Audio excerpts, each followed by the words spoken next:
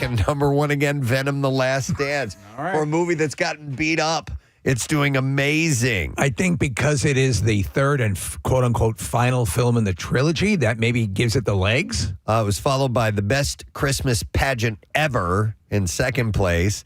Then number 3 was The Heretic. You have The Wild Robot at number 4, followed by Smile 2. Conclave was number 6, Popes in Paradise. Yes, Popes in Paradise. Honora was 7th, followed by Here. We Live in Time was 9th, and then rounding out the top 10 was Terrifier 3. So let's dive into Leo's party. Leonardo DiCaprio, 50 years old, and he had a birthday party with a star-studded bash in Hollywood Hills. This was on Saturday night, and it drew a long list of A-listers, including Tobey Maguire, Brad Pitt, Jamie Foxx, Orlando Bloom, Steven Spielberg, Paris Hilton, and Katy Perry, to name a few. Judge Mathis. Paris Hilton's still getting invited to parties like that. Yeah, well, she's now back on the upswing because she's done a lot of work for to fight the private school she was sent to, and I think she's given herself a little bit more credibility.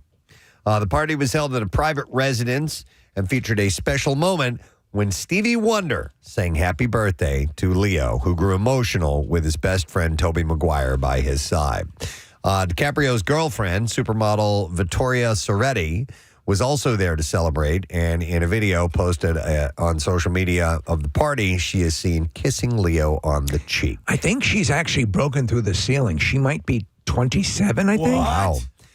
There was a dinner, and later, carrot cake was served. I think said Carrot Top performed. No, Carrot Top did not perform. Handbrakes. But they had carrot cake. Okay. In honor of Carrot Top. He couldn't make it. Wait, he was busy. I'd love to be there with you all. Oh, side note, Carrot Top, is he an agent? An agent? Like a secret agent? No, I think he is an agent now. I think that's what he does for comics. Yeah. And I can't think of who it was, but it's like somebody we've had in here. I'll have to remember. It could be. He still performs like he just had a residency in Vegas. Well, so I didn't know, though, if this comedian was joking that Carrot Top was his agent. But in the interview, he kind of brushed off. He goes, no, he's my agent, and like moved on. Like, I don't want to talk about it. Oh. So I was like, I don't think this is a joke. I think it's his actual agent. I haven't heard that. I'll do a little check it out. All right. Yeah, curious about that. So we'll get back to you on the whole Talk Carrot to Top my thing. agent, Carrot Top. Yep. Talk to Carrot Top. 2 royals surfaced on Thursday for the first time since mid-September. Prince Harry and Meghan Markle appeared, albeit via video. They were going to see Venom 3. No, it was the inaugural global ministerial conference on violence against children in Colombia.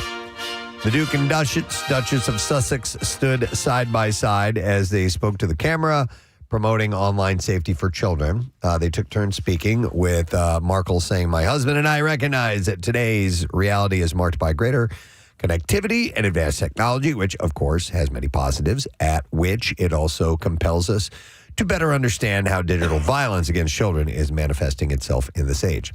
So this video marks the first time they have publicly been seen together in nearly 2 months. They were last seen leaving Tyler Perry's 55th birthday party in Montecito on September 14th. These parties are so staggering. Tyler Perry, Leo DiCaprio, the guest list is amazing. Paris Hilton, come on. Carrot Top. Carrot Top. Yeah. Well, we're just regular people. I'd feel too nervous having a party that big, especially when you throw a party for yourself. Yeah, it would be a bit nerve-wracking. All right, this is interesting. China Phillips and Billy... You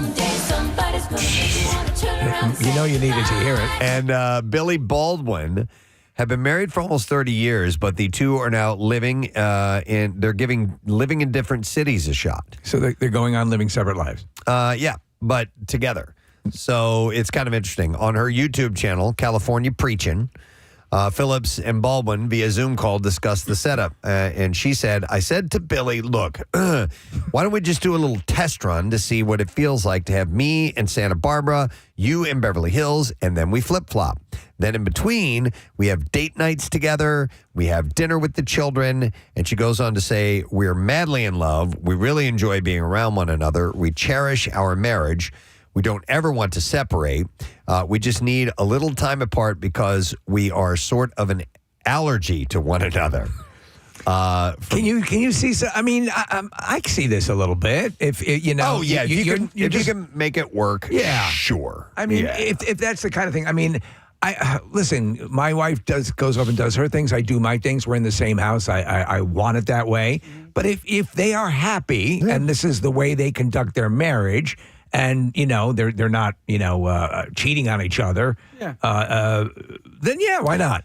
Nick's aunt has a relationship with someone, and they're on different coasts, actually. I mean, right? she's a widow, and her now husband is a widower. But yeah, he lives in Princeton. She lives in Los Angeles. And I think, Steve, to your point, like later in life, if it works for you, why not? Why not? And they're both happy, so who cares? Yep. So she said that for Billy's part, he says that she has the allergy, but says that he's still madly in love with China, thus is agreeing to the new living situation. So sounds like it's her idea. Yeah.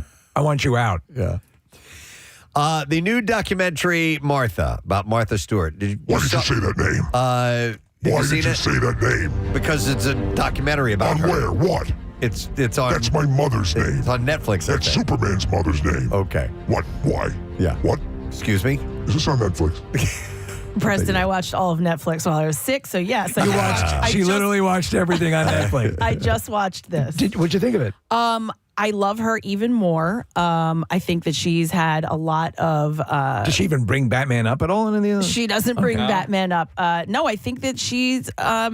She was hurt, I think, in her younger years, and they spent a lot of time on the whole insider trading and all that kind of stuff, and I don't know. You have to watch it and form your own opinion. I don't know that it was her fault.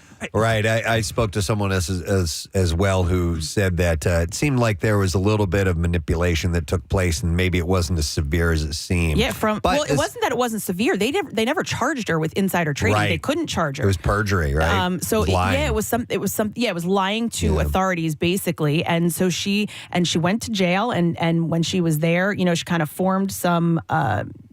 Like a new look on life, and because of the people that she was there killed with, the first that she prisoner talked to, and it was really, really interesting. She almost got choked up. She's in her 80s, and she almost got choked up. You never see her, or she did get choked up. Talking about her husband that she married when she was in her 20s and how that marriage went bad. So here's an interesting thing then, Kathy. In the documentary, she talks about a journalist, a woman named Andrea Pizer. Oh, yeah. Who reported on her legal troubles in a way that Martha did not appreciate. And she says in the doc, New York Post lady was there, just looking so smug. She had written horrible things during the entire trial, but she is dead now, thank goodness, and nobody has to put up with the crap that she was writing all the time. But she's not dead. She's alive. She's not dead? Yeah, so Pizer is very much alive. She did. She goes, yeah, thank God she's dead. She said that. Yeah. So in a column in the Post on Thursday, Pizer responded, and I quote, "I'm alive, bitch." Oh, my God. And she writes, "News of my passing came as a shock. Should I be scared about continuing to write that quote-unquote crap?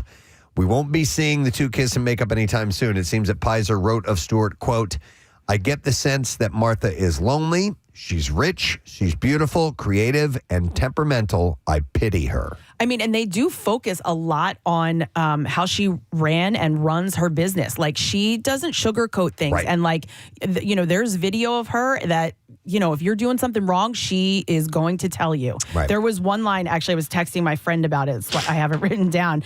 I said the greatest line in the documentary that Martha says, "I don't want to put up with imperfection." Mm-hmm. And that kind of describes who she is. It needs to be perfect, and that's just who she is. There's you talk about the people who achieve great things, and a lot of times there's a certain sort of insanity that's associated with it, and that's part of the deal. So, whatever, she built this empire, and there are a lot of people who love her and a lot of people who hate her, and that's what you get. Yeah, I was speaking to my friend who saw it and also formed the opinion that she's a little on the hard side. And that it's, you can still build an empire and you don't have to be exactly absolutely that way. True. But sometimes it does work. But it's not like she denies that. Like, she says, yes, I'm hard because this is how I want it to go. And once she lost control of her company, of course the charges and all of that were involved in that. But it wasn't run as well. And she said, I watched it and I was like, why are they doing this? Not everyone's a people person like Mussolini was. Yeah.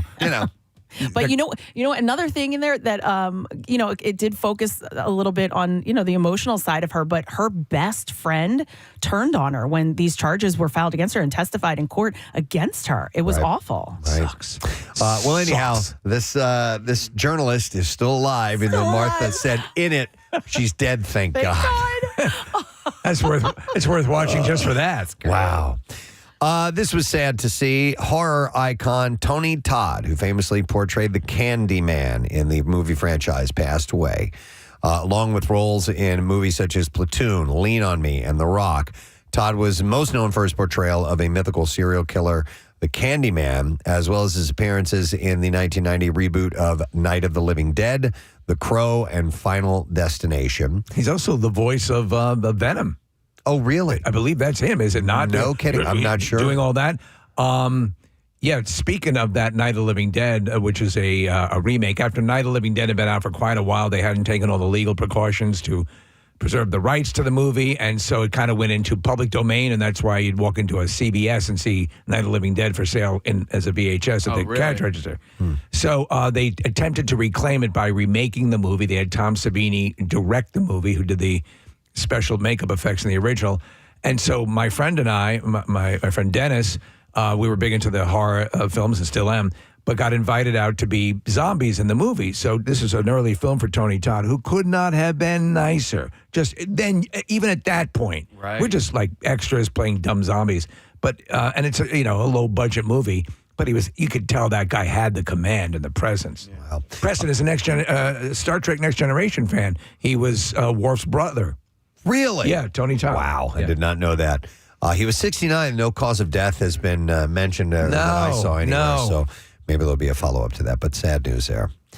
Susan Knowles showed off her affinity for cooking Italian food during a time on The Golden Bachelor, and now the Delco native is sharing her tasty dishes with fans through her new food brand. The products, including a layer cake and a meatball mix. A meatball cake? Launched yesterday. No, those are two different things. Sorry.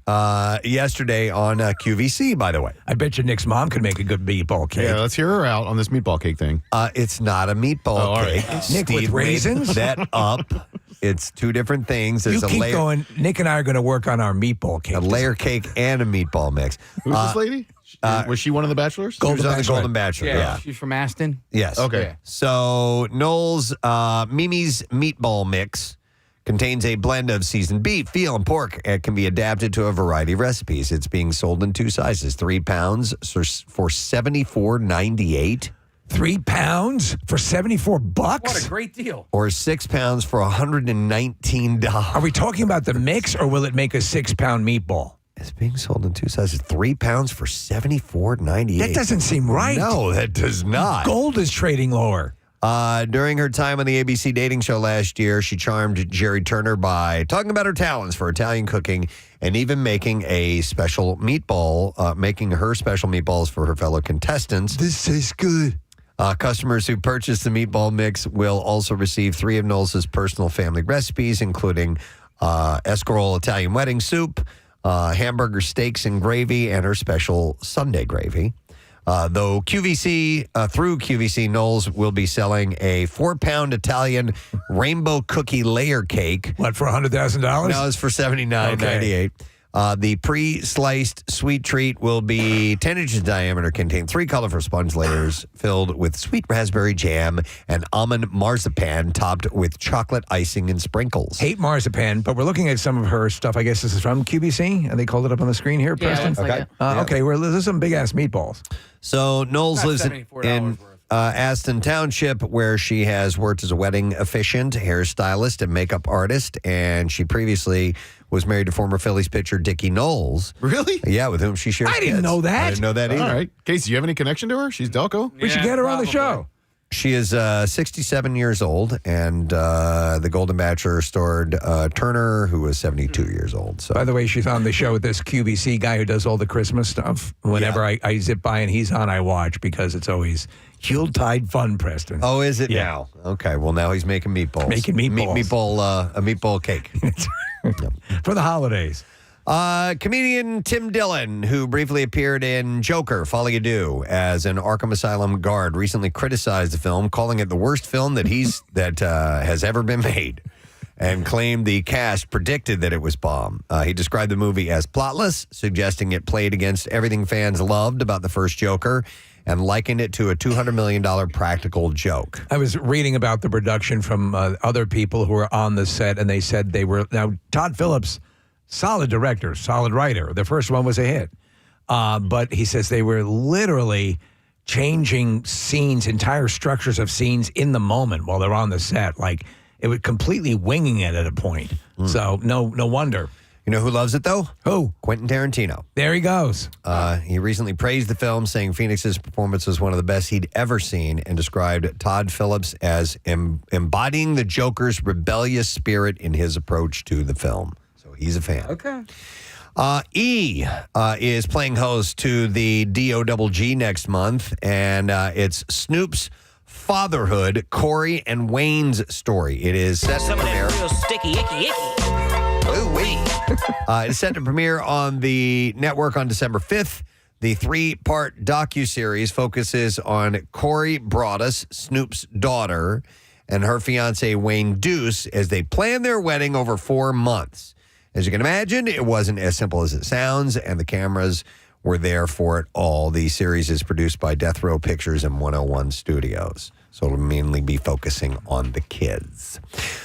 So how much Jersey is too much? We may soon find out. The stars of Jersey Shore have seemingly linked up with some of the cast of The Real Housewives of New Jersey for a star-studded crossover. Can we get them all in the same house and then blow that house up? Oh, my God. The Jersey Shore family vacation team was filming at New York's Club Tao over the weekend, and coincidentally, some of the Real Housewives of New Jersey cast showed up while everything was being caught on camera. That's pretty amazing because apparently later on in the evening, the cast of Downton Abbey showed up as well, Preston. Wow. While all indications are that it's for a big crossover, Did you say Snooki? there's been no word, official or otherwise, about what we might see with the high-powered Jersey meetup on the small I wonder screen. if those two audiences would get together, would be similar. Maybe. Jersey Shore and Real Housewives? Maybe some of it. Yeah, because the You Real know. Housewives are more elitist, sort of. Yeah, their but noses would go up at Yeah, yeah. Jersey Shore. Right? But they still have that, whatever, you Yeah. know, the reality show Yeah. clashing. And then thing. when it's all completely scripted, they can make it happen. Yeah. But the reality is when they were all that age, that Jersey Shore age, they were probably the same exact way. Yep. You know?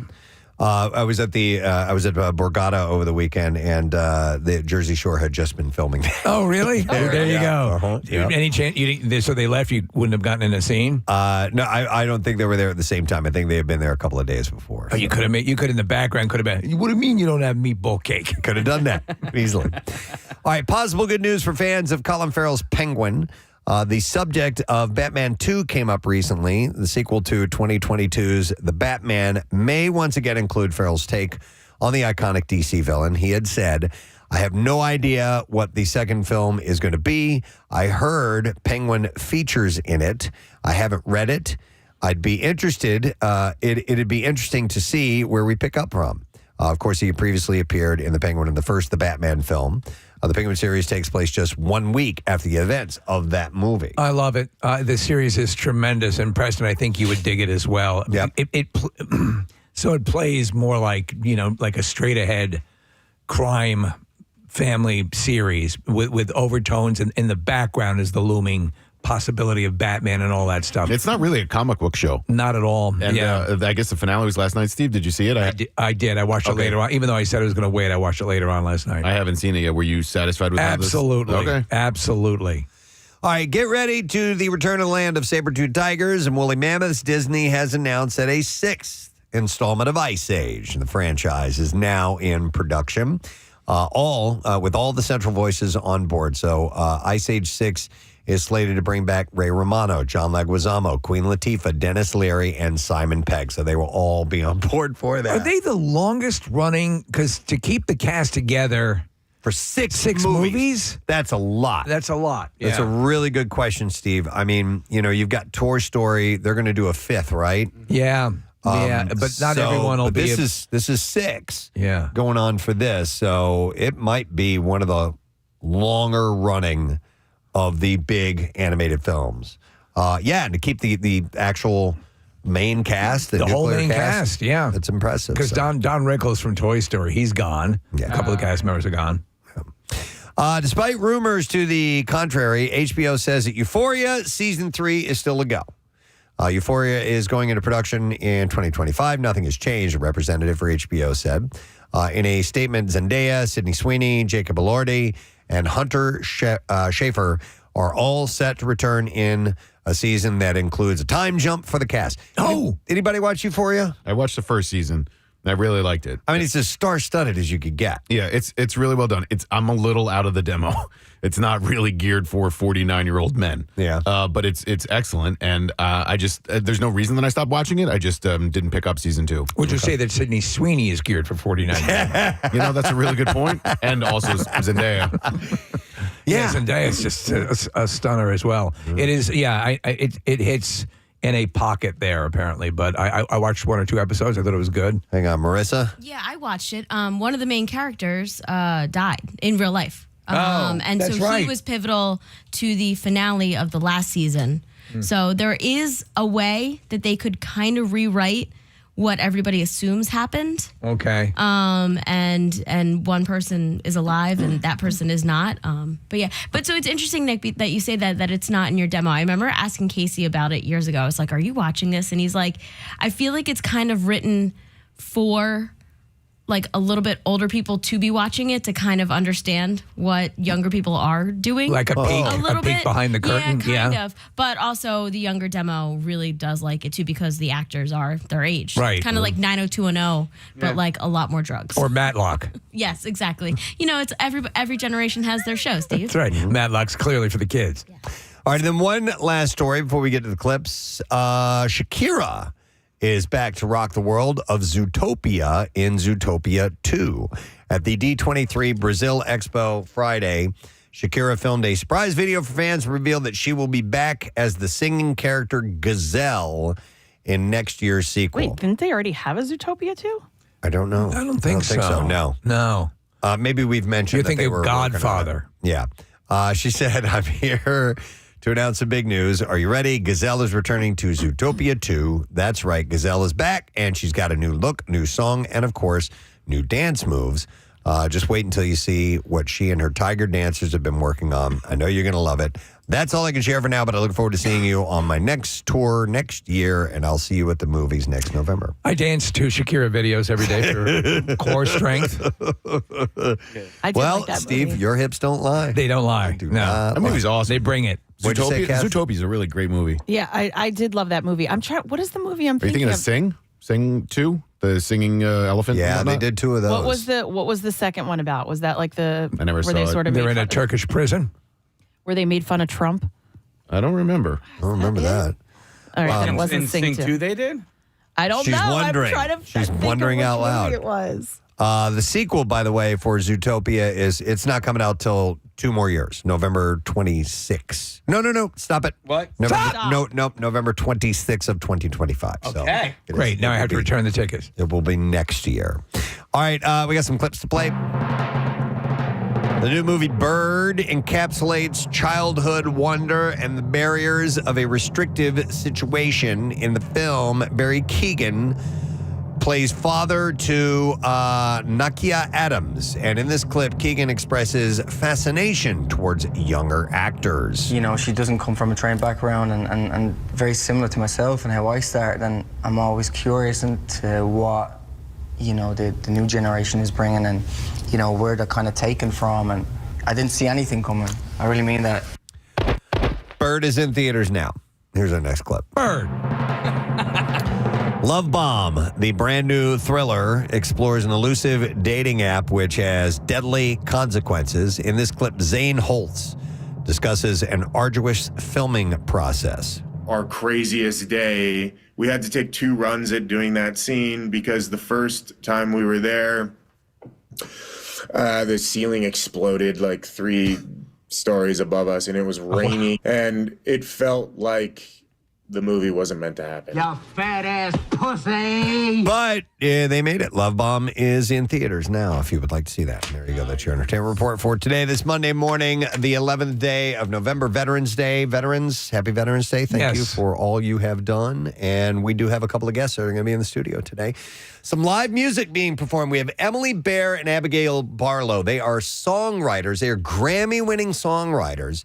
And they have written music for Moana 2. And we'll find out to what extent and what all the songs are. And they're actually going to play music from the new movie. Before you get a chance to hear it, they're going to be playing it live here in our studio today. Watch these two. They're going to be a part of, I would say, cinema history. Yeah. So that is very cool. The movie is poised to be huge, by the way.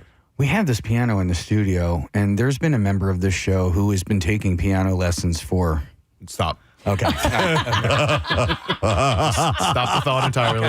Don't finish the sentence. All right. Nick, let's get to the commercial. We would not ask more than perhaps Rhapsody in Blue? No. Okay. Hard no. Hard no on that. All right. Okay. I would love to see it, and with the classic Leopold, with the Nick flipping his hair back and sitting down the piano. All right, not going to happen. Not going to happen. We're going to take a break, though. We will come back in a moment, and we will spend our cloudy so far morning together. Stay put. We'll be right back. Well, I don't know if I swiped up, but it just started playing music. Preston, I was more interested in what you were saying. So, according to a new survey presented by the Water Quality and Health Council, 51% of Americans reported using a swimming pool as a communal bathtub, using the pool as an alternative to showering or rinsing off after engaging in exercise or yard work or whatever it may be. Even though 64% of Americans know that pool chemicals don't eliminate the need to shower, people continue to do it anyway. By the way, the survey comes as experts from the council, the U.S. Centers for Disease Control and Prevention, and, which I didn't know existed, the Pool and Hot Tub Alliance. Oh, that's great. That's what Darth Vader faces off in the second movie. Work to educate the public on healthy and safe swimming. We shall crush the Pool Alliance. Yes, my name is Mortimer Sanchez, and I'm with the Pool Alliance. And we think you're a bad leader. The survey also revealed... I don't care.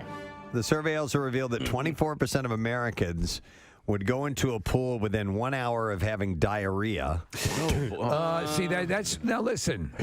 That's why public pools are just not my thing. Spend all day on the toilet. You know what I need to do? I need to take a swim. Get some of that residual out. To check the chlorine and pH levels for a personal public pool, the council is offering free pool test kits through its 15th annual Healthy Pools campaign on its website. This is the Alliance. This is the Pool and Hot Tub Alliance. Did you mention in this story, Preston, particular sunblocks affecting... I didn't mention this. Okay. Go into the pool now. Peter Cushing. Moff Tarkin. This is the finest pool you'll ever swim in. What were you saying, Nick? Sunscreens? Yeah, the reason that I bring it up is that I went on a snorkel, not a scuba, Snookles or a snorkel, but a snorkel. It's the latest craze that's sweeping the beaches of America. Snookling. Get some Beach Boys. Yes. Yeah, that'd be Good great. outside, hanging tan, snookling all day long. Surfing USA, please. Oh, sorry. I know what the snookel is, if I may suggest. Have a snookel. Oh my God. Ladies and gentlemen. Snookel USA. Like California. I'm such an idiot. All right, anyhow. Snorkeling. Oh, yeah. I went snorkeling, and you weren't allowed to wear. Feel of a snorkel at dawn. You weren't allowed to wear the sunblock that you brought. You had to use the sunblock that they provided for you, and it's because the sunblock that most people wear is pretty damaging to the reef. And I was wondering if it would be damaging at all to like a pool filter or to the saltwater. These are all good treatment or questions. whatever, Because some of the chemicals are pretty arch and can have that effect. Yeah, and I've been snorkeling many times in my life, but this is the first time ever on a snorkel trip where I had to do this, and you weren't allowed to wear what you had, what So you brought. they provided. They the substance? provided it Do you for you, remember yeah. what it was? What type it was? I don't. It was like an industrial vat of It was called stuff. Reef Killer. Yeah. Reef Killer sunblock. A snorkel, by the way, as you're snorkeling, has a second tube that goes up back onto the beach so that someone could load M&Ms into them so that you can eat. You're hungry. So that's what a snorkel Right, a is? snorkel is a second food tube. Okay. So that you can swim longer. Everybody wins. That's great. They do have snuba. Snuba. Snuba is legit. I've heard of that, yeah. Snuba. Apparently, Yeah. snorkel is legit as well. Are you kidding it? me? No, I'm serious. If you can swim, you can snorkel. Yeah, he's absolutely right. Snorkel offers shallow dives. Approximately 10 to 40 feet without cumbersome tanks and no diving certification necessary. That looks like snuba. It does. So what A hose, what right? they do is, well, yeah, they have a floating tank that stays above the water, and you basically take the regulator down, and it's a long tube, a long hose that you can breathe in. We're getting ready to get recertified or to go into a refresher course for scuba to get set for our vacation. So I'm looking forward to it. But I'll ask about snorkel. Yeah. But you did get your first job from an internship, right? I did. My K-San? at No. K-San in San Okay, it was. Francisco, yeah. As a jock? Well, even when I was a jock, I was only part-time. Okay. Didn't they change format? Yeah, and then in my last year, it switched to country and western, which was just ghastly. And what was your name again for that? Will Robertson. I couldn't give. I was so. You just couldn't. My first name is William, but none of the kids in my family ever went by their first name. My middle name is Pierre, and we've always gone by our middle names in my family for whatever bizarre reason. And so I said, I can't. This is such a vile thing they've done. I can't give them my name, but I got to keep my paltry weekend air shift. So, but the records were much shorter. It was hard to go to the bathroom. Yes, they're 3-minute records. Country songs are short.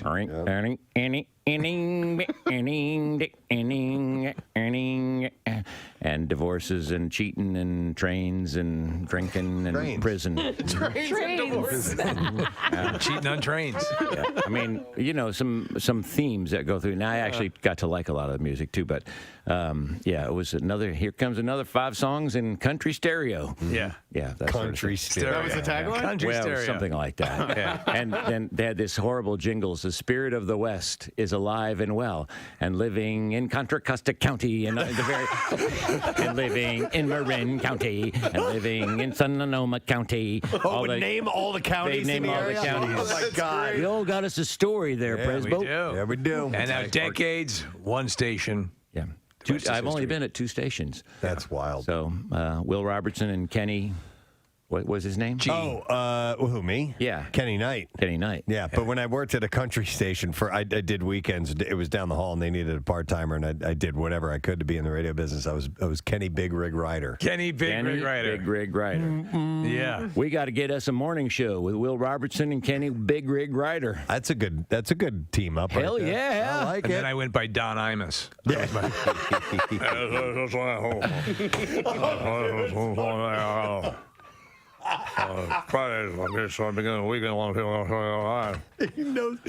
He knows that kills me when he does that. Oh my God.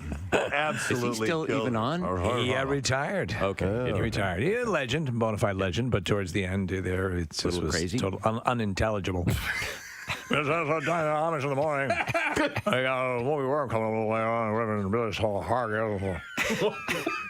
Who's wore those cowboy hats too when I see him on Yes. TV? I mean, With the headphones. Cowboy hat? He did? Yeah, Yes. on the side. No, they hung underneath. Were they under? Okay. Yeah. That's a good look. Action News says when they arrived, they saw 2 officers from the 24th District attempting to arrest an unruly teenager. While that was happening, another person showed up and tried to antagonize the person being arrested. That person was told several times by police to back up, but instead, they pulled out a cell phone and got in between the officers to yell at the guy being arrested. After a supervisor arrived on the scene and tried to get the person to step away, the man tried to provoke officers into a fight. Is what you were talking about, I was Casey, just just telling before you it guys. came on, This guy is such an a-hole. He's yelling at the cops. Don't touch me. Don't touch me. But he's getting as close to them as possible. The cops aren't touching him at all. Yeah. And he is the one that's walking towards them. He's the aggressor. Oh, my. Yeah. And he got arrested, and yeah? he's in the middle of the street, and the cops are saying, you got to get out of the street. He's like, no, I don't. Like, yes, you do. Yes, you do. You're in the middle of the street, you effing a-hole. Well, technically, that's jaywalking, so you can be cited right there for that. Well, he got arrested for being an idiot anyway. He did, yeah. So then he used profanity to tell a supervisor showed up on the scene as well. They called for backup, and he told the supervisor that he was really ugly. Yeah. You're really ugly. Oh, he was ugly. If you don't watch out, I'm going to grab your wrist. So he says, "Who you wife? Damn." You guys are so mean. Whatever. He's going to squeeze it really hard, though. I'm moving on. Okay, move on. Who you wife? I need to focus on this because she's a newswoman. I don't know if this is English. And we're distracting her. Sorry. All right. Who you wife? Damn, I forgot he ain't got one. Damn, he said. That was well performed. Okay, Who thank you wife? Who you wife? Damn. Damn. Don't forget the damn. Yeah. Damn. Yeah. Who you wife? So Damn. Philadelphia Police Chief Inspector Scott. Excuse me, who you wife? Damn. Damn. You ain't got no wife? Damn. That's a different way. John Houseman performed. Yes. You wife? Damn. You ain't got no wife. Damn.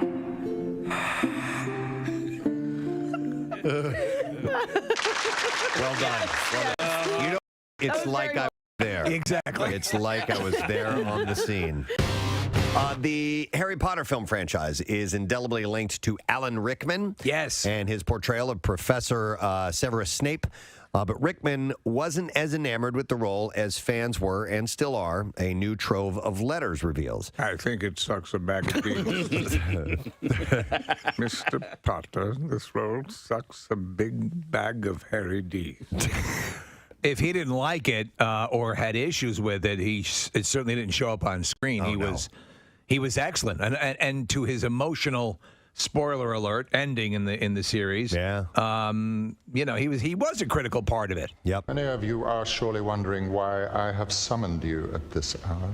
His delivery is Just so good. It's come to my attention that earlier this evening, Harry Potter was sighted in Hogsmeade. Mm-hmm. Now, should anyone, student or staff, attempt to aid Mr. Potter, I just love the way he drags out those words, man. they will be punished in a manner consistent with the severity of their transgression. Furthermore, any person found to have knowledge of these events who fails to come forward will be treated as equally guilty. It's so good. Fantastic. Wow. It's so sad that he's You will gone. be called to my office, where I shall spank you with your pantaloons down around your ankle. I shall do so liberally and with great care. There will be a modicum of probing. Digits will be involved. If that doesn't scare you straight, I don't know what I might would. even break out the wand. At which point you will receive an enema unlike any you have ever received before. In fact, I will pay to have the owl watch the whole Oh thing. my God. He's a cuck. The owl's a cuck. Absolutely. Hedwig? Yeah. Yeah, that's his And then, when it is all done, I shall pleasure myself into the sorting hat. Oh my God. Not the sorting hat. Oh, man. Oh my God. He's gone off the deep end. That's when Rickman became bored with the character. Right. He decided needed to add a little flavor to it. Sure. Oh, wow. Because of his pentameter, I have had this ongoing debate as to whether or not he says yippee-ki-yay, I'll say truck, mutta truck or mutta trucka. And that haunts you? Well, I mean, I've talked about this ever since the movie came out. Does he put an ER at the end of I don't think Bless he me, does. Father, for I have sinned. Yes. I'm worried about Alan Rickman's delivery of the role, Yippee-ki-yay, Mother Trucker. Do you have any sins to tell me about, son? No. I just thought I'd talk about I just this. wanted to seek your counsel. Yeah. I don't know. I don't think there's an ER. I think it's Me neither. question you just raised is easily one of the most imbecile. WMMR. All right, thank you very much, Kath. I saw this. I thought this was kind of interesting. We have a Monday morning. You got a work week to deal with, so I thought maybe it might be kind of fun to focus on some positivity. Yes, I like something that. to give you a nice outlook for the week. I read a Reddit post where the question was posed, and it's just a very, very broad question. What is the best feeling in the world? The best feeling in the world. Yes. To you personally. That one thing that is the absolute, when you're in the middle of it, when you're experiencing it, you're like, this is it. Yeah. Anything come to mind for you? You know what? There's one on this list, but here's the deal. There's a lot of these that are the best that rank in there with that. You know, I couldn't say this is the best feeling in the world for me. There are a series of really great feelings. One that was on this list, and I liked it a lot, and I think specifically about a concert I was at. It says your favorite band playing your favorite song that you've been waiting for years to hear them play. Okay, so you've always wanted to see it live, and you finally get a chance to. When Paul McCartney was at the Wells Fargo Center a few years back, and I was there with my whole family, and they opened up with 8 days a week, and I was like, I've told you guys before, like I couldn't believe that I was actually seeing this happen. Yeah. And I almost cried. I almost cried at the very beginning of this concert. It was unbelievable. For in decades, a good way. you have the Beatles, that song at the center, and then to see it live. Yeah. Oh, I completely understand that. Yeah, it was one of the best feelings in the world. I will say that even with my kids older now, when they cuddle up to you, like even as my 15-year-old, she cuddled up to me last week, and I was like, oh. I know. It happened to me yesterday with Caroline. I was like getting ready to get up, and Caroline comes over, and I'm like, oh, I'm not going anywhere. I'm staying right here. Yeah. So I was going to say something similar, but when Jace was little, or even now with my nieces and nephews, when I walk into a room and they see me and they get excited that I'm there and they come running over, like that's, Yeah. When I would come home when my kids were younger, grade school age, and I would open the door, I would get this. They would run to me. Daddy! Yes. Oh my God. Yeah. And mom always loves that. Like, I've been here all day, cooking and cleaning and playing with you, and now Daddy's home, and that's it. But I wouldn't see them in the morning because we would leave. We leave so early that afternoon was my big rush to get the love, and that's the greatest feeling I love in the world. just being able to reach out and cuddle a child that I never had. Right. No. The empty loneliness of my house with my wife and I looking at each other. But some of these are more simple. Yeah. And I'll read some of the examples. I know. Meatball cake. Meatball cake is one of the when greatest. you cut into that first slice of meatball cake. The best feeling in the world. And you hit that first raisin. It's the best. So here's one. When getting into bed and it starts to rain heavily. For somebody, that's the best feeling. I can understand that. I like when you wake up in the morning and it's a Saturday or Sunday, you don't have to go to work and it's raining and you don't have to get out of bed. To do it, you don't have. It's like an excuse. Yeah, and you're like, you look out or you hear the rain or whatever, and you're like, yeah, I can stay in bed. Like that's a really good, solid feeling. That I think, Nick, is neck and neck with the misperception of time when you wake up and you think it's Friday morning, right? But it's actually Saturday morning. Hey, go ahead. Well, it happened to me over the weekend. Oh, did it? Yeah. So, yeah, it was yesterday morning. I accidentally turned my alarm on. Oh, man. And it goes off at 3:45. Come on. And, and by the way, so I set two alarms. I set my phone alarm and I have a regular alarm clock. And the alarm clock is set to go on 2 minutes after the phone, just in case the battery died or whatever it is. So it's my backup. Yes. Well, I hear that beep, beep, beep, beep, and I'm like, oh my God. I'm like, I didn't set the alarm on my phone? What? Why didn't I do that? Up and at him. And I go over and I'm just about to jump out of bed and get started. And I'm like, it's Sunday. Yes. Routinely the worst day of the weekend, but it suddenly got a reprise. It was wonderful. Yeah. Yeah. I actually had this feeling yesterday. after you've thoroughly cleaned a room, and then you get to like sit down and chill out in that room. It's wonderful. Yeah, because the birds didn't play until 4:30 yesterday, and I was up early. And I actually rearranged some furniture. I mean, I vacuumed under things. Yeah. I had the exact same thing yesterday. I had the house to myself. Rock and roll. I know, right? Party animal. I mopped. I cleaned. I vacuumed the entire But it wasn't like stressy, right? Like you were like, I have time to get this done. I don't have to get it all done right now. Before it started raining yesterday, I finished the yard work. I got all the leaves blown out into the street. It was. By the way, and the Eagles game was on, and they kicked ass. You guys know that people are laughing, going, these.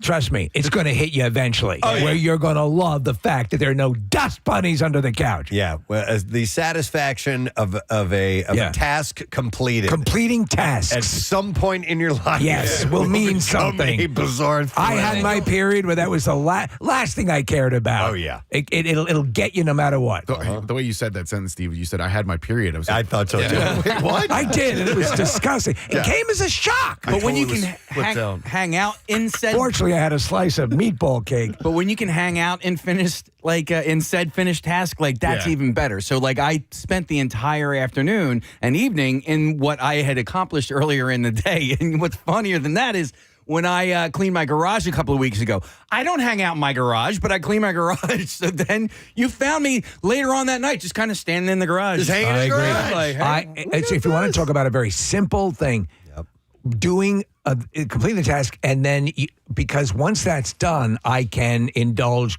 sitting down and watching a movie. Yeah, I can the things that I'm going to do because I got that out of the way at that moment. I'm like, this is great. By the way, if you want to add to the list of the best feeling in the world, 215-263-WMMR. We'll get some calls here in a second. That feeling, Casey, when you're like, all right, Casey, nice job. Pat yourself on the back. Somebody texted in. I'm trying to find it, but if you can't breathe out of your nose for a while and then all of a sudden you can. That's a damn good feeling. Okay, here's another one, too. If you've had an ear... If you've been swimming, and then later on, a little warm water. You hear this.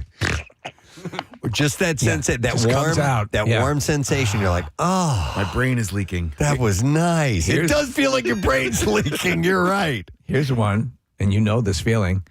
You've been gassy, and you finally fart. Oh. Yeah. That release. Absolutely. The equalization of pressure within your body. It is great. Yeah. Kathy, and you weren't here last week. We had a moment, and it was a moment of exaltation for me. We had this conversation about a movie or a song that has gotten stuck in your head and you don't know what it is for whatever reason. There was a dumb movie that I mentioned I saw when I was a kid, and for the life of me, there's a scene that's stuck in the movie. For 40 years, I've wondered what this movie was. Well, we figured it out. And that moment...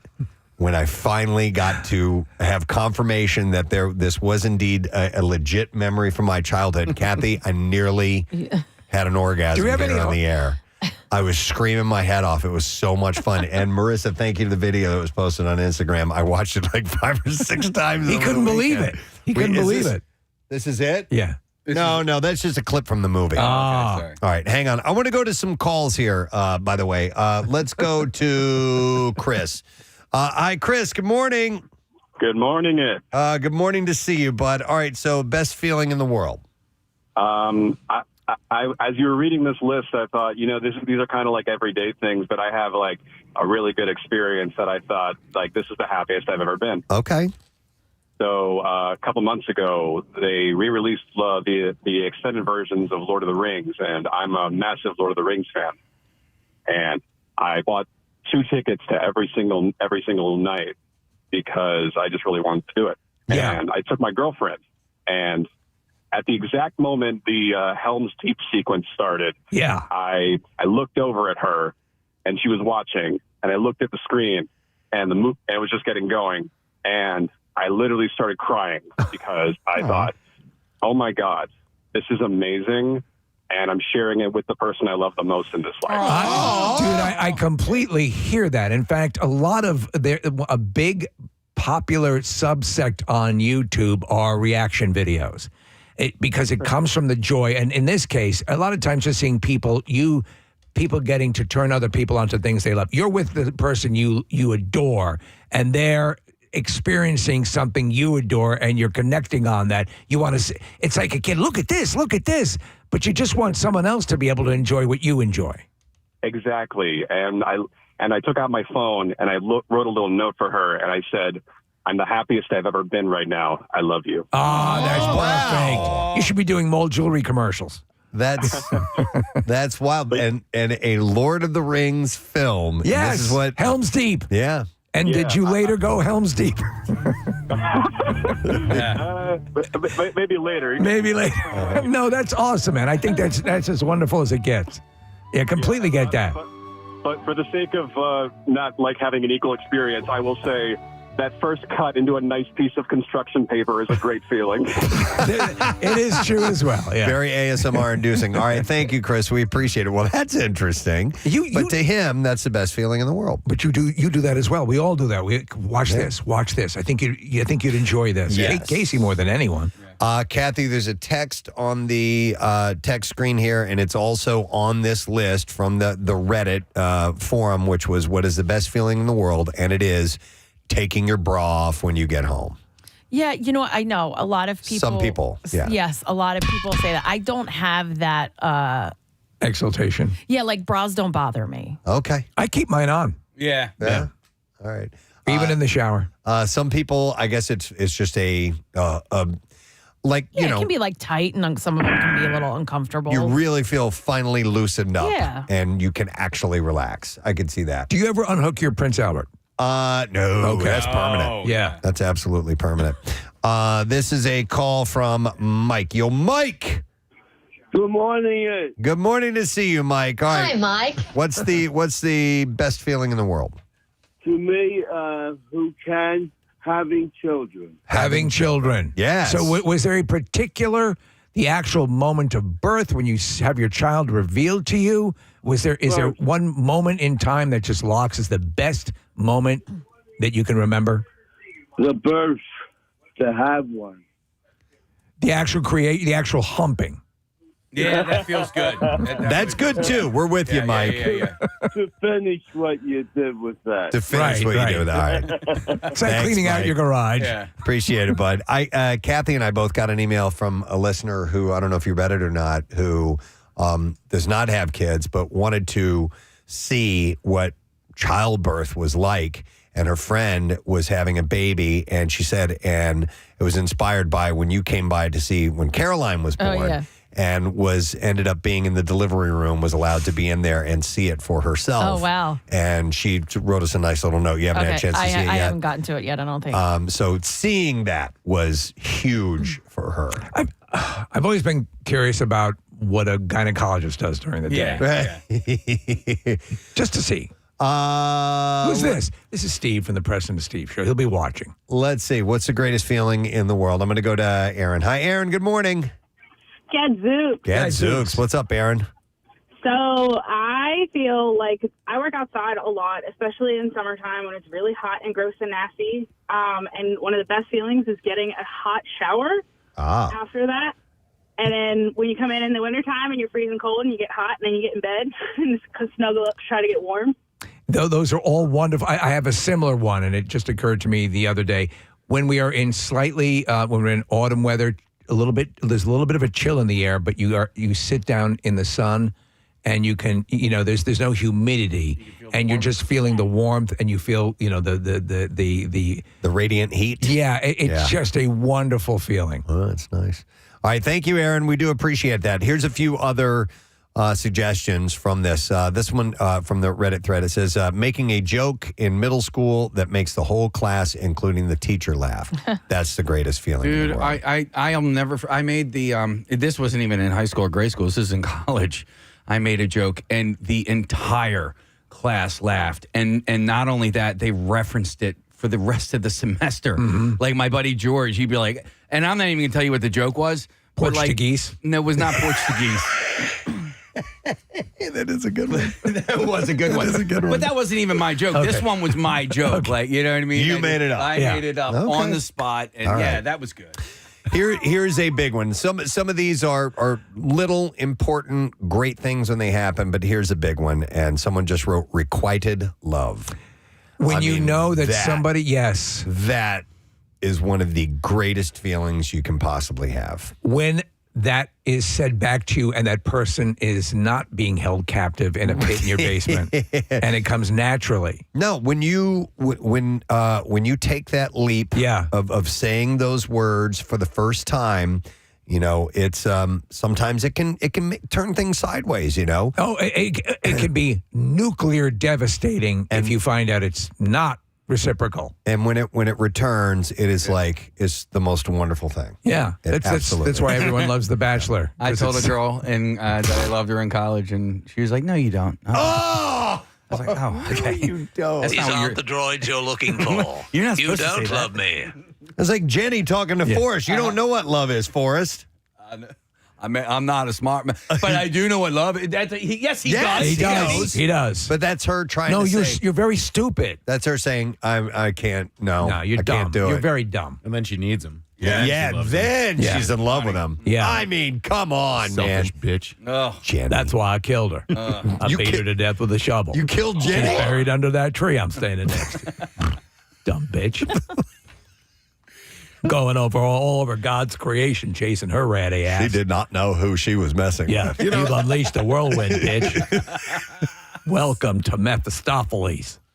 When I first watched that movie, I'm like, oh, good. Forrest finally, she fell in love with him. And then, like, 30 years later, I'm like, she was so selfish. And then she gets sick and she needs, because she knows she's going to die and she needs somebody to take care of her So kid. let me get this straight. You wanted to get laid, and then you go off and die and leave me to raise him? You bitch. you have to understand, she had a really, really rough. She did. She had a tough childhood. I should be more sympathetic. I'm going to dig you up and kill you again. Just for the fun. Bye, Jenny. Oh, I forgot to do one thing. Piss on your ashes. It would have been. I don't think the movie would have been as popular if we did it. No. She grew up in an abusive house. She did. So. She did. She had an excuse, but yeah, it's a lovely story. I'll be nicer to this fake person. Let me go. I'm gonna kill you. You better run. Yeah.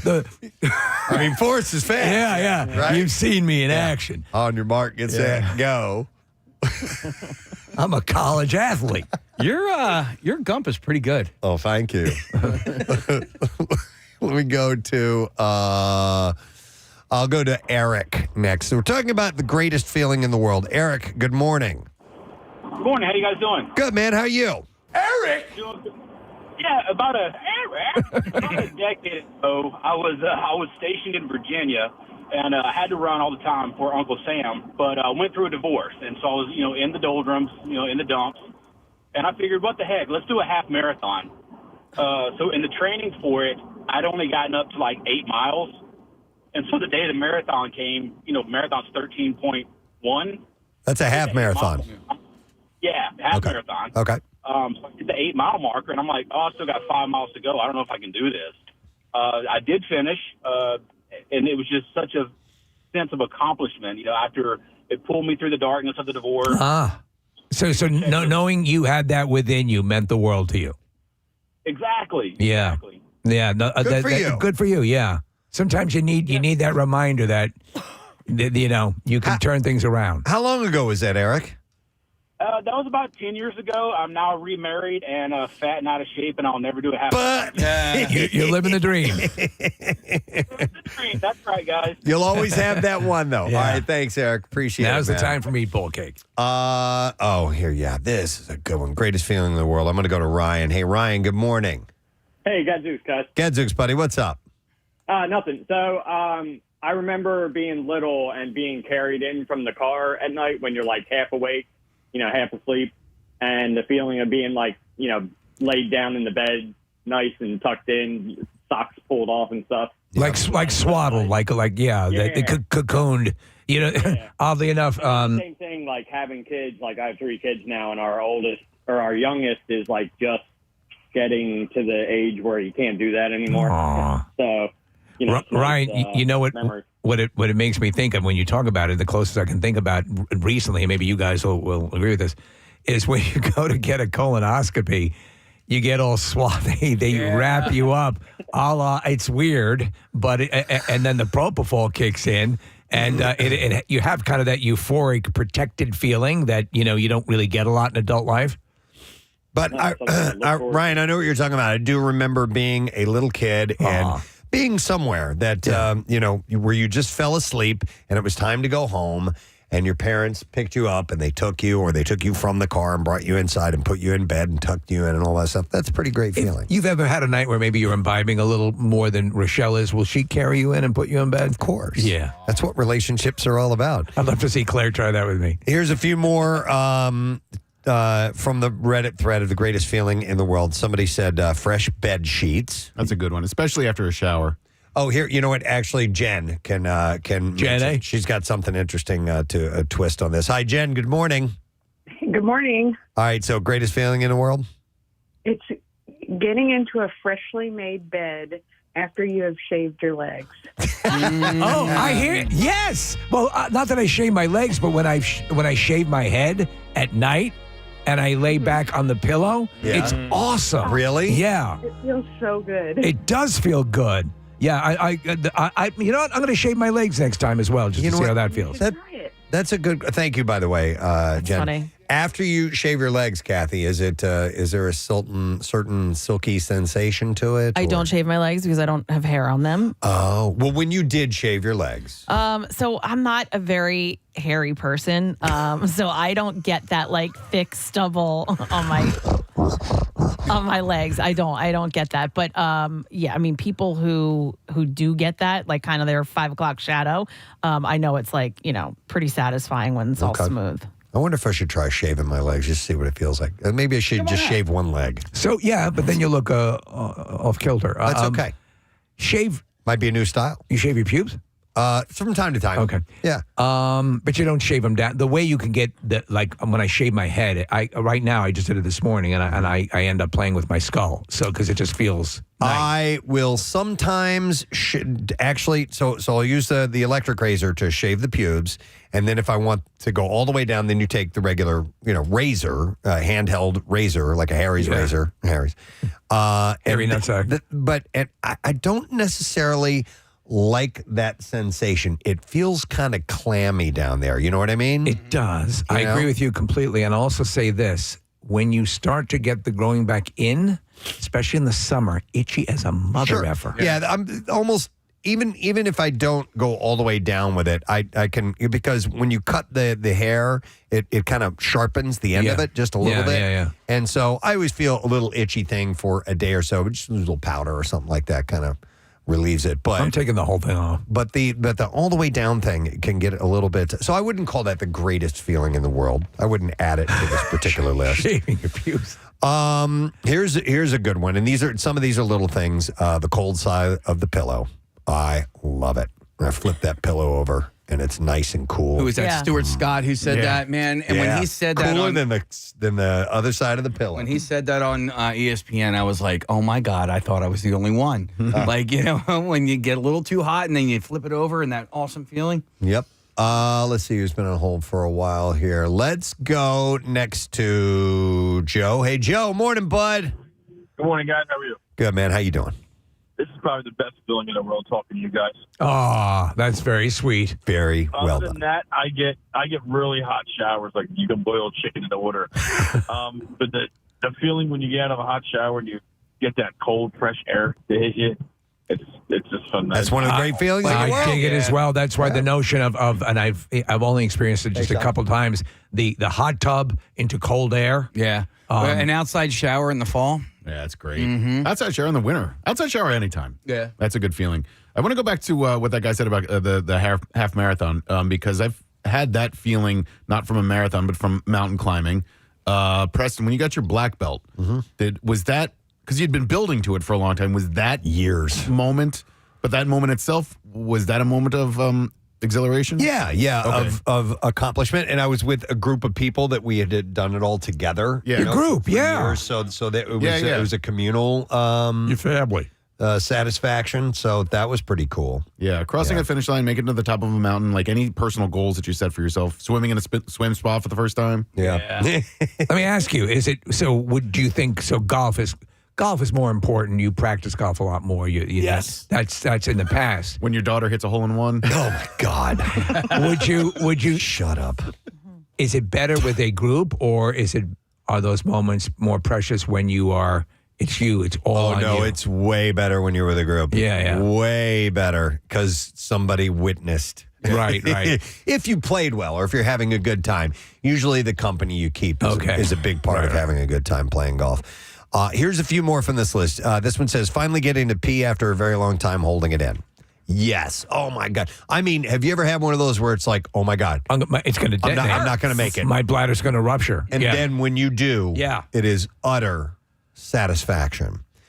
These are the best feelings in the world. Another one says, this is interesting, Steve. You might associate with this. Finding that holy grail that you've been after for so long as a collector. Yes. The type where your heart starts beating really fast and you're in total shock. There is such an endorphin rush when you encounter something. So I was at Monster Mania Con this weekend, and thanks to Dave and everyone who put on a great convention. But there were these kind of evil, contorted-looking jack-o'-lanterns on posts that I've seen occasionally advertised and different things. Like, I can't find these can't find them online. Right. I walk out of the auction, there's a stand selling them right there, so I got two. But it's like, ta-da! Marissa wrote down this note, but I want her to tell it. What were you saying is one of the... I mean, we're like neck deep in the middle of planning camp out stuff, and that's on top of these daily shows that we put on together every day. But there's this moment, and we've talked about it a few times on air, but all of us collect in the RV at the end of camp out. The show's over, the breakdown is happening, we've taken photos with everybody, and we just kind of sit there and look at each other. And we always take this photo, it kind of feels like an Avengers photo, and there's just this like relief, but also this like great satisfaction that we just helped so many people. Yeah. And it's just like the first and only moment I think that we all just get to sit together in quiet Exhale and a little. hang out and enjoy. And then the clothes come off. Of such grand collection. Yeah. Yeah, and it's usually just the six of us. Yeah. And nobody else. It's that exhale. Yeah, but it's wonderful. When Nick was saying like setting a goal, and I almost set the end of camp out as like reaching the top of Kilimanjaro. Yeah. Right. Like that is our end of the year project. That is a good one. Thank you, Marissa. Here's a few other things of greatest feeling in the world. When someone at work cancels a meeting. We usually dance around the studio. So that would be linear, Preston, I think, to this. There's something you don't want to go to. Oh, yeah. You've been invited, and the person cancels it ahead of you. Yes. So not only do you get out of the thing you wanted to get out of, but now you have cred in the, I was ready to go to the event. Yeah, you bailed on me, man. So you actually have that now in your quiver to pull out.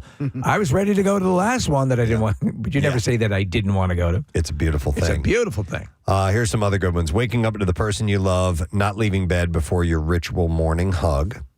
Another one says that feeling you have before having to take a nap.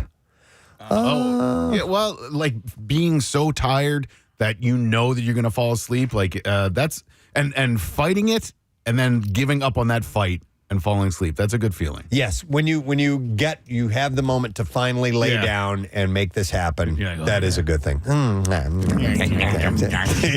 Ferris. You guys ever wake up with a hot cup of coffee just waiting for you on the I've nightstand woken table? up to a hot cup of coffee slapped in my face. Oh, yeah. That's not as good. No, it's not as good. No, I don't know that I have. Do you get that every now and then? You do. Lucky you. I would like that. Nice. You send your wife over.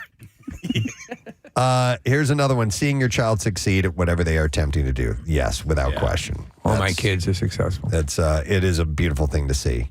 How about this one? I had this happen recently. Getting out of jury duty. Oh, wow. Yeah. That is an awesome sensation. I have to admit that, too. What would be a refund on your income tax? Yeah. That's always a joy. That's a good one, too. Yeah. How about this one? I think this hits right at the heart of it. Christmas mornings from ages 6 to 12 were the best feeling ever. Everything felt magical, and I couldn't wait to see, what was under the tree. Like that morning as a kid was pretty amazing. It is staggeringly joyous. I've been a massive fan of Christmas. My mother imbued that in me, since beginning of life. And so I carry a lot of that with me even to this day. But you're right. You're going up to bed. Normally you're begging to stay up and you're going up to bed at 6 in the evening, because you want to make sure you can't fall asleep. Can't fall asleep. Yep.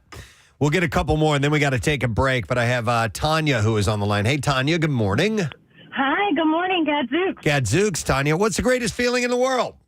The most amazing feeling I have ever felt myself was I'm a vet tech, and we had a gentleman bring in 2 of his pit bull puppies that were maybe 4 months old. They were basically dead in his hands. We rushed him to the back, and between another tech and myself, we were working on the female puppy, and a doctor came in, and she told us right away to give the puppy a dose of what everybody knows as Narcan, and the little puppy perked up in a matter of 5 seconds, turned around, and licked my face. Oh, that's amazing. That's amazing. I got this immense, pure emotional feeling. All the adrenaline just dropped, and I just started bawling. And I don't think anything has compared to that yet. I completely understand. Yeah, we do. That's just as beautiful. Yeah. Thank you, Tanya. All right, another couple quick calls. We got our buddy Craig Lagans is on the line. He wants to comment. Hey, Craig, morning, man. Morning, Blight folks. What's up, bud? February 26, 2008. Greatest day of my life. There's nothing better than having an idea and seeing it come to fruition and hearing your song played on the radio. Yo, this for all the this song. Yes. Black Listener. If you remember Liv Tyler and That Thing You Do, that was me. Well, your lips are better. Screaming your head off. I'd never written a song before. I never performed a song before. I never did any of this. And when I sent it in to Nick, I thought they're not going to play it. And I just said that was it.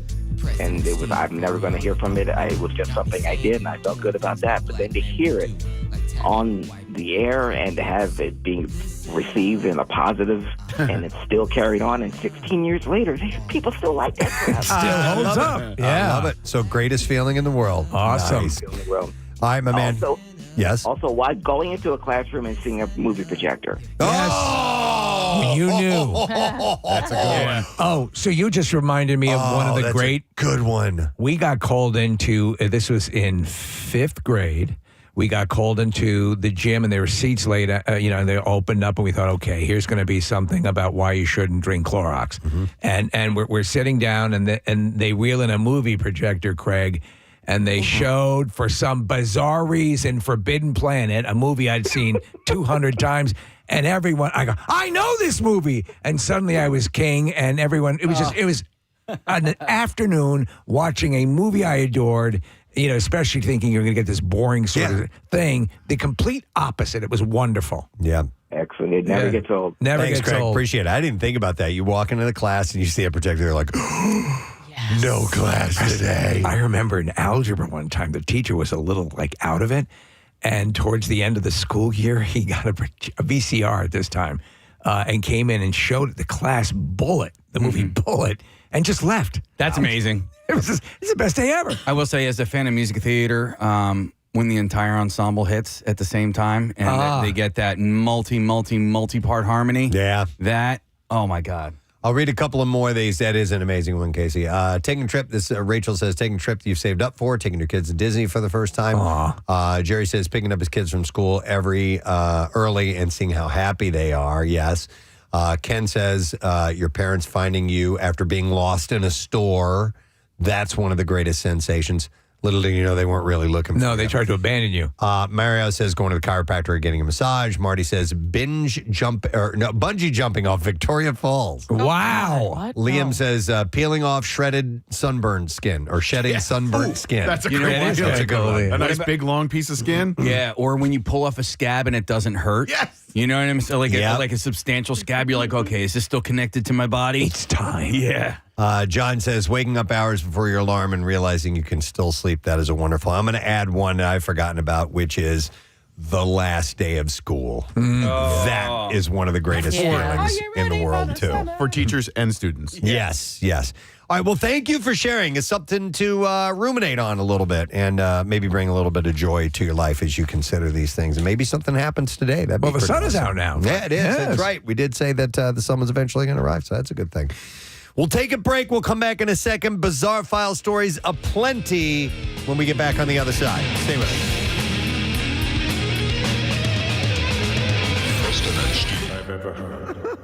I want you to come to my office, where I shall lock the door and spank your buttocks. Zombie raccoons. That's my thing. Yes. That clumsily walk on two legs and show their teeth are staggering around suburban Chicago, and authorities are warning locals to hide their pets.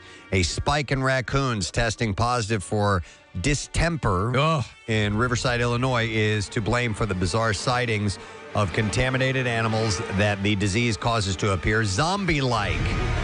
While zombie raccoons don't eat brains, distemper is highly contagious. If you're feeding wildlife and that raccoon ate out of your bowl or cat food for your stray cats and your puppy goes over, the saliva can be contagious. They sent in a Negan raccoon to take care of everything. Well. Looks like we got ourselves a problem in Chi-Town. Leaning back high. Looks like we got some trouble. Some trouble in Chi-Town. Going deep dish on this bitch. It's got a little leather jacket he wears. Yeah. Leaning back, wait for. Hey. In the home of Oprah. There we go. We had mentioned this earlier this morning, but it's definitely worth bringing up. The restaurant named Cadence, which is a BYOB on Girard Avenue, was named the best new restaurant by Food and Wine. That's a super well respected journal in the world of the culinary happenings. Yeah. And so this is a big honor. But in the order, you have Cadence is number one in Austin, Texas. Suerte. Frenchette in New York. Conby in Los Angeles. Kumiko in Chicago. These are all one-word names. Manny's Chili Dogs. Ah, that's on there. No, Pat's Chili Dogs. Pat's Chili Dogs. Yes. Definitely the best theme. Yeah. Voted number one in Food and Wine magazine. Yeah, baby. That was from the band Cinderella when they were big in the area. They did Hi, we're Warren. We were in town. We wanted some good chili dogs. We always read through Food and Wine magazine to see who won. They did a commercial for Pat's Dogs.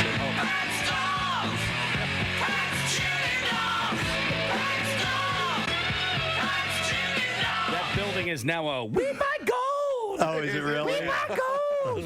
Gold for sale. No more chili dogs. I'm not going west.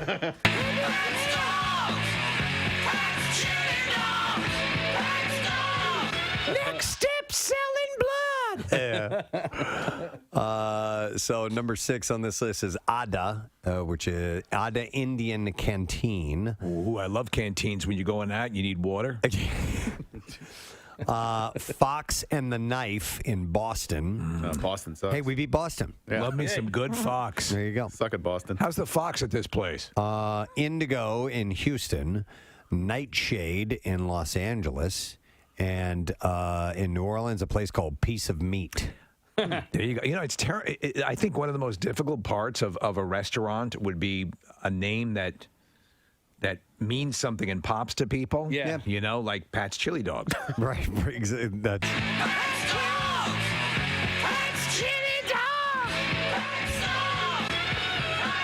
Yeah, I mean, you know, the name will only get you so far, but it is an added bonus. Answer the phone, by the way. Thank you very much. I don't know. If you had a restaurant, what would you name it? I'd name it Answer the Phone. Yeah, thank you. Because I'm sorry. I'm tired of waving my arms. Yeah. It's been happening You the lose last few business. days, and I'm just going to say answer the phone. Answer from the now on. goddamn phone. Yeah, answer. In fact, I'll say it that way. Yeah. That should be the name of the restaurant. Answer the goddamn. Answer the goddamn. Answer the goddamn phone. Great food. Answer the goddamn phone. Open all night. were going to have one gentleman for sure that was coming in. We have two here this morning. This is a momentous occasion. Call it an honor. I'd have to say because he is the best-looking 60-year-old man I've ever seen in my life. It's his birthday today. Yes. So we first want to welcome our friend Sean Wayans, who's been here on many occasions. And his brother, Keenan Ivory Wayans, is here celebrating his birthday today. Hello, this is how you do it. This is how you do it, man. Welcome to Philadelphia. Yeah, well, now all the women in my family are going to kill you because you said my age. And they all lie about theirs. So You were working as a stand-up when you met Robert Townsend, correct? yeah, well, when I met Robert and Eddie and all of us, we all started out at the same time and in the club in New York at the Improv. Yeah. And that's sort of how we, started working together. And you, I believe, if the legend is correct, that you are one of the writers or co-writers on Raw, correct? Yeah, on Raw, I worked on that with Eddie. I also produced it, and Robert directed it. I remember that day. Oh, there was a picture. Put the picture back up. Yeah. I was back there with you guys, right? And I was slapboxing with Eddie, and I almost hit him, and then security grabbed me and was like, all right. All right, Junior, you about to mess up this money. Go sit your ass down. Wow. So that's cool.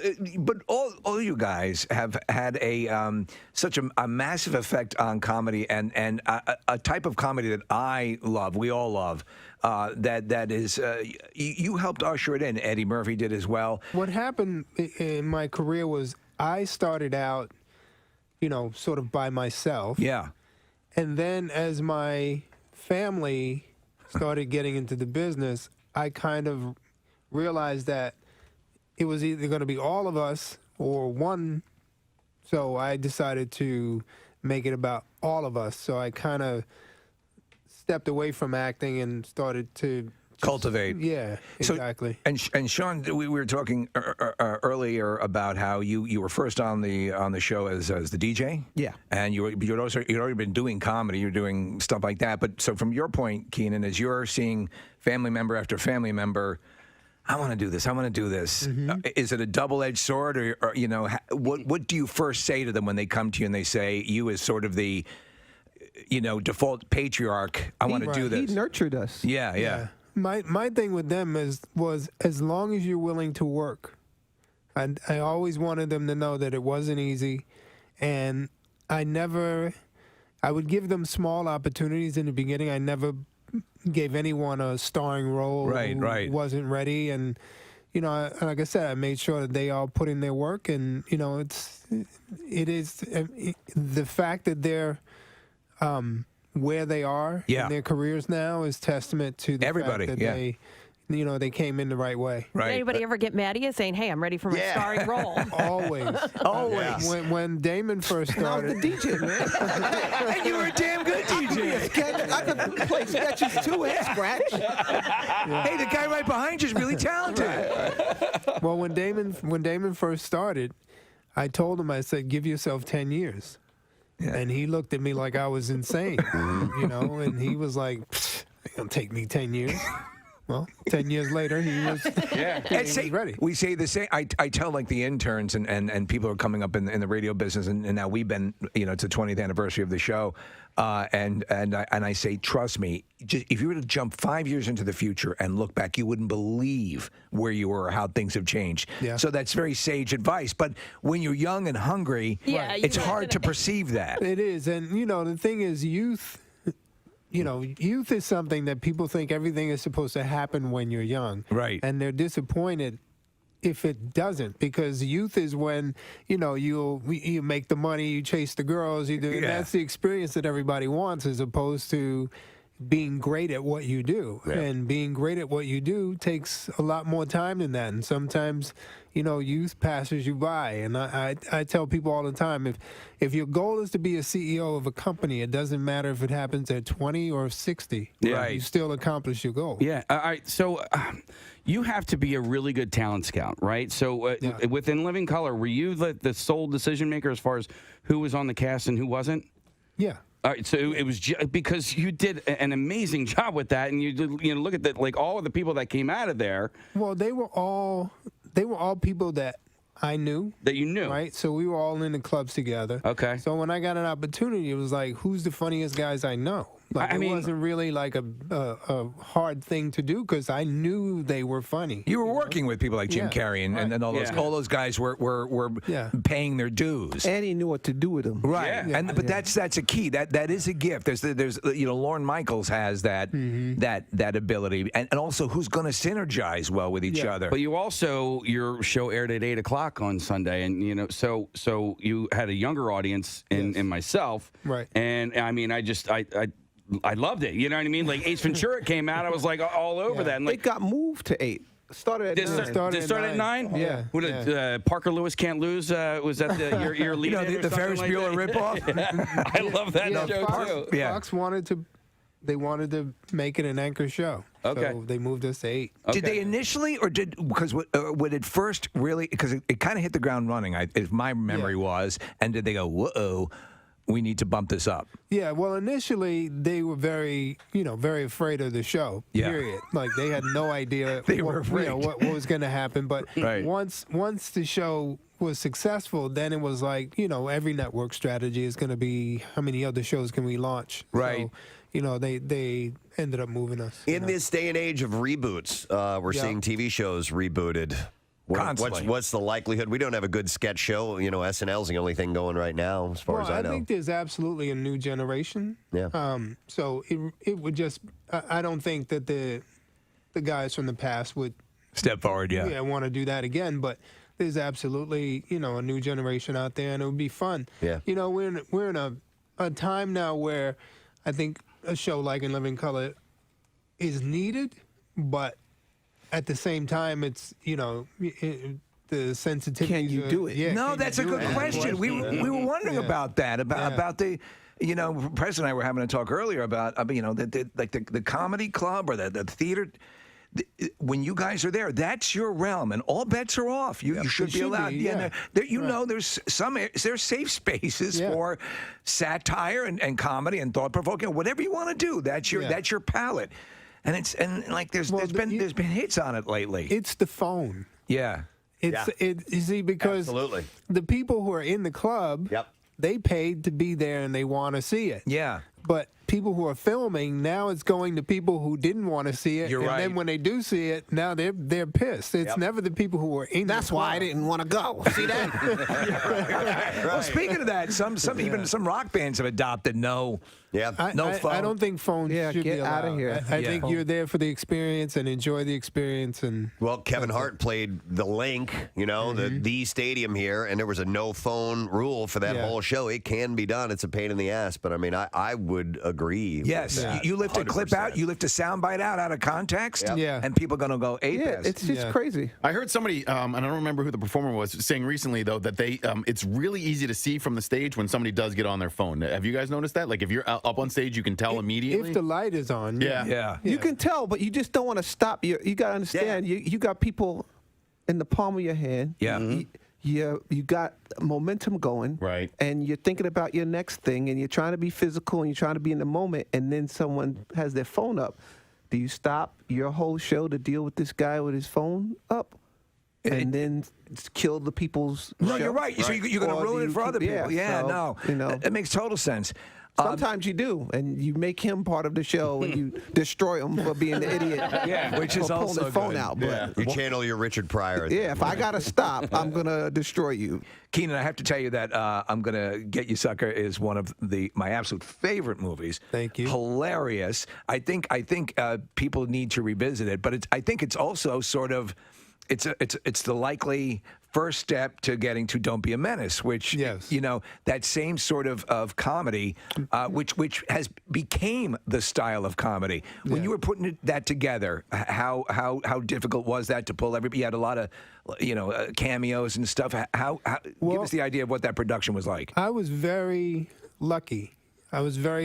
And Jim Brown really, he and Bernie Casey, once they came on, got it done? That got it done. Then everybody else was like, well, if they'll do it.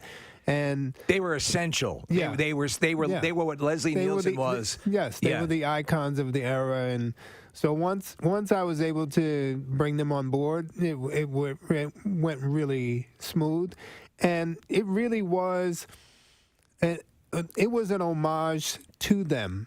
So and the blaxploitation movies of the 70s. Those are the movies I grew up watching, and so did I. They were enjoyed awesome. them. Yeah. So, when I was writing it affectionately. So that's why I think that they responded to it. And then these guys did the same thing for their generation with Don't Be a Menace. Yeah. So I was on the set of I'ma Get You Sucker, 17-year-old boy watching his big brother do his thing and just taking it all in and going, man, one day I want to do a movie just like this. Yeah, and you did. A couple of years later. Yeah. Don't Be a Menace was born. It's Sean and Keenan Ivory Wayans here, and we want to do something special. WMMR. All right, we got stories to share in the form of the Bizarre File, so here they come. WMMR presents Preston and Steve's Bizarre File. Brought to you this morning by Pro Team Collision. If you find yourself in an accident, trust the pros at Pro Team Collision, your trusted auto body repair shop located in King of Prussia.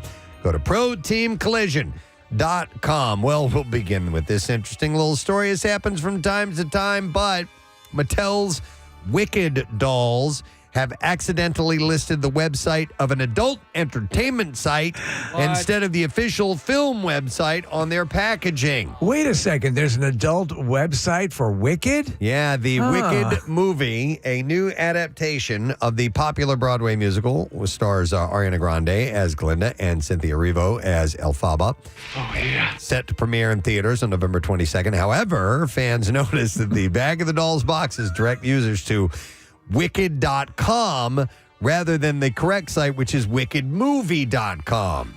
Whoops. This mistake appears widespread as numerous listings on eBay show the same error on Mattel's packaging. Wow. Other Wicked merchandise, like a Lego set, displays the correct site. The dolls are being marketed to children 4 and up. Alongside Grande and Erivo, the film features Jonathan Bailey, Ethan Slater, Bowen Yang, Peter Dinklage, and Jeff Goldblum.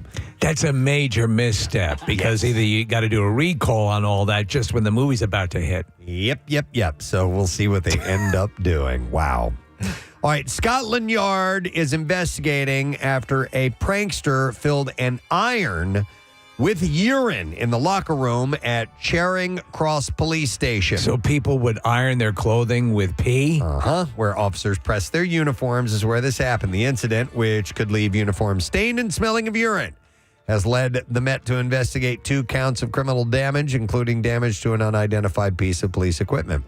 Senior officials are reviewing weekend staff schedules to identify the culprit, and if caught, the prankster could face dismissal for gross misconduct. So we've heard of golden showers. Is there a golden ironing counterpart? Maybe this is the start of a new trend. Yeah, golden dry cleaning. Yeah. A man in Kent, Washington, may face felony charges after accidentally shooting himself in the butt with a stolen gun at a gas station. So surveillance footage revealed the gun fell from his pants, and while trying to put it back, he accidentally shot himself in the ass. It's the best. The man, who has previous felony convictions and a no-contact order prohibiting gun possession, initially claimed that he was shot by a stranger. The woman who drove him to the hospital for treatment later handed over the gun, and police say he could face up to 3 felony charges once he is discharged. So he actually shot himself in the ass, and he was the wrong person to do that. You remember years ago, Case? You said you'd be shot with a 22 in the butt? I didn't know what I was thinking. Yep. Yeah, it was a bad idea. Thank you for not taking me up on that. We never took you up on that. Thought it might be a good idea as a stunt to have himself shot in the butt. With a just 22. Just a flesh wound. Yeah, just a flesh wound. A graze, if you will. So we never did it. Schneider Electric is investigating a data breach after the ransomware group Hellcat claimed to have stolen over 40 gigabytes of data. And then they demanded a $125,000 ransom, but not just any ransom. They wanted $125,000 in baguettes. Oh, okay. So they wanted $125,000 worth of French bread. I do like baguettes. Hellcat, the group responsible for the hack, posted that they accessed the system and compromised critical data, including customer and operational information. They said failure to meet this demand will result in the dissemination of the compromised information. And they set the unusual condition by requesting payment in bread. Schneider Electric declined to comment on whether the attackers truly accepted baguettes or would accept cryptocurrency, but confirmed that it is treating the incident seriously. That's actually relatively low. I mean, sometimes they'll go after these businesses and charge millions for this stuff. But they just want a baguette. They're just bread-loving fools. A spokesperson said our global incident response team has been immediately mobilized to respond. This breach marks Schneider's third cyber incident in 2 years following ransomware attacks in February and June of 2023. Is there some sort of international body that deals strictly with bread crimes? Maybe. Yeah. Maybe we've just never heard of it. Never heard of it? Yeah.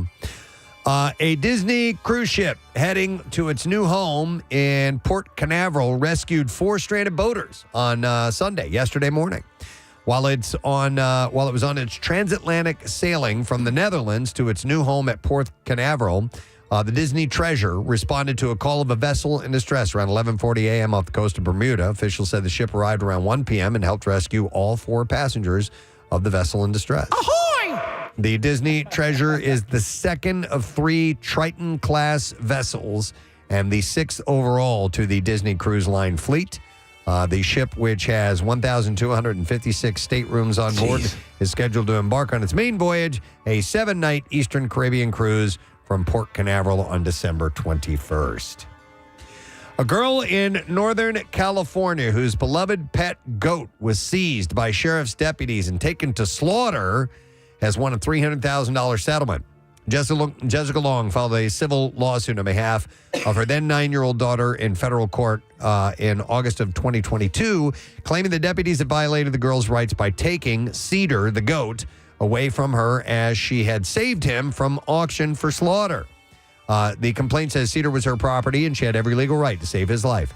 The seizure was prompted after the Shasta District Fair, an event center, called 911 to report that they owned the goat.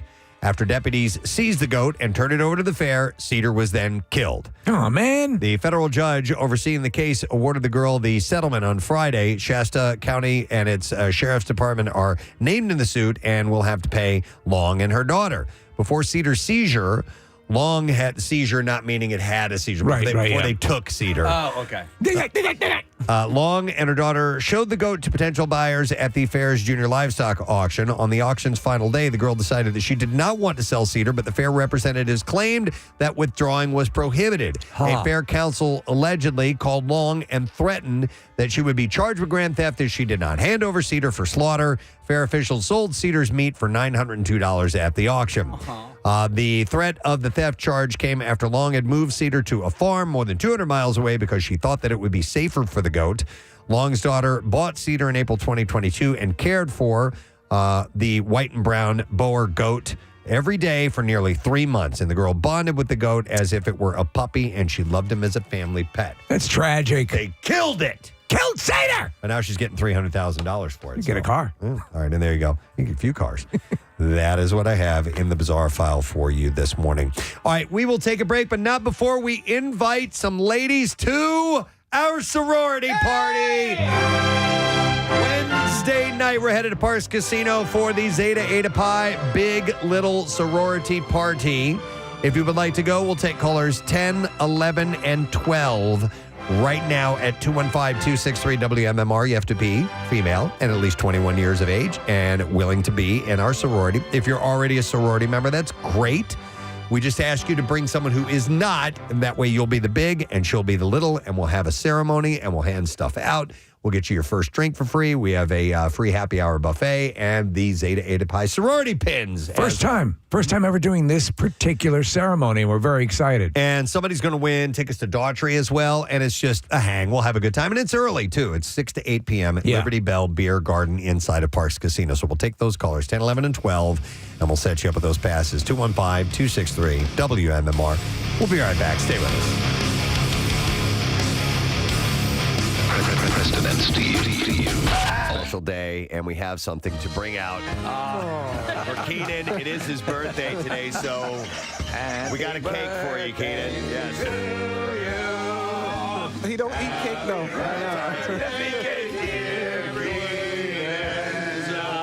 Happy birthday to you. So you don't eat cake, huh? No, I don't. But I appreciate the 7 candles.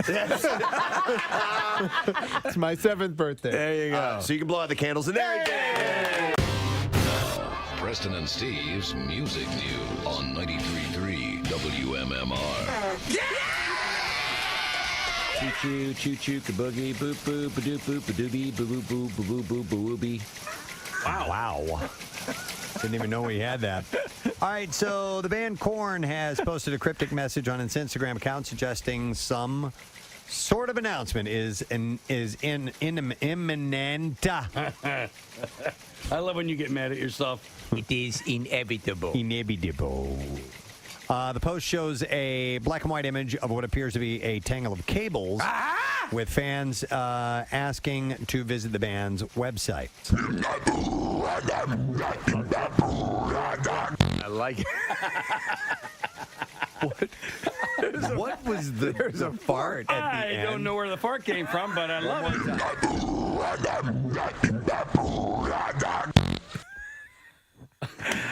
Play that at regular speed, right. please.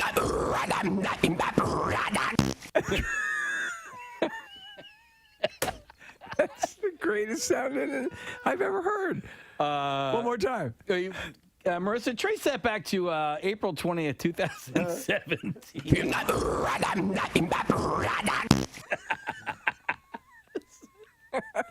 Kathy thinks this is hilarious. Not even, like it boggles my mind how you still find it this funny that the three of you can't contain yourselves. It's great. It's everything you want to say. That sometimes the words don't come to you.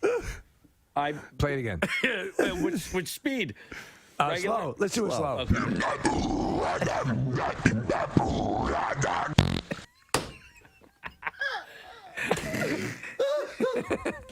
I can see you give it like a little chuckle and then move on. At this point, we've been here like 3 minutes now. You're not seeing the greater picture. So as it's gearing up in classic Korn fashion to be this aggressive sort of war chant, it's completely undermined by the childlike poot.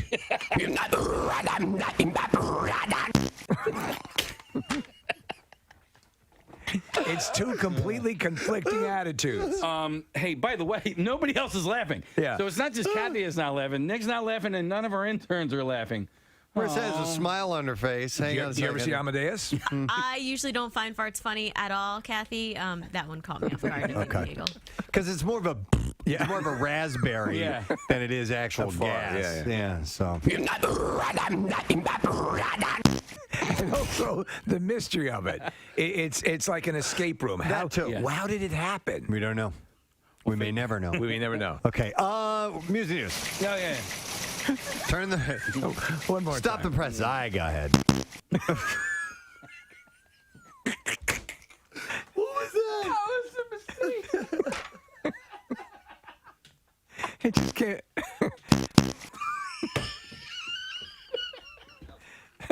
There can't be more of these gems. Can you do that more than twice?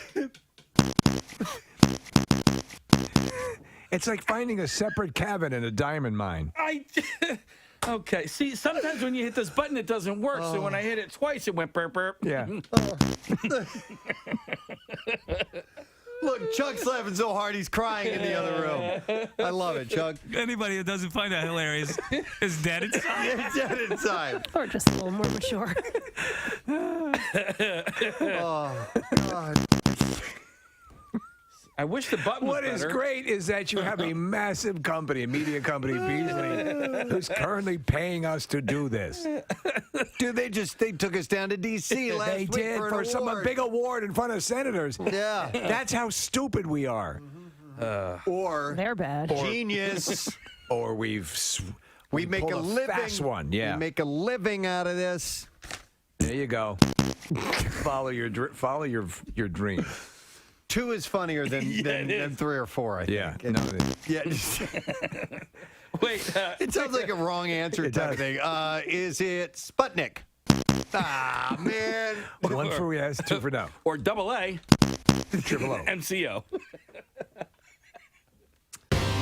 Let's stick with rumors.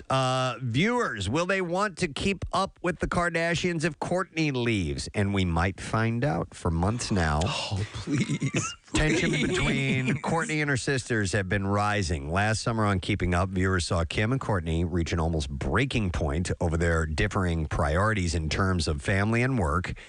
And in a recent interview with Paper, Kourtney confessed that she'd love to leave the show in the dust. She said, I will always say I want to move away someday and just be away from it all. Sail away. Sail away. No one will ever see me again. I keep throwing up different places. I'm going to throw up. I keep throwing up in different places. I keep throwing I'm up. gonna puke. I keep throwing up different places, but then I'll go there and visit. And she's going to sail away. She's going to sail away, just like Sticks. But then I'll go there to visit, and I'll be like, nope, this isn't it. But I'm glad I came. She's just afraid of Chloe coming after her. Yeah. She said, we've just been to Finland. And I was like, check. It's great for me to visit, but I'm not going to move there. Maybe Norway, Switzerland. I've got lots of ideas. She does have a lot of ideas. That's according to Kourtney. They're all annoying. On Sunday, producer Ryan Seacrest was put on the spot by an ET reporter who brought up the subject. Do you think that Kourtney is gonna leave the show? You think Kourtney's gonna leave Keeping Up with the Kardashians? ET is a reporter, mind you, so yeah. I'll always be right here. Seacrest seemed taken aback. Why? Because I'm from another planet? Are you a xenophobe? But then said, well, if the cameras go away, as long as they can come back, Kourtney. On my home planet, I was a botanist. He said, they can go away for a little bit, but bring them back so we can do another season or 2. Honestly, I don't know how they do it. He said, I couldn't do it no matter what they were paying them. I can make things levitate. Just thought I'd throw that in. He said, I could not do it, so I give them a lot of credit for having those cameras in their lives all the time. And I love you, Kourtney. Love her. He loves her. He loves her. Well, that show has made millions for him. Oh, my God, yes. Honestly, I have to say, I thought that meteor would have crashed Earth long ago. And they still keep renewing it. It's very resilient. I wonder if it's like don't get it. Alcoholism or something. You're just addicted and Maybe. you just do it out of routine. Maybe. You know what? American audiences always need, though, that super rich family to watch. True. And there's what no. they do. Well, I guess there are a few of those. In fact, maybe even Dynasty itself is on. But I think that kind of covered the bill for a while. Then now we get reality TV, which takes over for that. So that's like the Real Housewives and all that stuff. Maybe you're right. So, I don't know. It's annoying. I don't watch any of them. None of it? I'm a botanist. Okay. No interest. Yeah. All right. So this is interesting. Haven't heard this name in a little while. All eyes were on Val Kilmer as he took center stage Sunday night at a benefit for his Twain Mania Foundation, created to impact the iconic writer Mark Twain's legacy to children. The 59-year-old posed on the carpet with a pair of binoculars around his neck. How's he looking, by the way?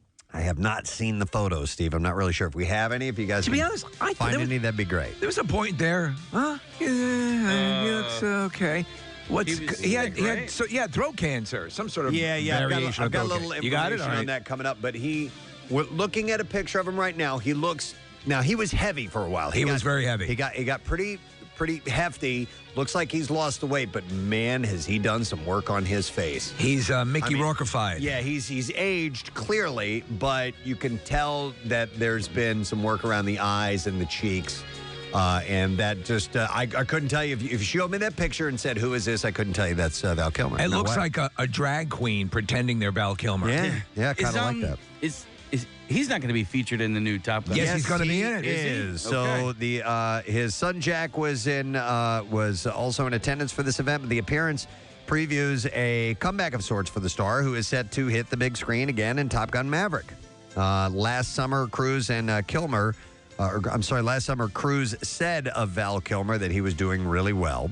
Well, it's unclear what prompted Kilmer's hiatus from Hollywood. It became apparent that he was struggling with health issues during the hiatus. In 2015, a spokesperson told People magazine he was rushed to the hospital for a possible tumor. In 2017, he admitted that he had throat cancer and had recovered after a 2-year fight. He told The Hollywood Reporter that the procedure on his trachea made his voice raspy and left him short of breath. I really like Val Kilmer. He's been in some really great stuff. Top Secret and Real Genius. And I love him in MacGruber. Yeah. He's freaking hilarious. And Steve, you're forgetting Tombstone. Tombstone, thank One of the you. greatest performances. Yeah, definitely. I bought the man's shirt. I think his best performance, and The Doors. He was phenomenal. So what would you say? So greatest Val Kilmer, Tombstone? That is such a great performance. I got to go neck and neck with The Doors. They were both so good. But yeah, his lines in Tombstone are so just great, wonderful, so great. I love Real Genius, though. I love that movie. Have you ever seen Real Tombstone? I've never It's seen really good. Is it? Yeah, it's about Doc Holliday in college. Only he uses a laser instead of I'm going to use a laser honeysuckle. I'm going to make a whole big house into a Jiffy Pop. What was that? Was that him? That was his bite in Top Gun, his Yes. best pilot? Yeah. Hit it again. That's his teeth coming together. Oh, my God. That's right. Ice. Man, I am dangerous. And there's the bite. Right, man. That line from Cruise, I hate it. And ice. And then he pauses. Man, and brushes off his shoulders. You're awfully big there. Horrible movie. I'm 5 feet, 3 inches tall, man. I'm a little tiny man. But as much as I hate Top Gun, I can't wait to see the sequel. Likewise. I because really want now- to see it. Because guess what? What I said, and I thought they were going to do, is they're going to go more realistic. Yeah. You think They're gonna so? go more, that's the word. Okay. And now with the availability of what they can do, It's Steve. Wouldn't it be great if in the locker room saying they all of a sudden break into a dance number? right? We're going for ultra realism here. I want to see Val Kilmer though. You know, I want to see how he looks and how he's able to pull off Iceman, because what we just saw there up on the screen doesn't jibe with the Iceman I know. I don't think he can't be all that cocky anymore. You're not just writing checks. Your body can't cut. What was that? You're Ice. dangerous. Man, I can't understand your words.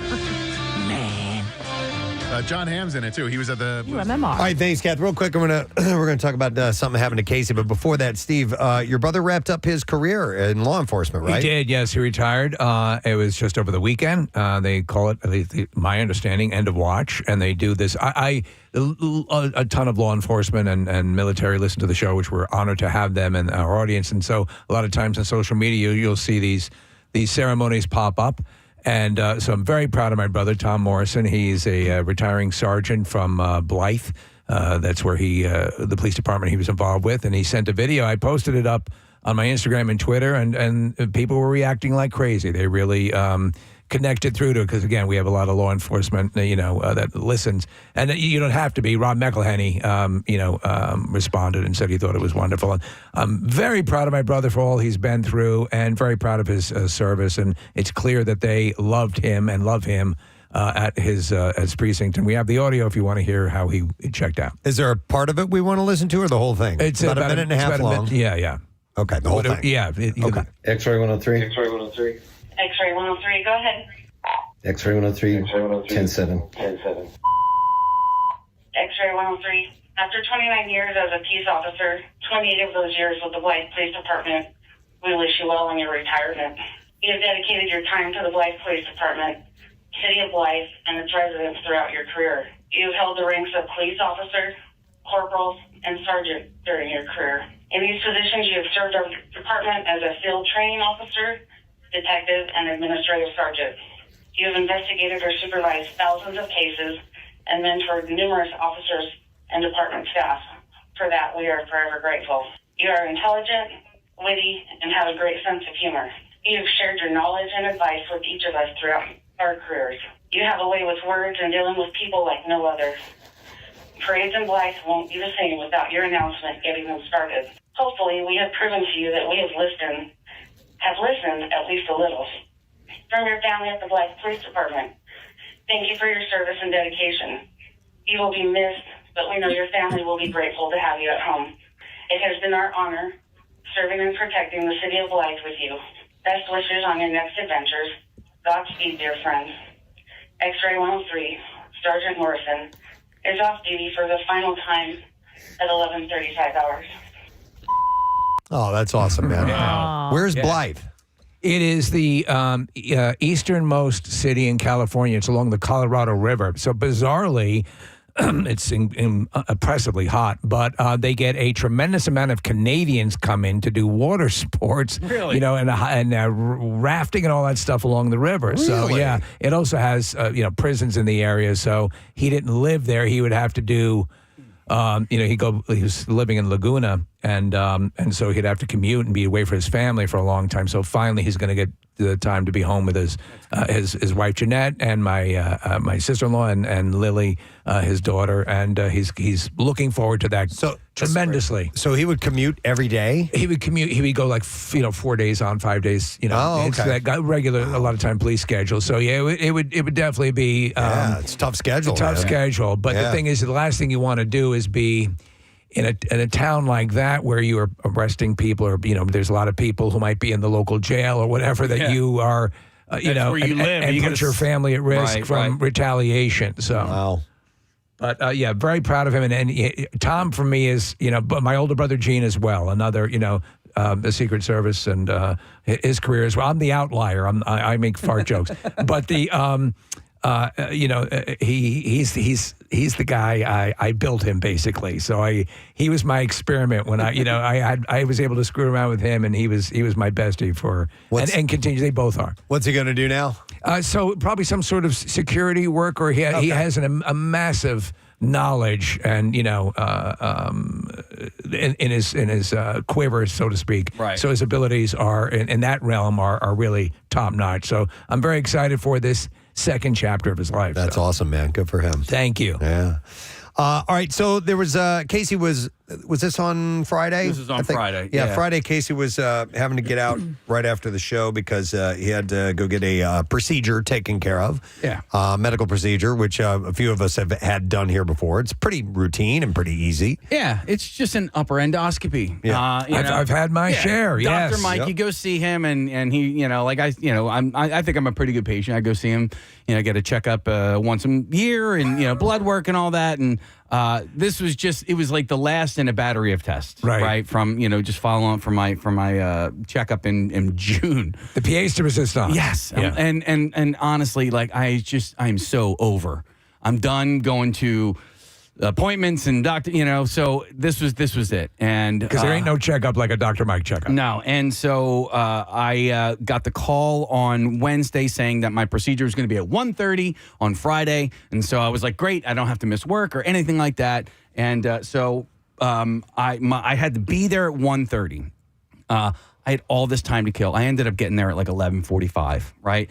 Sit in the waiting room for 2 hours, and then they bring me back, and they give me my gown and all that stuff. I get changed. I'm essentially naked in this gown, and then the anesthesiologist comes in, and you answered the same questions: what's your name, your date of birth, blah blah blah. You do that a million different times, and then the anesthesiologist comes in and starts asking the same questions, and he goes, "Okay, when was the last time you had something to eat?" I was like, I don't know, probably 9:30, maybe 10 o'clock. The guy goes, oh. This morning? Yeah, that's not good. And I'm like, what are you talking about? He goes, oh, you weren't supposed to eat at all today. I'm like, no. I'm like, I read the directions last night. It never said anything about not eating. Now, listen, I've had colonoscopies. I've had lots of stuff where you can't fast. I've had blood work where you can't. But you've never had an upper endoscopy? I've never had an upper endoscopy. Okay, well, that might be the monkey in the wrench. So as, you didn't John know you McClane weren't says. supposed to eat for an upper endoscopy. So I'm sitting here with the 4 pages of paperwork that they gave me, okay? And upon further review, I'm going to tell you that I made a mistake. Because you were sort of sure you had not in the conversation last night. When did that realization happen? I'm sorry. I'm but sorry. I remember that morning when he said, Casey, you go, I don't know about I don't think I'd have to fast because I mean they're not going all the way down in your intestines and stuff. They're just going down to the top part. So should be all right. Yeah. I didn't say anything. I should have said something. Okay. I heard the same thing, and I was like, well, maybe there's they're going down into I know. to your stomach. The same reason they want your butt cleaned out for a colonoscopy is the same reason they want your throat and your esophagus and everything down to your intestines as clear as possible. Well, when he mentioned it, I thought like immediately when somebody has a colonoscopy, of course there's prep and you can't eat and all that. I thought the same thing for an endoscopy. So of did course I. you can't eat. So did I. Okay, believe me, so did I. And so when I'm sitting down there on Thursday night, and I partially blame my son for distracting me as I was trying to go through. So it's his fault. 4 pages of information. Okay, where even here where it says what to expect during the endoscopy day of test, right? It doesn't say here to not eat, not drink, or anything like that. All right. So the only place what did you miss? And the only place in 4 pages of information is on page 3 at the very, very bottom. Now look at this page here, Preston. It's got like graphs and spreadsheets and all that. Look at the last 2 lines on that page. That's the only place where it says don't eat anything. After. All right. So right above that it says 1 day before your endoscopy, inform the person accompanying your home that your estimated exam completion time will be 2 to 3 hours. If your test is in the morning, blah blah blah. If your test is in the afternoon, and talking. Oh wait, it says if your test is in the afternoon, you may have clear liquids from midnight to 7 a.m. You may not have anything further by mouth, including gum and mints after 7 a.m. Right. And then on the day, that's the day before the procedure. On the day of the procedure, do not eat or drink anything. The morning of the procedure, take medications with small sips of water. Right. Yeah. So I missed that part. And then it says again, do not drink any liquids 3 hours prior to arrival time. So that's what I read. That's at the very, very top of the page that doesn't have graphs. So that's what I based it all on, was the thing at the very top of that one page. Read that again.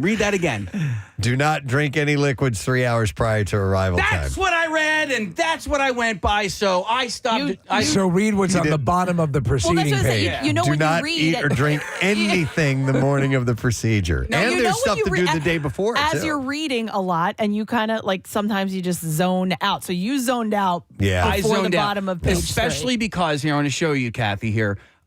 Especially because it's at the bottom of this page where it's got all these graphs that have words that mean nothing to me, right? Hold on, like hold on. Okay. Before you do, Steve, Case, can I see it? Yeah. These graphs, the tops of them say stop 7 days before your procedure, stop 4 days before your procedure, stop 3 days before your procedure. This is giving you a rundown of like stuff you should not be taking. Yeah, drugs wise, right? Yeah. So that's why I tuned out, because it's got. I will, but like Kathy, it says like stop 7 days before your procedure. Dulaglutide. Right, it doesn't apply to you. Zenatide. Ertagugavluzin. Like, so I see all this. I'm like, this means nothing to me. Basically, don't shop at IKEA. Yeah. Well, I was interested because I really. Listen, I messed up. No, I know. Listen, but I'm just looking on Penn Medicine's website, right? And I mean, it's clear as day. It says Kathy, you can't eat anything. Casey, I've had my share of F-ups like this as well. Underlined. On day of procedure, do not or drink anything the morning of the procedure. Underlined at the bottom of the page. I know. It's underlined at the bottom of the page. It's bold, too. But it's also, for me, listen, I don't want to say I have a reading disorder, but when I see stuff like that, it looks too overwhelming and you don't want to go through it all? You know what? And so what I tell you, I do this as well. I will also just go on, I will prep prior to... That was the other thing. I went. It wasn't in my portal. It wasn't on my Penn Medicine stuff. Oh, that's what I was going to ask you, because they send you 100 messages before a procedure. And they do. And I went into my portal, and they didn't. There was nothing there for that. Listen, man. It sucks when you go through all that. You're getting ready, and then you. Oh man, the last colonoscopy I've had 3 colonoscopies, and the last one that I had. You do the prep. They give you the citrate, ammonium citrate, magnesium citrate to basically pee out of your ass. Right. They want everything to be flush out and clear. And I get there, and I had done it. I'd done it by the letter, and they asked me if my bowel movements were clear, and I said no. It's still got color to it. Yeah. And they're like, oh, we might not be able to do it. And I'm like, you what? Yeah. What? What kind of color? What? I turned into Mel Gibson at that point. I was like, you're kidding me. What? The past 24 hours or so, I've been dealing with this garbage. And they said the only way to find out was they were just going to go ahead and do the procedure and look in there. And if the doctor couldn't see what he needed to see, then we were going to have to do it again. But he was able to, thank God, make it work. Because, Casey, the idea of having now, you didn't go through a cleansing process. No, you didn't go through a fast. I had bagels, man. Thank you, Spread Bakery. Wait, totally worth it. Can I see that again? You tried lox for the first time. I can't believe none of you said anything to him. Well, wait a second. There is an asterisk that says, except bagels and lox. Right. So you're good. I think you're partially to blame, all of you. How did you not know to tell him he can't eat before an endoscopy? It was a passing comment. And I remember thinking, oh, well, you don't know what Mike has recommended or what the level is. I didn't think they were worried about the contents in the bottom of my stomach. No, it's okay. You can only throw up and die. We'll just chalk it up to bagel. Yeah. I'll tell you this, and I've said it before, and Mike scheduled it this way. And if you and your listening in your personal life, if you can do both the colonoscopy and the upper endoscopy on the same day, one prep gets both done. So it depends on if you need both or not, but yeah, you can do that. Yeah. I did it. So I had to reschedule, and the best I could do is January now. Because the first the date, new year. The first date that they threw at me, Kathy has to go to a funeral, so I'm like, I can't be gone that day. You know what I mean? Just on the off, because you don't get to pick your time, right? They tell you what time, so I can't run the risk of doing it while Kathy's not here. And then the next one was Monday of camp out. The next one after that was Friday of camp out. And I'm like, okay, I can't do that. And they're like, well, how about January 3rd? I'm like, well, how about I have no choice? Yeah. Well, we have a nurse at an endoscopy center. This is Lou. Hi, Lou. Good morning. Hey, good morning. Hey, what's up, buddy?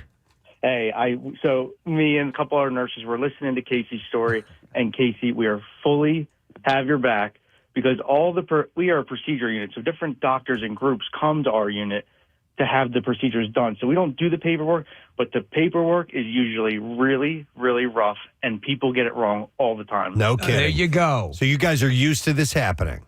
Oh, it's constant. It's all the time. Yeah, and then also, not for nothing, but it says, what to expect during the endoscopy. And then it says, after the colonoscopy, and I'm like, it's, all right, you got to clean your stuff up here, guys, right? So right there. Yep, and then the last page, it has a sample consent, and then it's got this giant watermark across it that says sample. I'm like, that's where you're supposed to leave your sample. Yeah, right? Yeah, place sample here. So you see this all the time, Lou? I don't know if it's daily, but if it's not daily, it's every other day. People just are always making mistakes, and we don't do the paperwork, but sometimes we look at the paperwork and we're like, this is confusing. Well, also, I think, and it's one thing, and if you're lucky to get a doctor, Dr. Mike, the doctor we have, they realize that you're nervous. You don't know what's going on. Yeah, that too. Yeah. Everything seems to mean something, and stuff that they might just dismiss and go, oh, don't worry about that. Absolutely. Yeah. It can be really, sweat inducing. Yeah, if you're already nervous to begin with, and then it's overstimulating, and then you get 4 pages of paperwork, and if the stuff's not highlighted, the really important stuff, you're probably going to miss it. So with an upper endoscopy, obviously the fear is, as Kathy says, is that you're going to choke, right, on food that's in your so that's part of the deal. Yeah. All right. And then you have to be you're going to have to be intubated if they go down there. Oh God. And they didn't realize it, and there's food in there, and there's a lot of it. Either they're going to just scrap the case and say we're coming out right now, or they're going to intubate you. Yeah, no, there was a lot of it. There was a big bagel and lox. Jalapeno cream cheese. Wow. Yeah, honey pistachio. I'm surprised. Oh, they had this honey pistachio cream cheese. It was out of this Worth world. it. You missed it all. Totally worth it. Lou, are they doing? Is there any innovation or work being done to allow upper endoscopies and bagels? Okay. You're out. I know. All right, We're not there yet. All right, it's not there yet. All right. Thank you, Lou. Appreciate it. All right. I get so nervous when I have to do anything like this that I ask a million questions. Like, so, I mean, I guess it could be overlooked, but for somebody like me, like, I mean, I will have whatever doctor, whatever nurse on the line, or when we schedule it, like I try to be the opposite of that. I remember asking, and listen, people are like that. You know, my best friend is like that. She goes, I answer no questions. I go in, I get the procedure, and I leave. I don't even want to know what they've done. Right. But like when I had to have anesthesia, I remember talking to the anesthesiologist, and I was like, do you leave the room or do you stay here? What, you know, and he was like, wow. He was like, you ask some really good questions. He's like, no one would really, you know, most people wouldn't really ask that. And he was like, no, I stay here the whole time with you because I have to monitor you.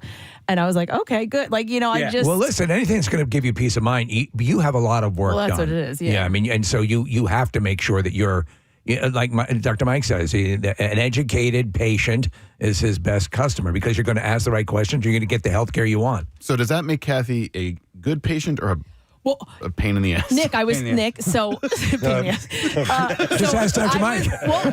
Ask Dr. Mike because he laughs at me, and him and I, like, it sounds like we're arguing on the phone, but we're not. And I said to him, because I was just sick, so I was on the phone with him a lot. By the way, he's the greatest doctor. He called me all weekend to make sure I was okay. You were really sick. But Nick, he's like, will you just listen to me? I said, don't you Would you shut up? But I said, I don't you want me to be concerned and be educated on my health? And he was like, you're right. Shut up, woman. He's like, you're right, but just do what I say. Yeah, concerned to a point. By the way, can we mention what you had? Is that okay? Because yeah, sure. All right, so Kathy had pneumonia. And she's not the only one around here. There's another one of our salespeople has pneumonia right now. Her husband has pneumonia. So apparently this is kind of going around right now. So the day I went to go see Dr. Mike, I think I went on Thursday maybe to see Dr. Mike. He had just come from Fox 29 and did a whole segment on how pneumonia is going around the area. Do they say that they believe it's being transferred while people are doing activities? I don't know. I don't know. I think I got it at the gym. That's the gym. I blame the gym. I want to go to Dan about a colonoscopy here. Hi, Dan. Good morning. Good morning. Hey, I got a great story. All right. I had a colonoscopy a few years ago. This is when you couldn't take anything after midnight. I mean, every time I get one done, it seems to change. But this was back when they didn't know food or liquid at all after midnight. I think that's still the norm right now. Yeah. No, it isn't. Now my sister-in-law just had one. They're waking her up at 4 a.m. to take the prep. Okay. Before the anyway. So I couldn't drink it. I couldn't get this stuff down. I was going to cancel. I got up at 6 a.m. and I said, screw it. I'm going to drink this stuff and go in like nothing happened. So I did. Went in, did the procedure. The doctor came out and told me everything was fine. So then I said, well, I got something to tell you. I said, I didn't drink the procedure, the prep, until 6 a.m. this morning. And he had the biggest smile on his face. He said, I know. He said, you told us the whole story when you were under anesthesia. Oh, that's great. So God knows what people are saying in there. Dude, I can tell you when that propofol, having never done drugs in my life or anything of that nature, that is the wildest. That propofol stuff is amazing.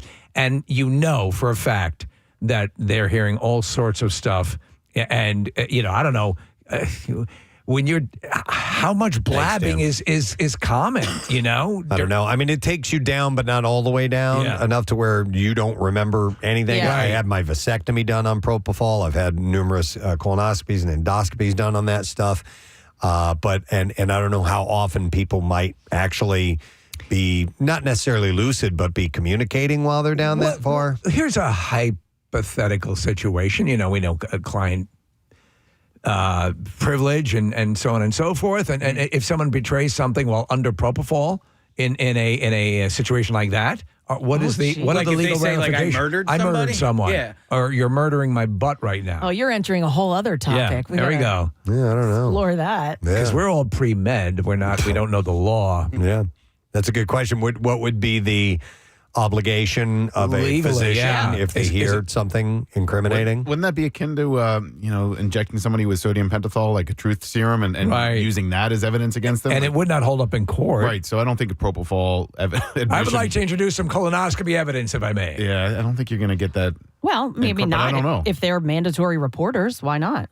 I don't know. I mean, truth serum's apparently not legal for perjuring, not to get somebody to perjure against themselves. A polygraph test is. Well, no, but what I'm saying is if doctors are mandatory reporters for certain things, and that's what comes out. You have to report then if they somebody have to shows up like with a knife wound or a shot. That has to be reported. Or obvious signs of abuse. Right. Things like that, I would think. Or there's clearly bagel in their system. Yeah, they like, report that. Can you trust anything coming out of somebody's mouth under drugs? That's the other thing. Yeah, good question. Don't know. But so now you've got to.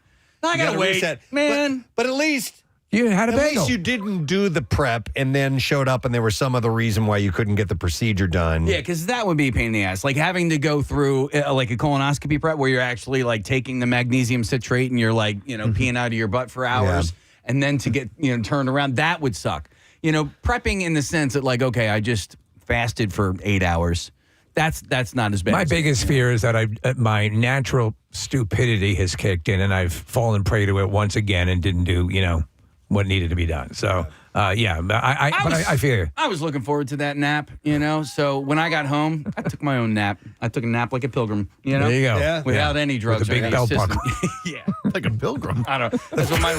That's what we say at home. We have to do things the hard way. And we're like, I've never heard that term before. Me neither. Yeah. Oh, really? Napped like a pilgrim. Yeah. You wear a big belt buckle. Yeah, like a pilgrim. So what's another? I'm trying to think. Give an example of what you might use like a pilgrim in. For the very first time? The microwave was broke, so I had to make my ramen noodles on the oven, on the stove, like a pilgrim. Oh, okay. All right. Now that I get. Yeah. That I can see. Like a pilgrim. Not napping like a pilgrim. I've never heard of that one before. Hey, what'd you think of the locks? I didn't hate it. Okay. I'll just never ever have it again. I love it. I love it so much. It just didn't do it for me. And so let me ask you, because that was smoked. Is that how it normally tastes? Usually, yeah. Okay. I had smoked lox when Spread Bigglery was here on Friday, and then I had it again for breakfast on Saturday. I love it. I can't even look at people eating it. Oh, it makes me sick. I don't help in that realm. Well, I can't look at you, period. But then when you're eating. Nick put together a video for you.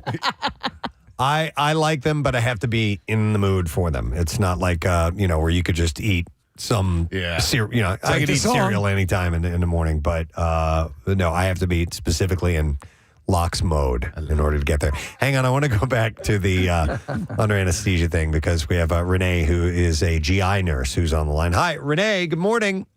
Hi. Good morning. Hey, what's up, Renee? Hi. How are you guys? Doing well. Excellent. Do you want to share something with us?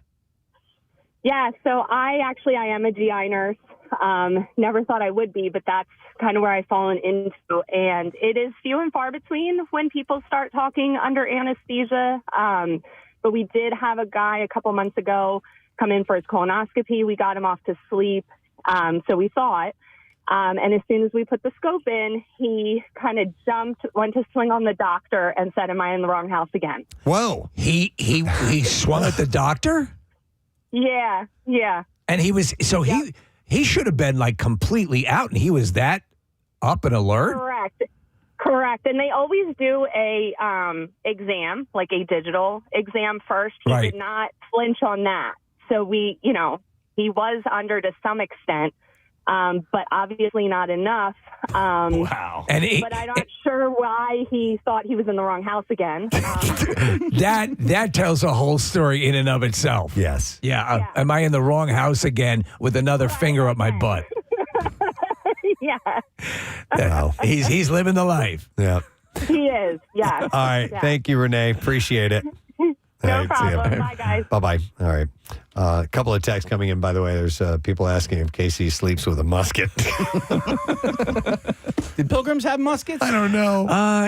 Maybe They had some form of firearm, but I don't know if you'd call it a musket or not. I've but- never heard the pilgrim thing. Do you know what kind the hat they wear? You know what that's called? No. Pilgrim hat. No, it's called a cockle hat.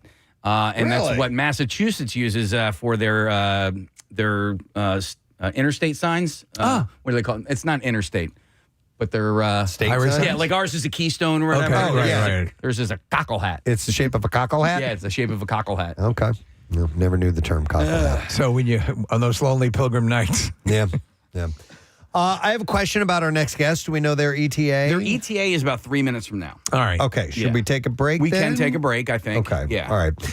But Case, sorry that you had to go through that. But at least you got a swim spot. At least, and I swam in it yesterday, and that was awesome. Like a pilgrim. Like a pilgrim.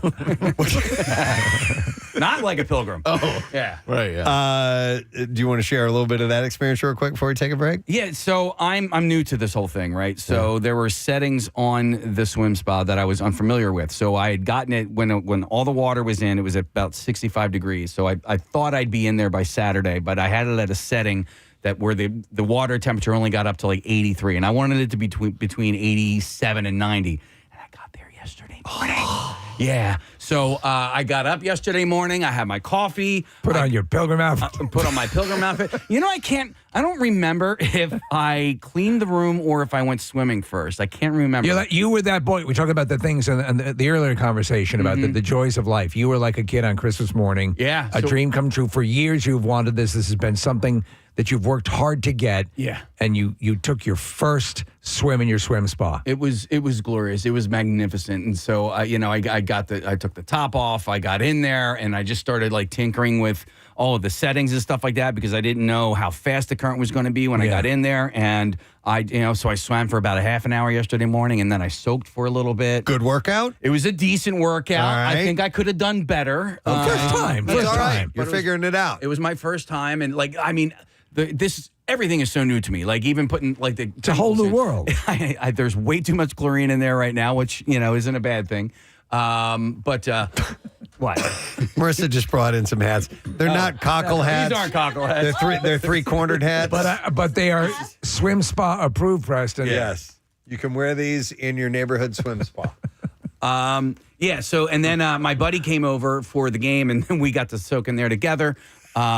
And then I'm going to swim in there again today. I'm so looking forward to it. Okay. You can't wear this hat and headphones at the same time. No, that's why I put it on top. Terrible. Here, it's just kind of resting. Well, listen, it's wonderful. You deserve it. You worked hard for it, and it's something that I think, again, at a certain point, I would really love to see it cranked up with some river salmon in it, and to see how they might react. How they jump around, over the falls and so on. How do they do in chlorinated water? Are they okay? Not too well? They'll die. For a little bit though. They're a majestic sight until they die. Yeah, it's majestic watching your swim spa salmon contort in death. So afterwards, I was able to. I got a little bit of video of me swimming in it, and then I put together a little reel on my Instagram of the whole process of it, getting picked up and moved in, and it's when you look at how huge this thing is, and you see that like only 4 guys. It only took 4 guys to put it into place. Pretty amazing. It's pretty amazing. How many years you been talking about this? Oh, like I feel like since I was born.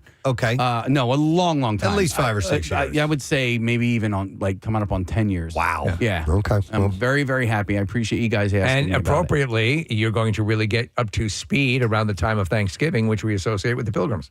That's right. Yeah. That's right. Yeah. Think about that. Yes.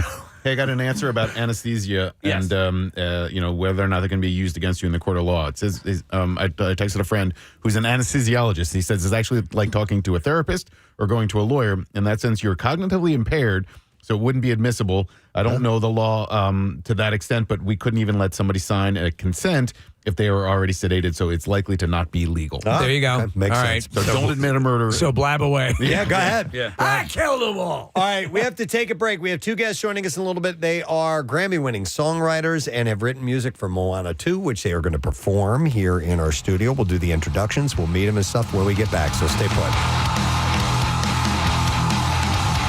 Preston and Steve. On 93. On Saturday, and he's done a few spots on NBC for the Stanley Cup Finals, and so it'll be cool to see him in it as well. I looked in Nadnan. I'm sorry. I looked in Nadnan. He wasn't in Nadnan. No, Madman. Oh, Mad Men. Yeah, exactly. Okay. You can't put your lips together. I had surgery. No, man. I had a little surgery. Yeah. You got a little surgery? You look weird.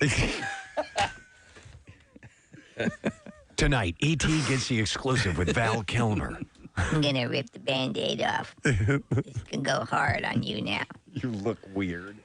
Bring it, you little bitch. All right, what else I have for you? 3 months after Nicolas Cage and Erica Quakey got hitched.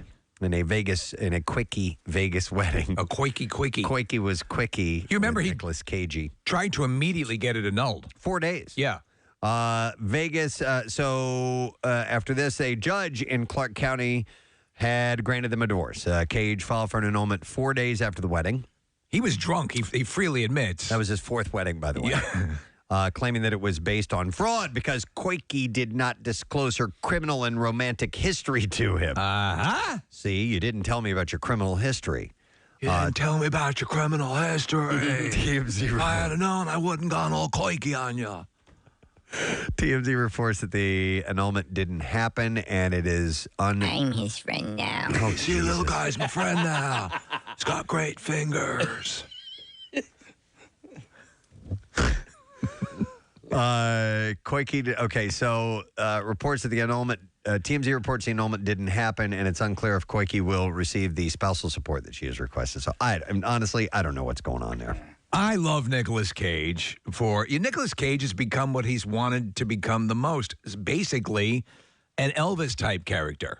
He goes around, in these, like where here he's got some sort of animal print leisure suit on. This is ridiculous. What would you do to make your butt look good in a photo? Ooh, I'd have it wear a cowboy hat. For celebrities and social media influencers, it's about contorting the body for the best rear view. Oh, yeah. All right, so you know what to do, Kathy? I'm not sure. I'm sure it's probably a little arch in the back. Well, for me, it's bending over and pulling the cheeks as far apart as possible. I think that's a different type of photo. Oh, I'm sorry. Yeah, that's I not misunderstood. What they're talking about. I think so you can see everything, where you can see where the skin starts to turn color. Oh, my God. Right? Is that what you're talking about? Listen, I didn't even realize I was doing it, but I was, I mooned my daughter. Oh, no. Oh, yeah. I just did. Dear. Yeah, but I brown-eyed. Oh, no, your poor kid. You are just traumatized her for life. So is that how you take a proper ass picture? I don't think any child should see their father's butthole. Ever. No. Write that down. Do what I did and just feel it. It scarred her. She was like, she freaked out. Oh, yeah. I thought more like, I was thinking more in the veins of my sons and that I was doing that too. And I was like, I can't believe I just did that. I just did that. I can't believe it either. Wow. I know. Yeah. The man in my little girl. Yeah, right. Poppy. Hey, Daddy, I just saw your brown eye. Is that your butthole, Poppy? It was quite traumatic, Poppy. Oh, my His name is Eddie. He wants to know if we can go steady. I've never seen your butthole.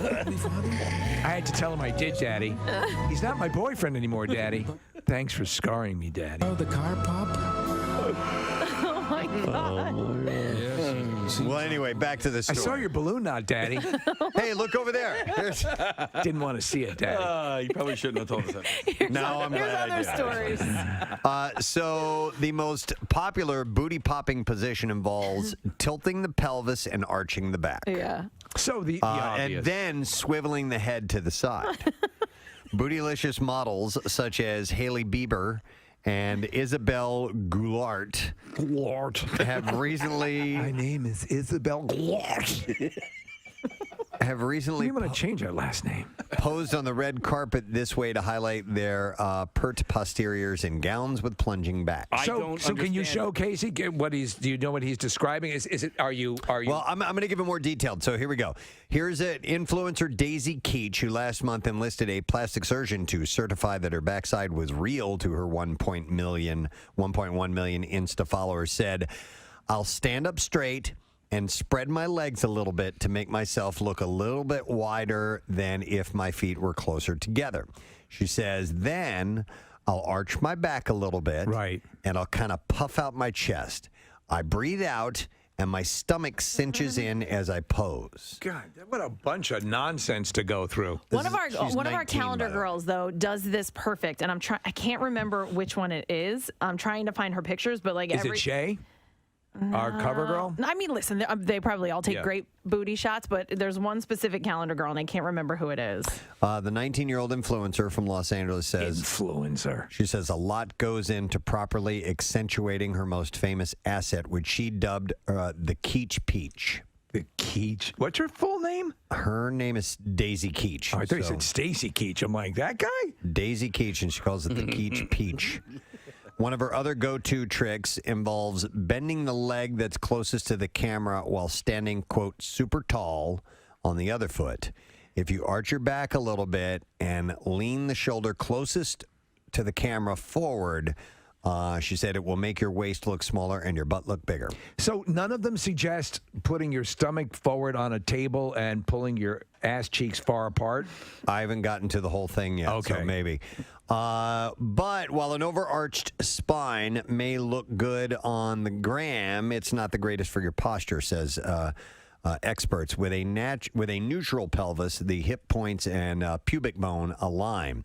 By contrast, the sway back position and other similar moves create an interior pelvic tilt, which is placing a lot of strain on the pelvis, says chiropractor Marcella Thomas. Well, of course, we know that the way you're posing is not the way you should walk around in life.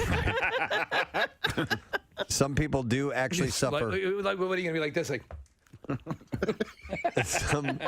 like Frankenstein? Some people do actually suffer from an interior pelvic tilt, an issue that Thomas says that she would treat in her office using strengthening and stretching positions and spinal adjustment. She's really taking this seriously on this, doctor.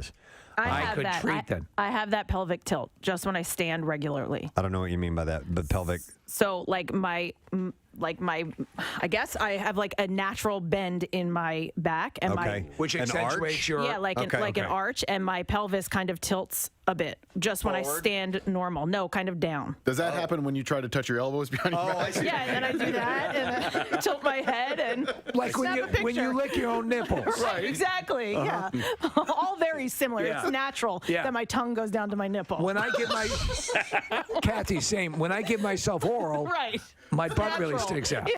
Sitting to my left, ladies and gentlemen, Adrian Zmed.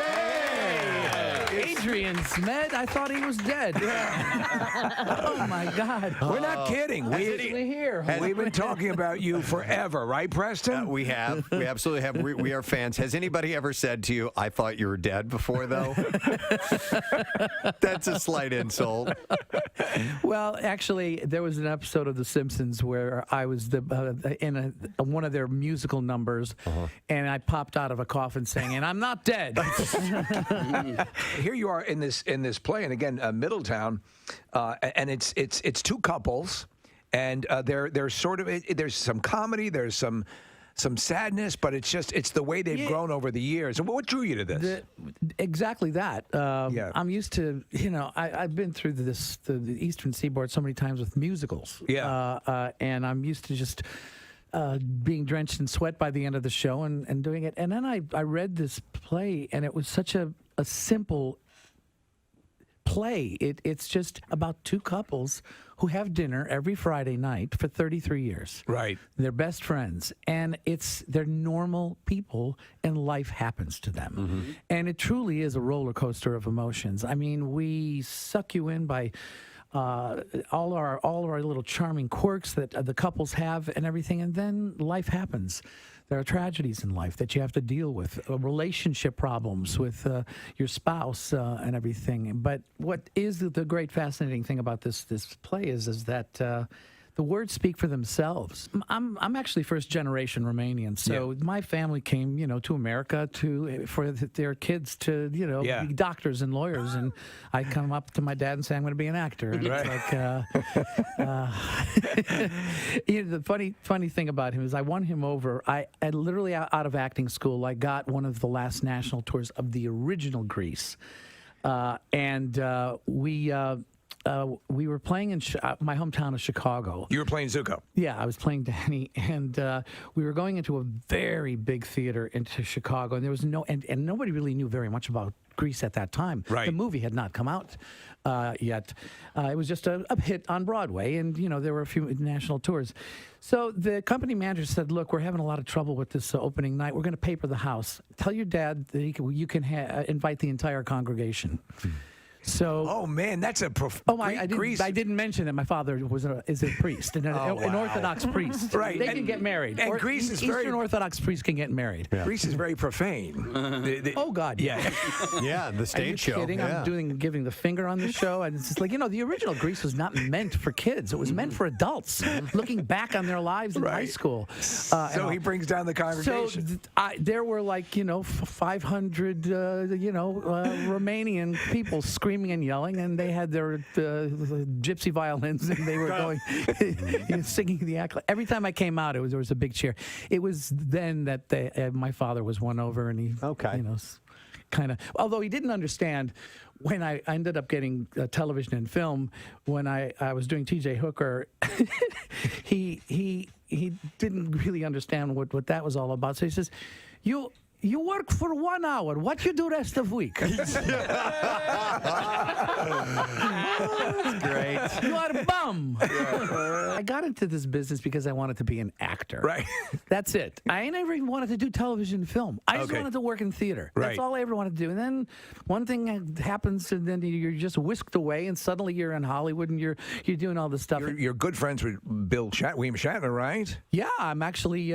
We're currently working on a few projects with his production company. Actually, we're letting it out right now. We're actually thinking of bringing Hooker back. Oh, in a comical way. That'd be awesome. Perfect. Bill is 88. Yeah. But the funny thing about it is that when we did Hooker, Bill pretty much did push the envelope on asking for ridiculous things for Hooker to do. Okay. I mean, we had technical advisors from LAPD there, and he said, "Look, no, I got this idea. How about I just run over to the helicopter, and as it's going up, I just grab onto the rung of the helicopter, and when we're up in the air, I take my gun out and I go, bring it down." And the TA standing there going, nobody would ever do that. The top text here says, "Poor man's Travolta, my ass." Yeah. He made Bachelor Party, which is an absolute. It's one of my favorite films, and you have one of the best lines in the movie. I think personally. Look at the cans on that pinball. Well, you're telling him, man, I really would love to have a relationship. I would love to have this relationship that you have, and someday I'll have kids and be happy. And hey, look at the cans on that pinball. That movie. Tom and I lived very close to each other. So so we lived in Studio City, and the soundstage that we were shooting this at was in Culver City. So it was a pretty good distance to go on the 405 freeway. And you've been on Bosom Buddies, right? Yes, yes. I played Johnny Midnight, his boyhood friend from camp. So you knew him? Yeah. And we'd carpool to work because we could go in the carpool lane and everything. And as every day after we get in the car and we go, our careers are over. Our careers are really over. What are we doing? This is going to be terrible. No. All we did was show up for 13 hours a day and goof off. Almost nothing of what the script originally was in there. We just ad-libbed. We just goofed off. And honestly, some of the funniest scenes in the movie never made it into the movie because we had gotten an X rating. There's a horse scene. There's a horse. MMR. All right, thank you very much, Kath. So Moana 2 is going to be in theaters on Wednesday, November 27th. Excited for that. My family, big fans of the first Moana film. Love it. And what's exciting about this, there's a couple of really good things taking place. And we have two guests in our studio who are going to make history as the youngest and first female composing team to write original songs for a Walt Disney Animation Studio release. Yeah. Pretty amazing. But not only that, they've already won a Grammy, for crying out loud. Let's play them. The announcement, Casey, for the Grammy was this. The Grammy goes to the unofficial Bridgerton musical, producer Emily Bear, composer and lyricist Abigail, Barlow, and Emily Bear. Let's welcome them here, Emily Bear and Abigail Barlow. To the show. Good morning, guys. Good morning. Welcome and congratulations on all this success that you've had. Thank you so much. Yeah. So let's cover a little bit of this. The fact that you guys are the youngest team to write for Disney. Mm-hmm. That's amazing. It's rude to ask someone's age, but how old are you guys? I'm 23. Okay. And I turned 26 2 days ago. Oh my God! So happy birthday, by the way. Thank you. You're naturally going to be hated for your incredible talent at such a young age, but it's well deserved. Your story is so amazing because of the TikTok phenomenon and how you brought people into the creation of your Bridgerton work. It's something that I don't. Social media can be wonderful and can be horrible. This is an example, I think, of peeling back the curtain and for a wonderful thing. You guys, what made you decide to do this? Because this was the flashpoint that set everything in motion. What made you decide to expose this creation to everyone and make everyone sort of a participant in it? Yeah, I mean, it was during the pandemic, so it was a pretty dark time for everybody. And, Broadway was dark, and a lot of musical theater fans on the internet were just trying to keep it alive any way they could. So I think when we started writing, it just felt natural to sort of bring in an audience. There was no master plan. I don't think we had a prediction that it would turn out the way that it did. How could you, right? We were just having fun. Yeah. And like she said, we had no jobs, we had no money. This was like the worst part of COVID when we were like all kind of suffering. And when it started popping off on TikTok, we just kept going because we found, like you said, a really beautiful corner of the internet, which is, I feel like, very rare. Mm-hmm. And then we got a Grammy. How did you two meet and come together? Because you're from two totally different backgrounds. Oh, yeah. Just a mutual friend who introduced us and said we might make great music together, and he was right. The hardest thing to do, though, is to get that sort of synergy. We put together a morning show over years, and you got to have that chemistry. And there's...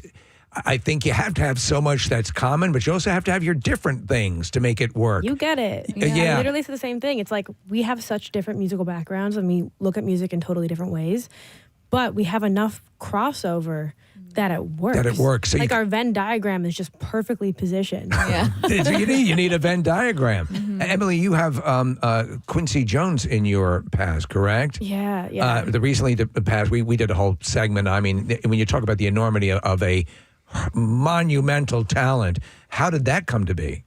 I met him when I was like 8 years old. Wow. Yeah, I mean, the long story short is I was playing a bunch of events for this watch company out of Marpigay, and he was about to release a Quincy Jones edition watch, and someone sent him a video of me playing at one of their events, and then I got an email from him being like, "Come meet me. I want to meet you. Come to my house." And he signed me a couple months later and became. When you were 8, you got an email? So signed by Quincy Jones. You're 8 or 9 years old. Your talent must have been through the roof for that age. Out of this world. Yeah. Not human. I look back and I'm like, I don't get it. Oh, whatever. And self-deprecation's a good thing too. Yeah. Was this you just playing piano or singing as well? I was just playing keys, but I wrote everything. So. Okay. Wow, that's unbelievable. So you're a bit of a prodigy, even though you would probably never want to admit that yourself. But I ran away from that word for a long time, and now I'm like, you know what? It's part of my past. I'm proud of it. Yes, well, it's you a should good be. thing. Yes. It's a good thing. So, in the movie Good Will Hunting, he makes a description of how Mozart just saw the piano and it made sense to him. And is that kind of the way it works for you? Certainly someone has trained you and taught you, and you've learned to do these things, but you just take to it naturally. How I try to explain it is like, well, first of all, I don't really remember a time of my life where music was not the biggest part of everything. But to me, it just feels like another language. You know, it's no different from like a kid who is a really competitive soccer player and like spends their entire life dedicated to it. So it's just I happen to find my music very early. And to see that as a language, well, I'm still trying to master the one language, English. It's so amazing and depressing at the same time. Abigail, what led you, prior to this? Obviously, you have a rich history yourself. Yeah, I was a big musical theater nerd in high school, and I thought I wanted to go to school for it, so I graduated high school early and was like, planning on just getting out of Alabama. And then I met this pop songwriter who changed my life, and she wrote and produced her own music on a loop station, and I was like, what is this? I have to do this. And ever since I've been writing music. So that started when I was like 15 or 16. So as far as the composition goes, in Moana 2, you guys aren't performing the music. You have written the music. Am I correct about that? Yes. I mean, We have little secrets of our background vocals and my playing on all the tracks. If you But- listen really closely, you can hear our little background. Well, you guys are going to play in a little bit. We have a setup here, and we're going to hear the new music from Moana 2. When you went into this to writing for the film, so I'm not sure how this works. Were you commissioned to do it, or did you guys come up with ideas and you pitched those ideas for Moana 2?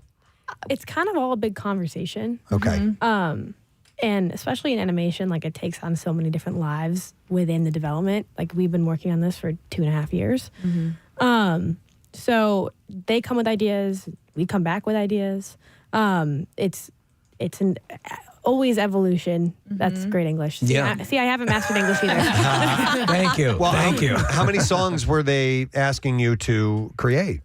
I think, I guess 6 at the very beginning and still 6, but we wrote probably upwards of 100 songs. Oh my gosh. Started and didn't finish. It's amazing. So it was, like she said, constantly evolving. Yeah. I mean, there's, especially in the script, the music, everything. It's like there's so many different versions of everything you hear. So for every note, every word that you hear, there's 100 more that didn't get heard. Oh, wow. Yeah. Wow. How long ago did the first Moana come out? When was that? 2016. 2016. It is such a great movie, and correct me if I'm wrong, Emily, but so in this Moana 2, she's about the age of 19, and that's kind of the mindset you were in. I mean, you both are young, but in a way, this is a kindred spirit you're writing for. Yeah. Would that be safe to say that? Absolutely. Yeah. It felt like we were writing for a peer, for sure. So, Yeah.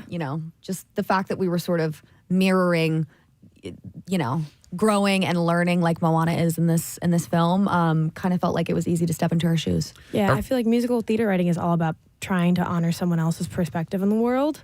And because we felt like we were going through so many of the same things that Moana was, obviously we're not living in the Pacific and We're not fighting lava monsters, but Listen, we all have our lava monsters. right, exactly. I want to go back to the concept of having fun versus work, because I read this article and Zach Wilde, the guitarist, was interviewed, and he says playing music is just like playing video games. You're playing it because you're having a good time, and when you're having a good time and enjoying what you're doing, and there's the fun involved with music, does the work come out of that, or do you put the work in first and then you can have some fun? Does that question make sense? Yeah. I think it's a healthy mix of both. What would you say? Yeah, I feel like when we're writing especially, there's 15% of the time we hit Nirvana. And it's the most exhilarating feeling ever when things are just falling out and it's flowing. And the rest of the time is us trying to figure out how to get that. Right. So there's, I think, a lot of work that goes into all of the most exhilarating parts of making music. Yeah. So, And you have to sort of work to just a lot of writing, a lot of time focusing on the craft to really build that instinct that oh, this feels right, let's hit Nirvana. You both sort of impress me as and I think this is part of the capabilities that you have. You have older souls, you have, just reading about you in interviews, you've experienced a lot more than your years would indicate. I pose this to you because when you enter the pantheon of Disney composers and songs, Disney songs transcend so much because they're not only the songs that are going to live with people in their fondest memories forever. They will be on. A toy will play a part of it. It will be sung from the back seats of cars forever. And I mean, so that is such an amazing thing. Was that the realization of that daunting or exhilarating to be a part of it? both. Exhilarating. I think ultimately it lit a fire under us to really do our best work. And, I have 2 nephews. And so, it's really close that kids are going to be in the backseat of cars singing. It's so cool. It's wonderful. Well, and did you have to, what did you do with the original soundtrack? Did you sit and listen? Did you kind of have to match that, sense of match that type of music? Mm-hmm. We really wanted our music to have its roots in what made the original Moana so special, while obviously growing and evolving just as much as our characters have, because, it is a sequel and everyone that we know and love from the first movie is changing. And that was a big theme of our movie, is that you never stop discovering who you are. And so our music, I think, reflects, how much bigger the world has gotten, how much more Moana knows about herself. And the list goes on and on and on. We've had a number of, and I've struck up friendships with a number of film composers over the years. We love it. We love behind the scenes. But Michael Giacchino's a good friend of the show. And you talk about, he has had, John Williams was the predecessor to some of his soundtracks. And what you try to do is, and he says, and what you just said, you honor that, but you evolve it. You don't, and the thing you have to be aware of is not just copying it, know. So I think it presents all sorts of possibilities, but there's also guide rails that you want to stay away from, correct? Right. I honestly tried not to listen to the original soundtrack too much, just in case, subconsciously I'd, whatever. Right. Yeah. No, that makes sense. Yeah. But at the end, If you're just tuning in, Emily Bear and Abigail Barlow are here with us, and they have written songs for the next Moana film. They're going to perform in just a moment. We have a setup here, but I wanted to ask about, I played the clip of the Grammy Award at the beginning, Best Musical Theater Album.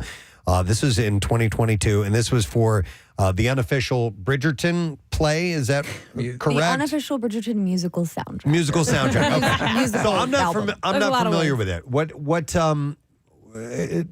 where did that play? It just existed on the internet, and we, wrote an album and released it on Spotify and iTunes and wherever you can consume music. It was a concept album, and it never existed on a stage. Which is so funny because it got so much traction. The 10cc years ago did the original soundtrack album. It was not to any movie, but it was, and it's sort of the same thing. You were just inspired a bit by Bridgerton, and it was talk about all the rage for a while, right? And so added Preston was talking about, Kathy and Preston were watching Bridgerton and how they were taking contemporary songs and making them modifying them classical. And so that was your approach to this as well, correct? Yeah, a lot of musicals start out as concept albums, like Hadestown and the new Lin-Manuel one. I'm sure is going to get on stage at some point in the next couple of years. It's like a very common route to getting something on stage, and so it just, while theater was dark, that's what we did. It's a weird time because you guys are dealing with all that, and then Netflix. Is Netflix now on board? I know there was an issue where they were wondering about, is this okay? But everything seems to be settled. I think it'd be wrong to piss off potentially the new legendary Disney composers, who will be providing music for decades to come. I think you want to get on the right side of you two. So it's all good. It's all good. In all the right. club, we all fam. I've worked with them a few times. I just scored another one of their movies, which is actually coming out in the same day as Moana. So we're chilling. Excellent. Glad to and hear it went viral on TikTok, right? Yeah. Was that part of the fame? Yeah, for sure. We wrote it and I played all the parts. And then when I started asking people to duet with me, that's when it really, really caught fire.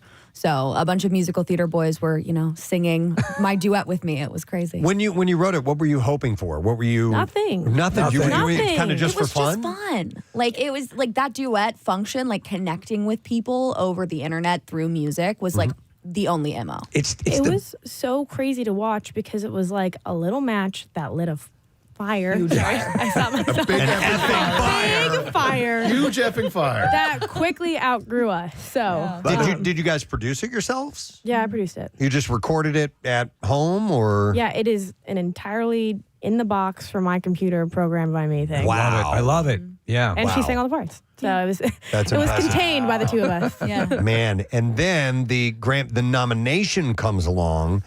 You had to have submitted that yourselves, right? Yeah, but it was more like everyone was saying, you should just do it. I'm like, okay. Why not? Why? Tell me how that would actually happen in our wildest dreams. I found a video of us on a live saying it's not going to happen. There's no way. And it's hilarious though. You see in the audience. You're talking to this Andrew Lloyd Webber. There are people who are up for the award as well. No hacks, and you could almost feel the wind of the whiplash that was taking place when you guys were announced. It was pretty amazing. Well, for those who haven't heard, I'll play a little bit. This is a track from that Burn for You, so we'll play a little bit of this. What you call a honeymoon, pacing around our separate rooms, running from our elaborate ruse. We're doomed. Please forgive me your grace. Can't even look me in the face, and now I must lie in the mess you made. The mess we made. It was your mistake. You kissed me in the face. I was prepared to take my life. I stole your face. I stole your face. I stole your face. understand. Wow. I love stuff like that. Oh, I mean, my yeah, it's so goodness. intricate, meticulous, and yeah. Oh, man. Beautiful. And did Quincy say anything to you when you won the Grammy? Yeah, he loves emails, or he loved emails. Yeah. And we would write back to each other all the time. And he has like a very specific style of writing an email. And so the Grammy email was a good one. Oh, that's No amazing. doubt, no doubt. Man, oh, man. All right, so we would like to hear now from Moana 2. What are we going to hear this morning? What are you guys going to play? Oh, it's my favorite song. It's called Beyond, and it sort of functions as a spiritual successor to How Far I'll Go from the first film. Okay. And it's really just Moana sort of, contemplating this journey that she's been called to and just how much she's going to leave behind, but knowing that she has to do what she has to do in order to connect all the people of the ocean. And your collaboration with each other as songwriters, what duties do each of you handle? How do you work with each other, lyrics and music-wise? I'd say we write more like a pop session than a musical theater session. Okay. Where we love to be in the same room, and we kind of have to be. And I lean more music, and she leans more lyrics, but there's a ton of crossover. We collaborate on the melody. Yeah. Yeah. So an Elton John, Bernie Taupin-esque sort of deal?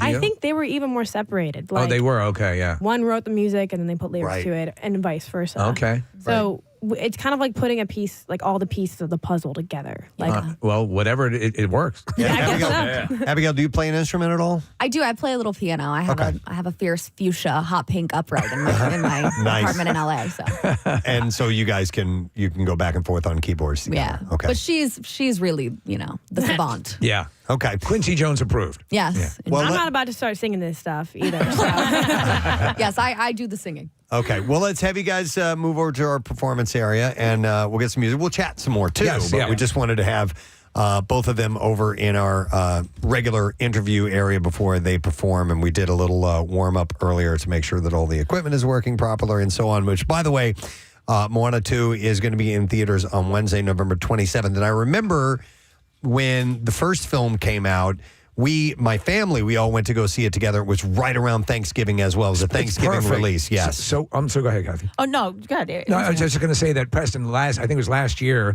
we always have our big family gathering, and it had been a while since I'd seen Moana in the room, the upstairs with the big TV. All the kids were in the room watching Moana, and to see that experience and to see them react and how beautiful that story is, I'm so excited for this new film. I feel like in the near future, we're going to be like, oh, remember when we had them in our studio? Oh, yeah, totally. Yes. Absolutely. And with that comes you forgetting us, so please. No, never. Okay. I don't think I've ever done a radio show before. So this is our first radio show. At least we got that. We'll never forget you now. All right. The title of the song again, please. Beyond. This is Beyond, and we have Emily Bear and Abigail Barlow performing on MMR. Here we go.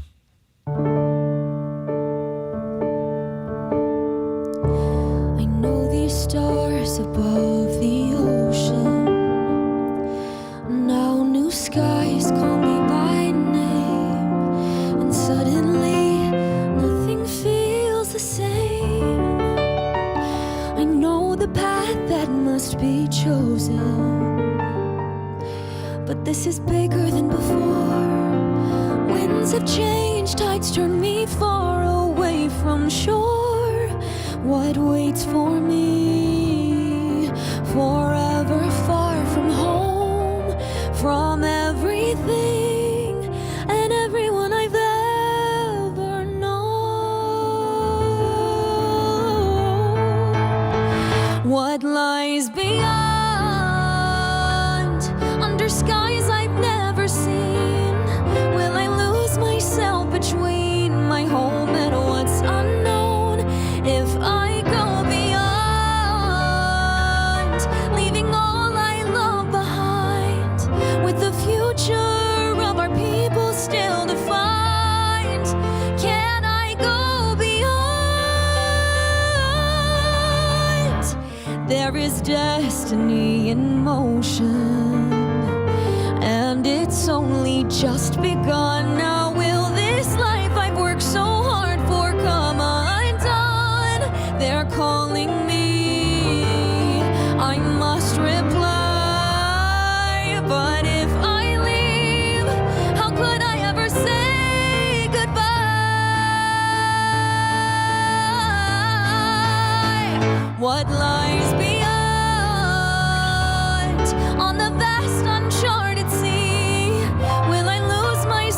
between all that we know right here and what's out there beyond.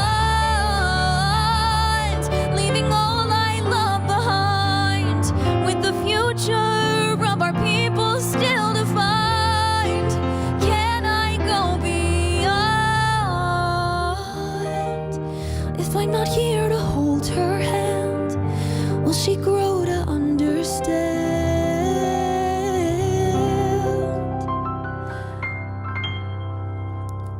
I'll go beyond, and although I don't know when, I will reach these sands again, 'cause I know who I am.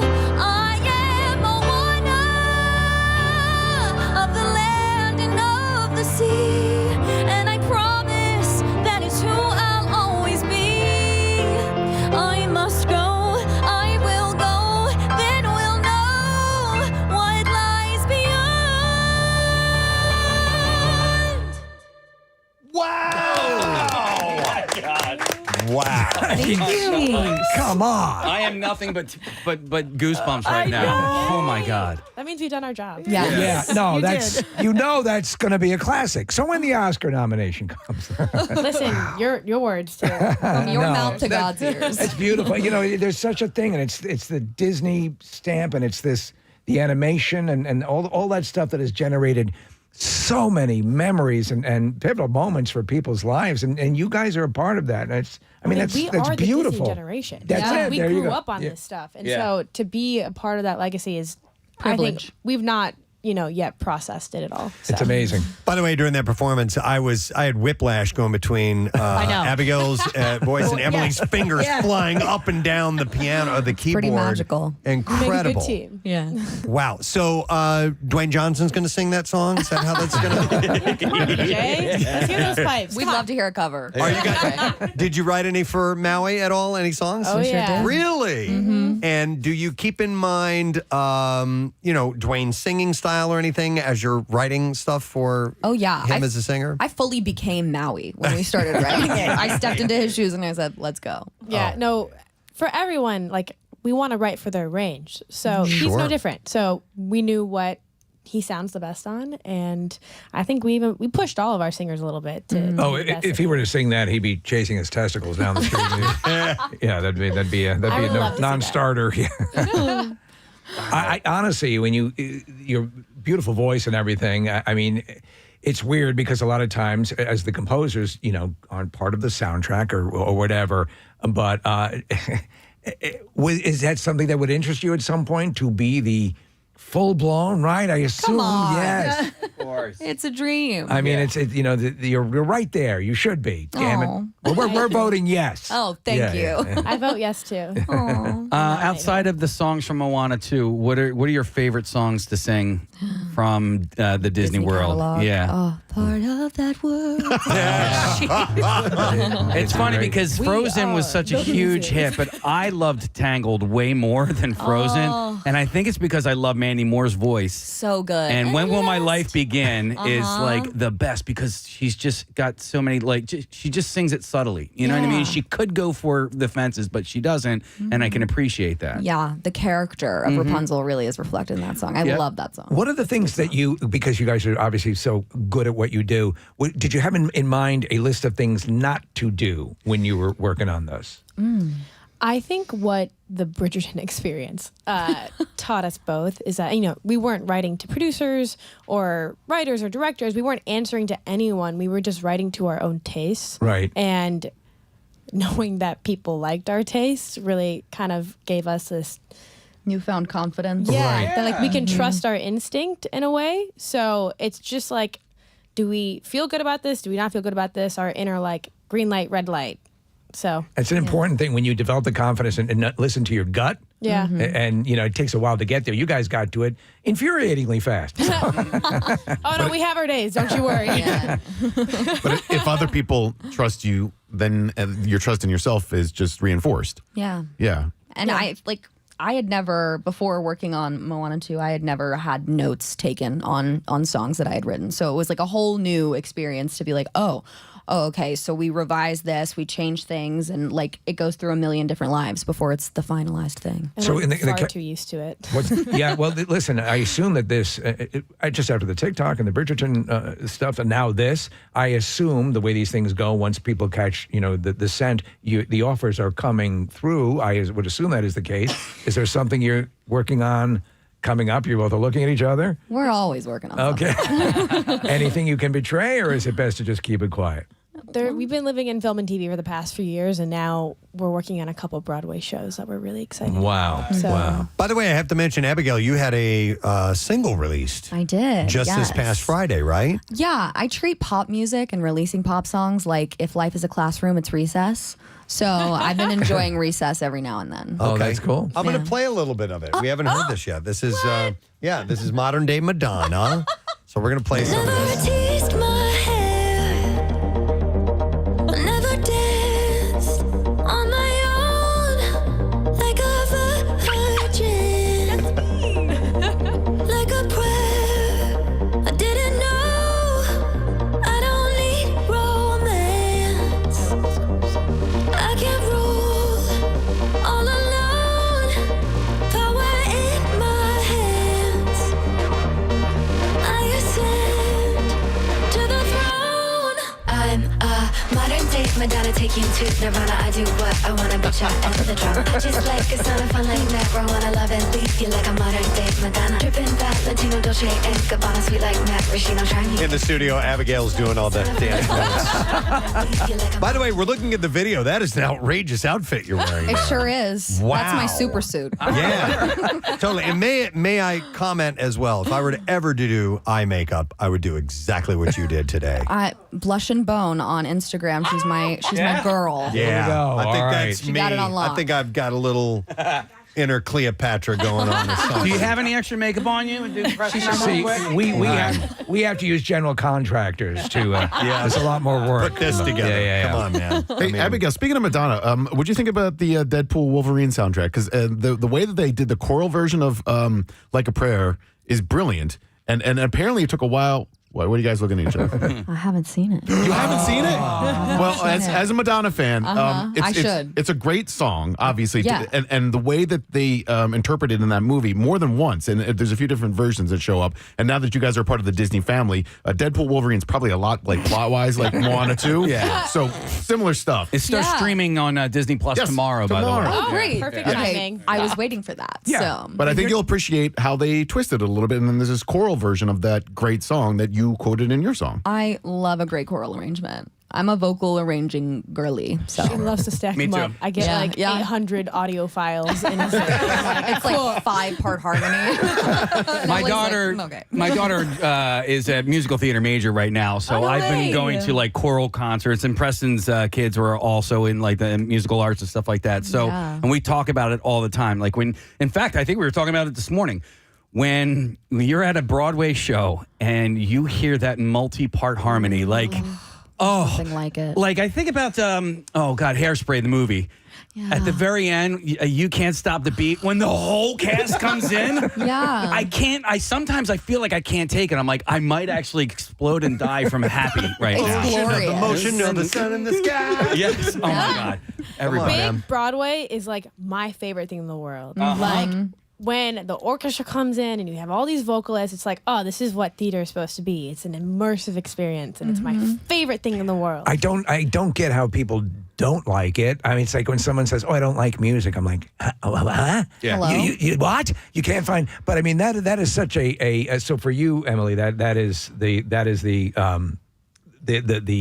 big thing for you. Broadway would be where you'd like to focus a lot of your attention. Well, it's kind of a passion that I didn't realize that I had, because in my head forever I was like, I want to be a film composer. I want to write movie scores. That's Right. what I want to do. And then we met, and my mom was like a big musical theater person, so I grew up around a lot of it. And we met, we started writing musical theater, and I was like, wait a minute, this is amazing. It's basically like a living, breathing version of scoring. Right. But you have words, so you can like directly reach people.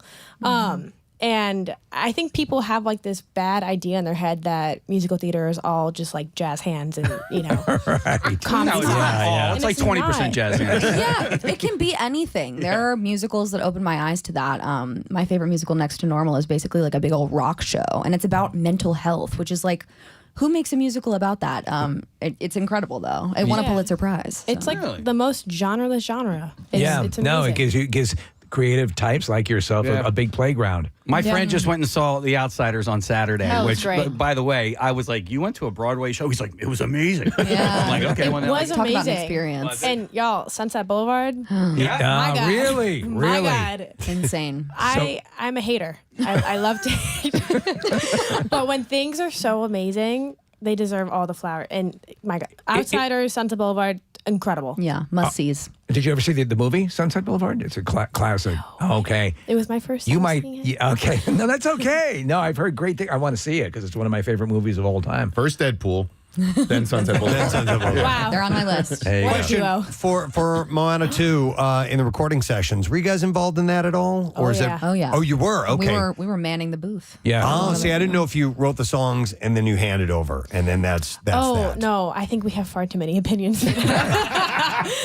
No, that's good. Very good. So you worked directly with the actors? Yeah. Yes, Oh, we okay. did. Which Yeah. was brilliant and wonderful. How often were you reminding them that you were a much better singer than they are? Oh my gosh. I can't even, no. Like Auli'i and her instrument, just from like the first film and now this film, it's evolved in such a beautiful, mature way. So like we worked together and she pushed us as songwriters, I feel like. And, That's great. And vice versa. So She can sing. she is singing. She's on Broadway right now too. She's in Cabaret. Really? Yeah. Yeah, she's in Cabaret. Hey, how far in advance of the movie being released does that stuff stop? Like, because a long time ago, or yesterday?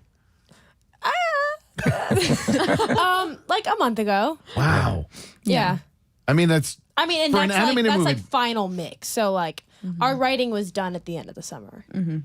I mean, but still, I mean, there's, it's funny because when you work on something, we talked about the sort of lag time, some of the, especially with the animated movies, are four years to make, 5 years, and sometimes from original concept to final completion. But I mean, it's something that always exists in your, it's right around you, and so then you're called into active duty to start promoting. But again, this is all sort of your neophytes in the long term at this point.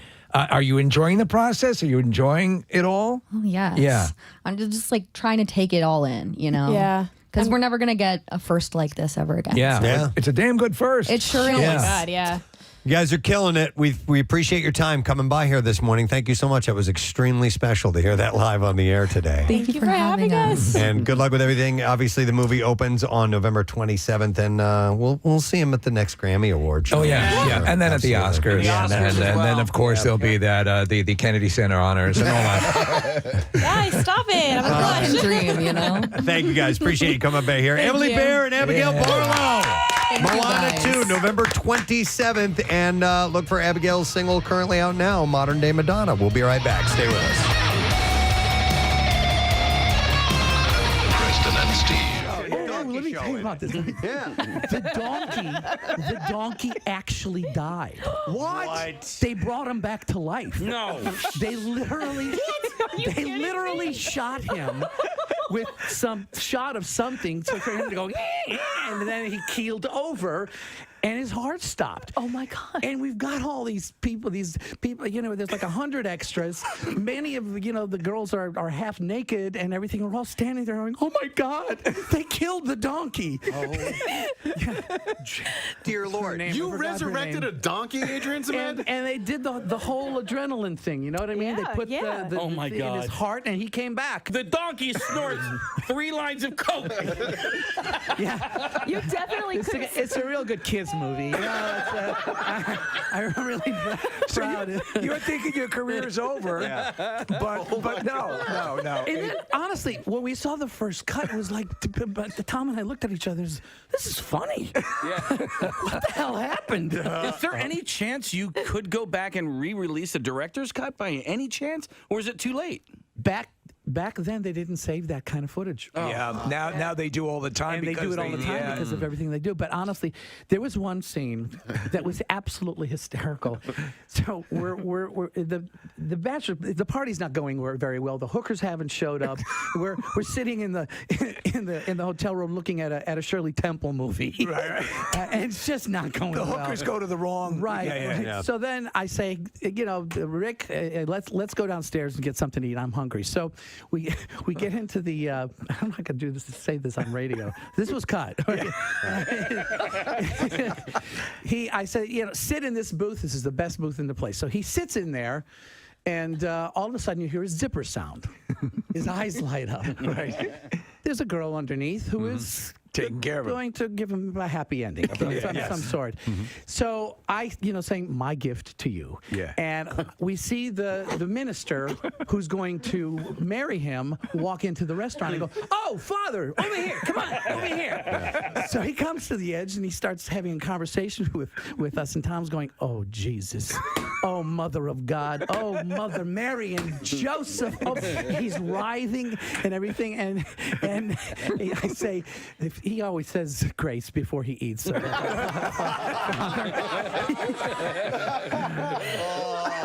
that's great. He can't take it anymore. He gets up and runs out. And I said, "Father, sit here. It's the best seat in the house." Close up on his face, you hear the zipper sound, and his eyes go like. That's great. Didn't make it in the movie. We had offended everybody else. They didn't want to offend the Catholics. It's so freaking funny. You and Tom were friends. Could you tell then what a talent he was and what he was going to go on to and be? Honestly, one of the nicest guys in the business. Everything that's ever happened to him, he deserves every bit of it. He's a great guy. That's great. Very talented. Wow. Yeah. I wanted to ask you. A lot of people don't know this, but Tom was not originally cast in that role, and neither was Tawny Katane. Tawny Katane was the it girl of the time, and she was the White Snake videos. It predates, I think, the White Snake video. Who was? Well, we shot 1 month with the other cast. Who was it? Oh, no way. It was Paul Reiser. Really? And Kelly McGinnis. Oh, my goodness. Did they get fired? Well, the producers just felt there wasn't a chemistry going on and everything. And Tom, they had just seen a screening of Splash. Okay. Oh. And they said, we really need to get that guy that's like for this. I couldn't even imagine. And Paul Reiser's talented, man, but he's great. He just doesn't have the kinetic. He was very funny. Was he? He was very funny. Yeah. There just wasn't a chemistry that was going on. That's happened before. Back to the Future. Eric Stoltz was. They filmed for quite a while with him in the lead role. And the scene where he falls and hits his head. That's Eric Stoltz's head. When he falls out of the tree, bonks his head on the. I didn't know that. Yeah, that's Eric Stoltz. Wow. Okay. Did not know that. It's if you've never seen Bachelor Party, and it's worth going back for a visit. A number of people also texting in asking if we're going to bowl tonight, Adrian. It's funny. I've had the great fortune and lucky to have 2 cult classic movies that are really. They're targeting completely different people. Yeah. And it's just really kind of cool after all these years. In theater, which is really my first love, and that's why I still do theater. If I'm going to be doing television and film, I'd rather be behind the camera these days. But if I'm going to act, I'd rather be on a stage because that is the actor's medium. It's electric. It's like a drug. Yeah. And Grease, too, it was an opportunity to put it was my Danny Zuko that I put on film. Right, because you weren't. They had to created another character, which is basically Danny Zuko. Yeah, and it was a weird thing because you had Grease comes out. You have Travolta's on a meteoric rise. You have Olivia Newton-John. You have all these big stars in it, and then they go with Grease 2, and they cast. Not unknowns, but they actually did something really kind of. They took a big chance. Yes. In what they did. They did not. It was very unique what they did. They also created they created a musical that was never a proven hit on Broadway. Right. So none of these songs had ever been heard. It didn't have a track record or anything. And a lot of people, Grease 1 obviously was a massive, huge success. But Grease 2 didn't actually do badly. It in its theatrical release, it made about $80 to $100 million. I watched at that time, and people think that it wasn't as big a hit, but today it outrents and outsells Grease 1. Really? It's more kid friendly, and it's actually more of the essence of what Grease, the original Broadway show, was about. It was about all the T-Birds. It was about all the pink ladies, whereas the movie of Grease became a vehicle for John and Olivia. In the play, Kaneki sings "Grease Lightning," not Danny. That's true. It's his car. Yeah. Everybody has had a song in the Broadway show to tell you their story, and that's what. So it's more of an ensemble piece. And Grease 2 was directed by Pat Birch, who was the choreographer of the Broadway show. So she wanted me to do that role badly because they wanted to put a rock star in that role because there weren't any known faces. Michelle had just done, I think, Hollywood Nights. This is Michelle Pfeiffer with Tony Danza. Right. At that point, it wasn't a big hit or anything like that. remember it, And Maxwell Caulfield was not. He was an English actor, but hadn't done much. And they really wanted a rock star in that role, but Pat wanted me to do it. So she strategically brought me in. After they would see like one of Casey and the Sunshine Boys or one of the Gibb brothers or whatever, and then I went in and said, "All right, it's still his. All right, it's still." Until after 12 callbacks, they finally said, "Wow, all right, it's his role." Well, honestly, I watch it every time it's on. It has a good energy to it. You're, again, sort of a self-deprecating, funny guy. The whole bowling sequence is pretty, you can't help but get swept up in it, and it has its own energy. And to this point, you had a lot of talented people involved with it. Yeah, a lot of people came out of that thing. Even the Seagal twins went on. The girls who were the cheerleaders went on to have their own series. You have a lot of fans in Philadelphia, and to prove that, I'm gonna show something to you. I don't know if anybody has made you aware of this or not, but I think Steve made an offhand comment one day about somebody getting an Adrian Zemed tattoo. So we do this feature every Tuesday called Tattoozy. People come in and actually get a tattoo from our show. It's called the Preston and Steve. They'll get a tattoo with us in it, and we've been doing it for years and years and years. We had a guy who called in and volunteered to get an Adrian Zemed tattoo. God, I'm looking at it right now. This is a guy. That's your face on his right pec. It's huge. This was within the last year. Within the last year, yeah. Yeah, that we and the had guy this done. eagerly came in. Please tell me that's not permanent. That's permanent. That's a real tattoo on this man's chest. So when he's 90 years old and I look 90 on his chest. Yes. What was I thinking? So we took a picture of you from Grease 2, and that is now permanently on this guy's chest, Adrian.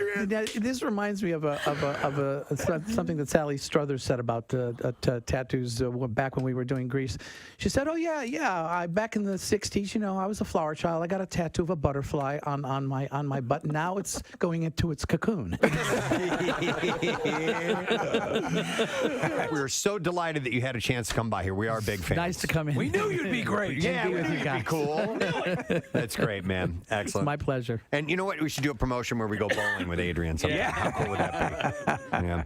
Ladies and gentlemen, some love for Adrian Zemed. Thank you so much.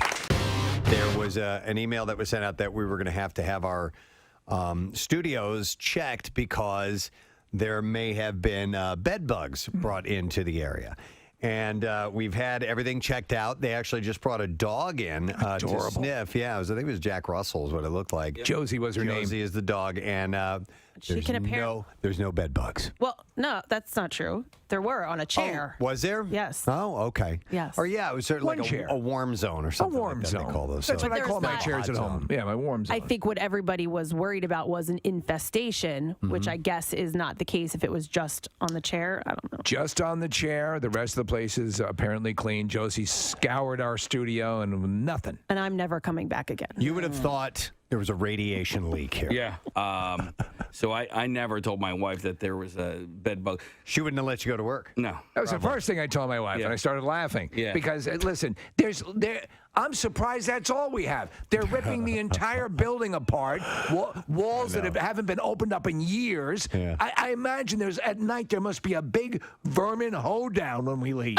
Because you walk around, there's these cavernous like a wall will disappear. There's a big opening now. Yeah. You walk down one hall, it's 11 degrees, and then the next hall, it's 1,400 degrees. It's a whole new environment. It's like you're on some spaceship that's just, morphing all the time, and that's what this is here. Well, I'm just glad that they alerted us to it. Yeah. Because during some of the construction, apparently they were removing asbestos, and nobody ever told us. Well, that's when that wall went up down at the end of the hallway. Yeah. Because, and I almost walked into that wall. That's how quickly it went up. I started to turn down to go down to what I thought was Chuck's office down the hall that used to exist. Like Looney Tunes. And there was a wall. So my wife will, when we go check into a hotel, it's always the same situation.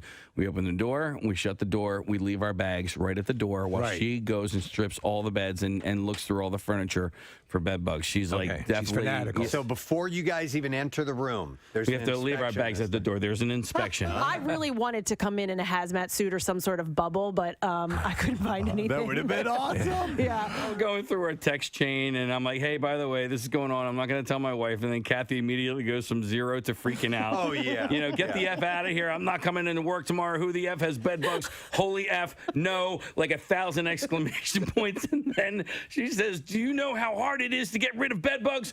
What's the company going to do about it? And when? And then Preston sends a GIF, of like a bedbug jug band. Yeah, playing music. And then Kathy fires back, that's not funny. It's not funny. I think I said F you to anybody who's not taking this seriously. And then I think Nick said, read Joe's email. And then Kathy says, F the email, F the bedbugs, and F whoever doesn't think this is a big deal. Where are we going to do our show tomorrow? Clearly, we can't go to the station, and we need an on-site location. My house is She was clean. ready. My house is clean. Yeah.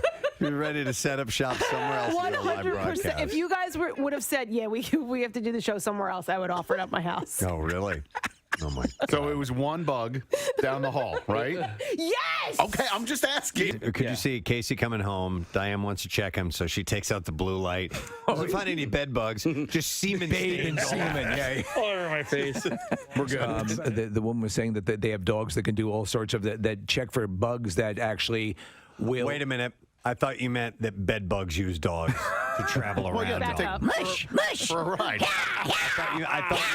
I thought you meant as piggybacking. You've never seen the bed bug Iditarod?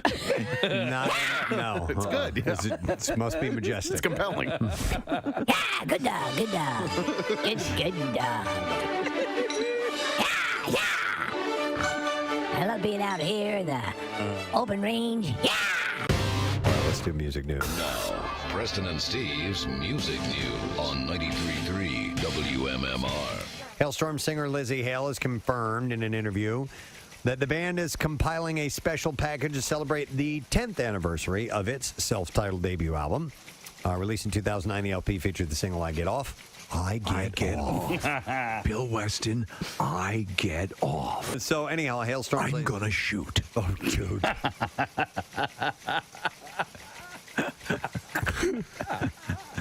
I get off. All right. Now I'm thinking about Bill at the moment of ecstasy. No! I know. Yes. I know. Bill's pillow talk. I get off. I'm gonna shoot. Yeah. It's about to happen. You feel a little tingling. Heading down the tunnel. Another Tunnel of love. Barn door! Barn door! Barn door's open. Look at the door. Quickly, massage my low-hanging fruit. I'm almost there. There's no way we can do a meeting today. There's no way. Steve just canceled the meeting. I can't look at him ever again. What do you think the recap's going to be like today? Oh, Lord. I think we got a C-. Yeah. Well, the Bella show is done. Maybe he's talking to him right now. Is Thursday, June 6th. Today is Tom Araya's birthday. He's in a band. Casey, could you say that name for me, please? Yeah. It's if you don't mind. Thank you. Anytime that I actually need to say the word Slayer, let him do it. I'm going to have Casey do it. I can't yell like that. The band. We also have Tom Araya, singer and bassist from Slayer. WMMR presents Preston and Steve's Bizarre File. Brought to you by Bud Light. You can join Kathy Thursday night from 7 to 9 for the Bud Light Thursday night kickoff at Media's Townhouse. There we go. never does this. I'm going. And you can enter for your chance to win a pair of Eagles tickets, courtesy of Bud Light. What's that? No, I said, well, Case, no, I'm going. It's okay. It's a little inside thing. I've been to this place before. It's a really cool spot. So come hang out with me. Thursday night. All right. I don't go out often. She does it. I mean, the Pope would be, I'd believe that sooner than this. All right, we're going to start with this story. People flying through New York's LaGuardia Airport got a surprise when a raccoon fell from the ceiling. Oh, boy. It happened 8 a.m. Wednesday in Terminal A near video? a Spirit Airlines gate. There's a photo for sure. Okay. Which luggage carousel am I? But it does say that there is video available of the creature clinging to a cable before falling to the ground. I've seen it. An eyewitness says the raccoon then ran around the area for a few minutes before crews were able to get it outside. If an animal is able to project the look of what the F, that's what this raccoon has on his face. Spirit Airlines issued a statement to CNN saying to ensure a positive experience for our LGA guests, we immediately notified the facilities team and are addressing the matter with a professional wildlife control company.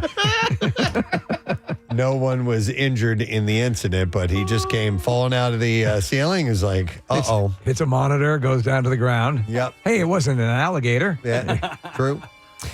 Florida photographer was murdered by a client after they allegedly got into a disagreement about the pictures she took of her. Why do I look so ugly in these pictures? 34-year-old photographer Lauren Ashley Martin was found lying with gunshot wounds in a roadway in Sanford, Florida on Tuesday evening. Police found Martin in the roadway after they responded to a report of a shooting. The photographer was transported to the hospital where she later died from her injuries.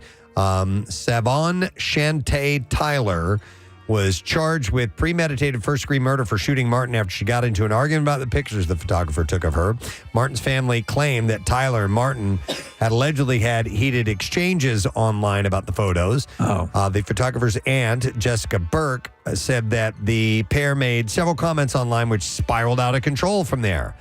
According to court records, when Tyler later saw Martin, she armed herself with a children's miniature baseball bat and a 9mm Sky handgun. You can lose the bat at that point. Yeah, police says that the two women started fighting in the middle of the street before Tyler allegedly opened fire on the photographer. Police say that the fatal fight was actually live streamed on social media. Oh, my God. And they have copies of the footage. Where was this again? It was in Florida. So in Florida. Okay. Yeah. All right. Forget it. Tyler was taken into custody without incident. She was charged with premeditated first-degree murder, being held with no bond. Anyone with information is asked to contact the police. My understanding is you can't kill someone because you're dissatisfied with the photos. That's probably not a good idea. All right, for those who don't know the exploding whale story from 44 years ago in Florence, Oregon, it is considered by many to be the very first viral news story. It was so impactful that Oregon has now made Exploding Whale Day an official holiday in the state. Why the hell not? Uh-huh. Yeah. The official date is November 12th, and the festivities will include a stage featuring two people dressed up as whales, as well as local merchants stocking up and selling various exploding whale-themed merchandise. It still holds up. It is one of the great missteps in how to get rid of a whale carcass. Yeah, so it all stems from a dead sperm whale that washed up and was later exploded by an attempt to clear from a beach. It is still hilarious. I mean, they used so much dynamite to blow this thing up that gigantic chunks of whale carcass were landing on cars and destroying them. It's still funny to go back and see, even though I've seen it I don't know how many times. But it created a priceless moment in television history. And we're looking at it right now. And now they're milking. But when you can hear the audio, people go, oh, run. Yep. So they now have Exploding Whale Day, and you will find that in Oregon. It is actually a holiday now. Back in 1964, pop artist Andy Warhol was very much into consumerism and made sculptures inspired by various products. One such sculpture was a carton of Brillo pads. One of them became the topic of an HBO documentary as it sold for $3 million at auction. $3 million. And while that context comes this tragedy of artistic proportions. A crew member on a super yacht, which was pretty much a floating gallery, is in hot water for not recognizing the piece as valuable art and thinks it legitimately was just an old wooden box of Brillo pads suitable for the trash. So honestly, you could understand why someone would think that. Yeah. That's the whole purpose, is that it was meant to look exactly like that. The financial liability ramifications are huge because it calls into question how the artwork was stored and displayed, how the crew was trained, and whose responsibility it was to safeguard the valuables on the super yacht. So somebody threw it away. It was worth $3 million. Wow, that's insane. Like if you leave your art piece called table scraps on the kitchen counter, don't be surprised if someone throws it away. And that is what I have in the bizarre file for you this morning. All right, we have another quick break to take. We're going to do that. Returning in just a moment, we'll get the lesson question. We'll also load up and deliver the trash and the music news to you, so stay put. We'll be back in a sec. Preston and Steve.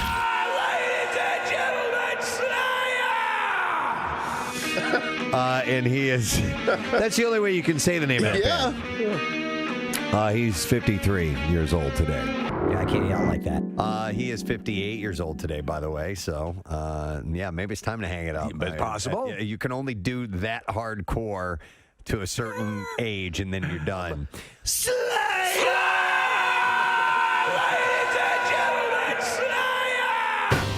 Actually, never had that conversation with my father, but I just had that conversation with my son. I pulled him into a room. It was just he and I talking. I said, "Hey, listen." You listen to me. No. I said, "This. This is not to embarrass you. Okay. I'm just telling you. You're not a little kid anymore. You're turning into a young man, and so you're at a point in your life where you have to shower every single day, and you have to put deodorant on under your arms every single right? time." I mean, that's a standard talk, right? Casey, the reason we had the talk with my son, who's 12, is because he stunk. Yeah. And it was one of those things where it's like, dude, you need to shower more. But it's and embarrassing when you hear that. When you do shower, you need to wear deodorant because there's an effect, and it's just what happens when you get a little bit older. But like, he needs to do it because he's gonna get made fun of. He'll be the stinky. I don't want to have the stinky kid. The stinky kid. No. One thing I didn't do throughout my entire school, and I've mentioned this on the air before, and that is junior high and high school. I never washed my gym clothes. Ever. No. Oh, I think a lot of kids. The whole year. I know, right? All right. Did you go to gym a lot? Every day. Every day, yeah. Were you active in gym, or were you a cool kid course. standing off to the side? No, Okay. no. Yeah, You were the kid that smelled like Doritos. You had to participate. Doritos. Yeah, that's what the gym suit would smell like if you didn't wash We it. said hoagies. We go.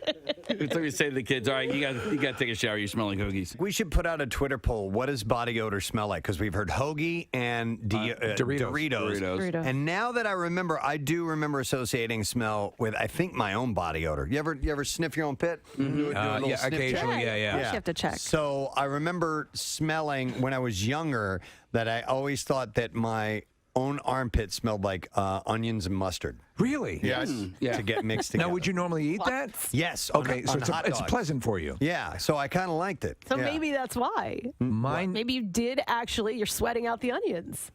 I didn't even think about that. Well, you can sweat out garlic. Yeah. Like if you eat a very garlic-based diet, and when you sweat, you can smell like garlic. Yeah. Which is a fairly pleasant Can you smell, sweat right? out apple crumbles? Yeah. Apple crumbles. Let's try. I don't know. What about chocolate chip cookies? Blueberry. I just want to see if I'm missing an opportunity here to sweat out chocolate chip cookies. Yeah. So hoagies, Doritos, and mustard and onions, and I'm sure there are other people that have a scent that they basically have labeled as body odor. Well, of course, we talked about this, that the old belief is that when white people, Caucasians, get wet, they smell like dogs. Like wet dog. Right. Yep, and dogs' paws smell like corn chips. Yeah. And that is actually true. Yeah. So these different things. I don't know. We tend to be enamored of our own smell, right? To some extent. Enamored with our own? Yeah. I mean, that's why the smell of your own farts is actually really good. It's a pleasant thing. Not always. Well, listen, you can every single time. You can blow yourself out every now and then. No, you but can't. you're pretty proud of it. Well, yes, exactly. That's the fine distinction. That's Is a even though prize winner right it there. may be horrible, you're like, oh my God, I'm a champion. I've had to leave the room from my own. You've offended yourself with your own gas? I didn't say I wasn't proud of it. I was like, man, that was strong enough to make me leave. Did you walk out cursing yourself? Yeah. What kind of animal am I? Kind of impressed. I honestly, Nick, I didn't think that was possible. Like, I swear to God, the worse that it smells for you, the best that it smells for me. Okay. Like, if it's a really bad one, I'm like, oh man, Preston's gonna be really It's mad. like licking your elbow. It's almost impossible to do. Yeah. Yeah, but if you have one that's coming and you can tell by the it's gonna be by bad. the heat and so on or the pressure and you know it's going to piss me off, do you actually go, oh yeah, that was a good one? No. You don't take a little sneak sniff for yourself? All right. Oh, I always take it. All right, we need to go. Yeah. Okay. But I will say, The cup and have you cupped recently? Sure. Yeah. Of course. I never cup. I never cup. No, You don't have to. I don't have to. I'm an old pro. Amateurs. It's also a good way to run a self-diagnostic. Absolutely. I mean, there's a lot of relevant medical material to be gleaned from assessing your own odors. Like, I'm trying to make a case for cupping your farts. I know you are. Like, I love giving myself a Dutch oven. Like, really? Oh, if it's a really bad one, you'll pull the covers up. Not only, I will just sneak under the covers. I'll be like, I'm going to just lay here for a little bit. Do you know what's equally fun, You're a Casey? disgusting human. Casey, crap in a pillowcase and pull it over your head. Kathy, what do you think about the smell of your own gas? I think you guys are never farted. disgusting humans. Yeah? Right now. I think I think you're a liar. I think so too. Okay, I'm pretty sure I'm not pulling the covers over my head and enjoying my own stench like Casey. Yes, you are. No. No, she'll enjoy your stench. 1000%. No, I don't think. We've talked about this before. You are very. I mean, obviously, the notion of passing gas liberally at home is not something that you do, correct? You don't think I pass gas at home? Is that what I you're saying? don't think you do. I don't think you stand in the little room and go, ba-boom. Yeah, he did it. Hey, get over here! I think you go into the conservatory. Pull my finger. Felicity alum. Felicity. Tonight on a powerful Felicity. Felicity shows up late for a chemistry class. I'm sorry. I thought it was an 8. Just to go to detention. Go to detention. Felicity. Carrie Russell. Carrie Russell. She, formerly of the long locks, who killed her career by cutting her hair, but has now grown her hair back and is doing great things with the American. So Carrie Russell was Felicity. Sound like history in Russell. It's Carrie Russell's history. Presented by Rita that she grew her hair back, and it was wonderful. Oh, gee. She plays a commie bitch who pretends she's one of us. Those commies. In what? In The Americans. Oh, the Americans. You don't watch that? No, She's no, a spy. I don't watch that. It's like that John Travolta, Kelly Preston movie. Oh, yeah. You know The Experts. The Experts. But she may join J.J. Abrams and Star Wars Episode 9. We forget that it was J.J. Abrams who created and wrote a number of the Felicity episodes. I did forget that, yeah. Yeah. No word yet on whether she'll tackle a hero or a villain in the epic franchise. The movie begins shooting in London this month, by the way. Unless we forget also that Carrie Russell won Mr. Skin's Best Butt Shot, I believe, in the Anatomy Awards. Get a nice pooper. No kidding. Casey says she's got a hell of a pooper. kind of butt you want to spend a weekend spelunking at, if you know what I'm saying. And we are back from vacation. We are. So the... Oh, yeah, this is nice. Is good stuff. Look, there's some soccer players in there from Thailand. These are the kids. I'm going to help you out. You guys all right? Wait, I see light from the badge. Oh, God. We can do this. Wow. It's a new survival story unlike any other. Look this way, kids. We go. Is it a stalagmite or a stalactite? The tight or from the ceiling stalactite hang on top, and the mites are. You know that? Yeah, that's the old stalactite. It's tight. It hangs on, and stalagmite might make it to the ceiling if it keeps growing. And all of this is taking place in Felicity. In Felicity's butt. Okay, yeah. Text says, driving my kids to daycare. My 2-year-old is calling my 1-year-old a commie bitch. Thanks.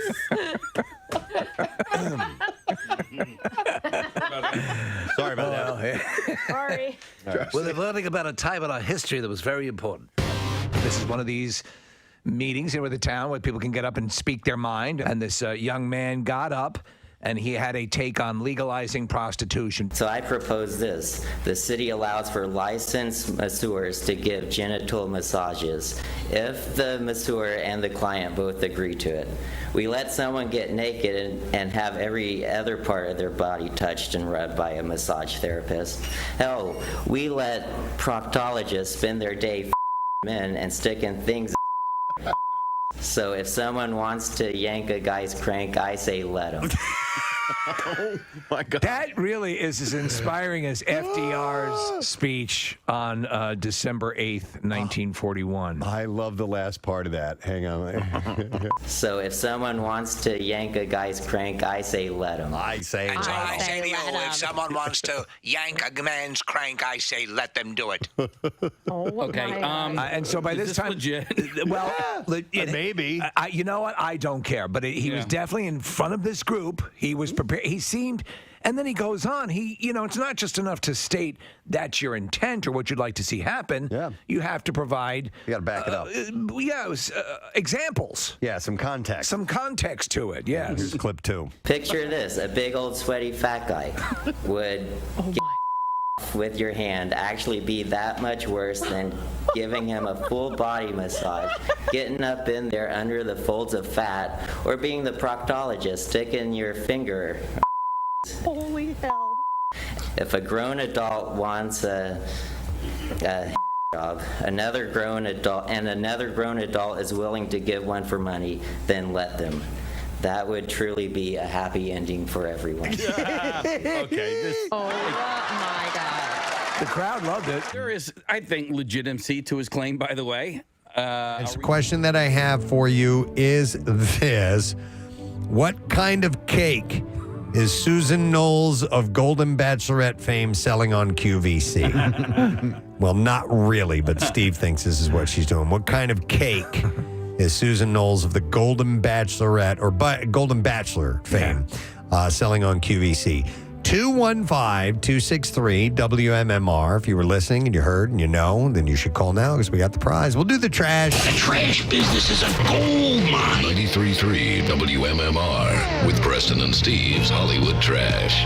This morning, it is brought to you by College Ave. From application to graduation and beyond, College Ave has you covered with flexible student loans, and you can apply today at collegeave.com. What's up this morning, Steve? Well, after a weekend of birthday celebrations, Leonardo DiCaprio officially turns 50 years old today. And in keeping with tradition, Leo will visit a local maternity ward where he'll be picking out future girlfriends. Oh, my God. Oh, my God. Footage has surfaced of a 2016 BBC interview in which Britney Spears complains about the restrictive nature of her since terminated conservatorship. Apparently, Britney attempts to make a passionate case for her autonomy while sucking on a sock. And finally, Zach Bryan's ex, Brianna LaPaglia, accusing her former beau of emotional abuse. LaPaglia claims that Bryan insisted on playing country music. And that's your Hollywood Trash. All right. We will see if you were listening and you caught it. What kind of cake is Susan Knowles of the Golden Bachelor fame selling on QVC? 215-263-WMMR, the number. And we'll go to our first caller in, and that was Brian. Hey, Brian, good morning. Hey, good morning, Ed. Good morning to see you, Brian. So what kind of cake is Susan Knowles of the Golden Bachelor fame selling on QVC? It was a meatball cake. Yes. The meatball cake. Hang on. Brian, we got you a pair of tickets for Flyers Dollar Dog Night. Monday, November 18th against Colorado Avalanche. You can get your tickets now at PhiladelphiaFlyers.com. Now, Preston and Steve's Music News on 93.3 WMMR.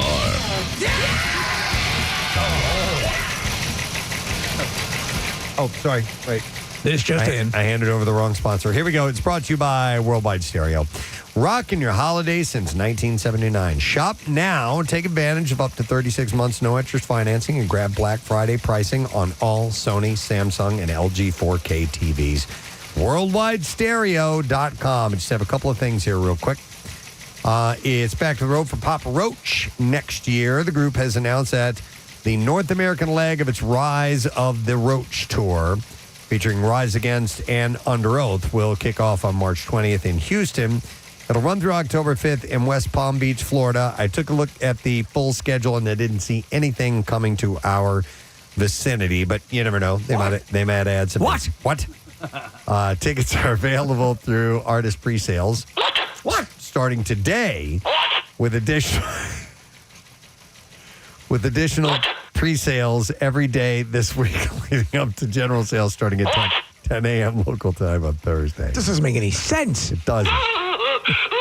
Look, it made him go crazy. I was invoking Mel yesterday. I was looking for something, and I couldn't find it. I just go, what? Like his second what, the louder one. Yeah, that one. That's the one. That's the one that gets me. All right.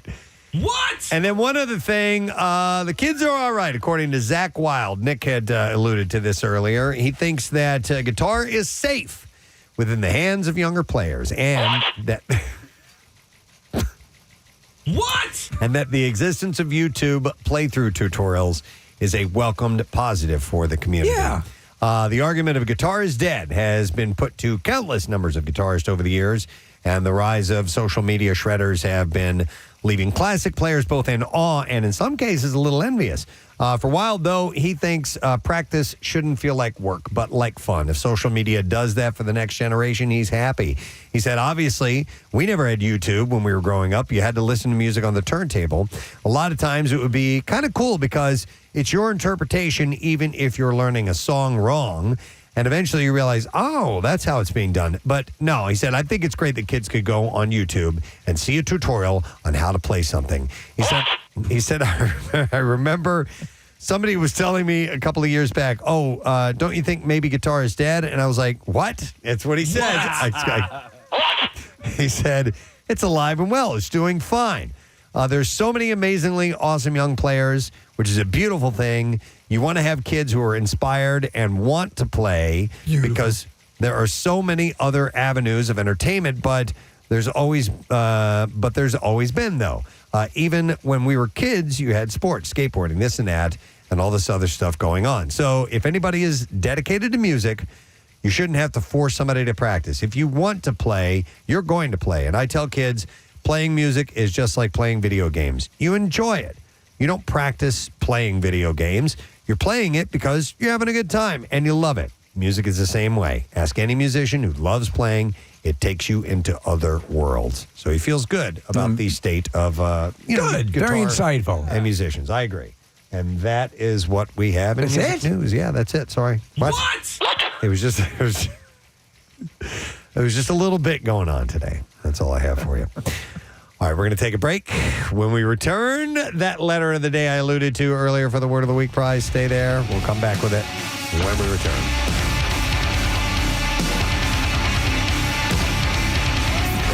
We're not going there. I want to hear. What do you think? I like the way you... Casey started doing like a velociraptor all of a sudden. His head was going left and right. Are we going here? Well, yeah. I mean, dude, why is that illegal? Rub and tugs? Yeah. There is that. This is an age-old question about the. In fact, right before the Magna Carta came into being, there was the rub and tug. I mean, there is a separation of church and state, right? So, is morality a church thing? Wow, this got a lot deeper than I thought. We were simply playing a goofball, but you want to work out whether prostitution or the sex trade should be legitimized. Well, maybe we should put them in malls. Let's talk about abortion. Let's lighten things up a bit. Once you've starred in a movie that's nominated for an Oscar, it's safe to say that you're famous, right? Yeah. Well, Saoirse Ronan, who is 24 years old, still doesn't feel famous, though. Yeah, she's adorable. Yeah. I love her, and the accent It's wonderful. He's just thinking. It's a garden party, asking inappropriate questions to Meghan Markle. I love how they drop the G on ing words. Ronan continued saying she avoided reading about herself. She said, I was farting. What was that sound? I was farting. Farting hard. You just know that'd be adorable. Just outside, standing in the glen, farting. In the glen. The glen. The morning dew collected on the leaves and grass. Yeah. Just decided it'd be a good time for farting.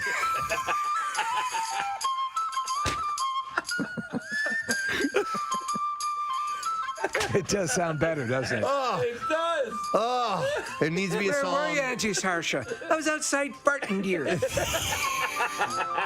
Farting hard. There needs to be a song called Farting in the Glen. Farting in the Glen. We're excited, ladies and gentlemen, to have in our studio actor David Harbour.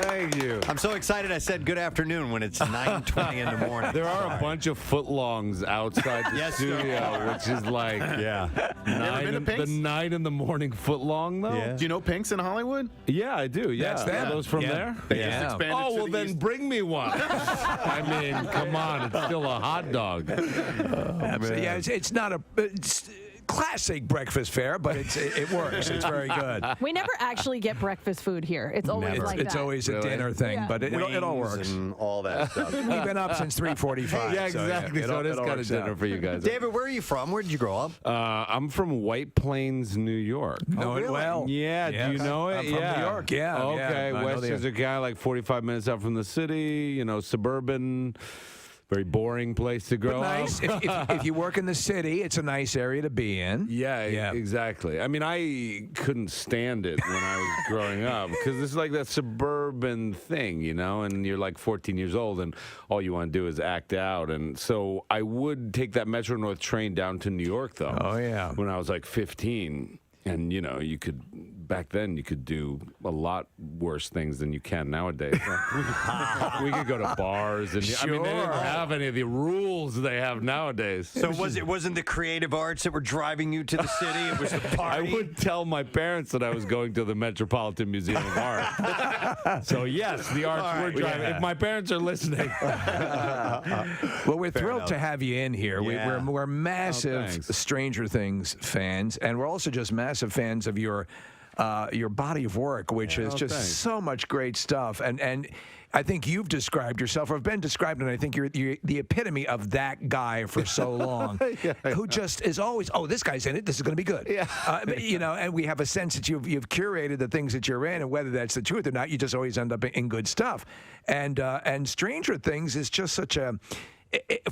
no one could have figured this bizarre pop culture bank shot that took place. Yes. And that they went with, except for perhaps Winona Ryder, moderately known.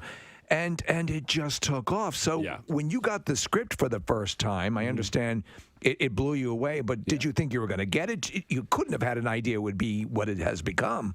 No. Yeah. The complete opposite, to be honest. I mean, the first thing is you get the script, and I thought it was a really good script. And so my first thought was there's no way they're going to choose me to be like the male adult lead in this. They'll get somebody who's a star. And so I kind of blew off the audition a little bit. I mean, I do what I do, but there was a relaxation in the audition where it was like, those situations where you think like this will never happen. So I might as well just do what I want to do. And that must help.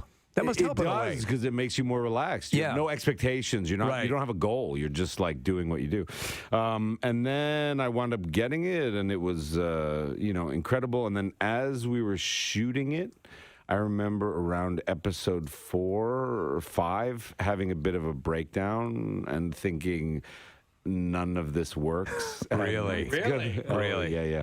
I mean, because I remember, Hopper's a really messy guy in many ways, like everything from his body to, his personality. Well, the very first, my impression of your character was like, this guy's a douchebag, because she comes and says, my kid is missing, and he's like, he's out running around or whatever. I'm like, oh my God, he's going to be that guy. Yeah. He's more complex than that, and really cares. But you're right. He kind of had that really messy attitude about him, but Yeah. he's the character morph. So initially, you thought that wasn't going to translate. Yeah, and so like around episode, I think it was 5 though. We were doing a scene, and I'm neurotic, and occasionally I'll ask people like, "What'd you think? What'd you think?" And I went up to my hair person, this woman Sarah, who's lovely person, but I was like, "What do you think? What do you think?" And she just turned to me and just shook her head, and she was like, "Yeah, I don't think it's gonna work." Wow! And I was like, "What? You mean the whole thing?" Thanks for the confidence. But I understood where she's got. You're in a bubble down there, and you just have these days where you're like, "What we're doing is stupid. Nobody's gonna like it." And then before the show came out, there was no advertisements. No. And I couldn't get an interview like this on a popular radio show. Like, nobody wanted to talk to me about this show. That was the beauty of it. I found out about it through word of mouth. Exactly, And so it started to catch.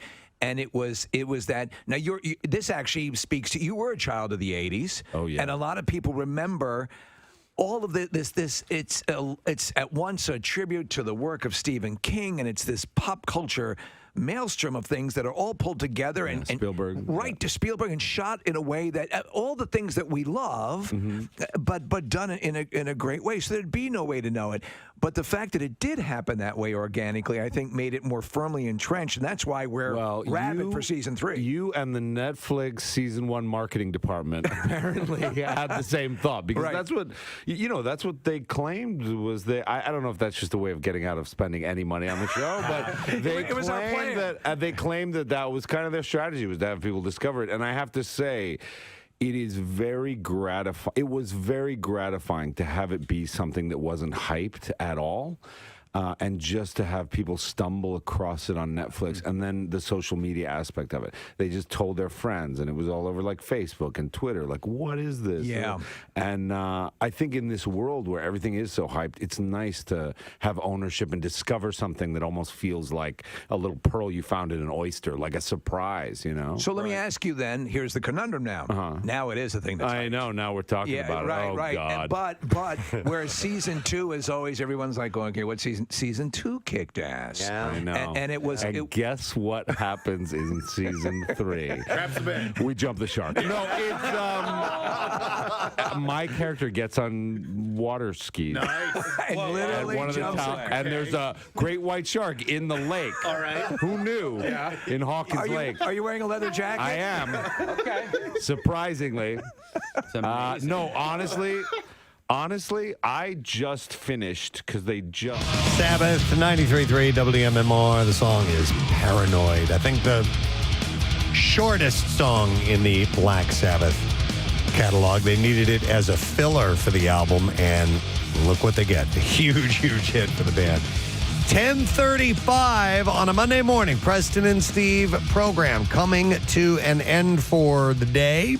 And we'll take a second or two to thank our guests. We were blown away by these two lovely, talented ladies in our studio this morning, Emily Bear and Abigail Barlow. And they have written music for the soundtrack for Moana 2, which is coming out in theaters Wednesday, November 27th. They have 6 songs on the soundtrack.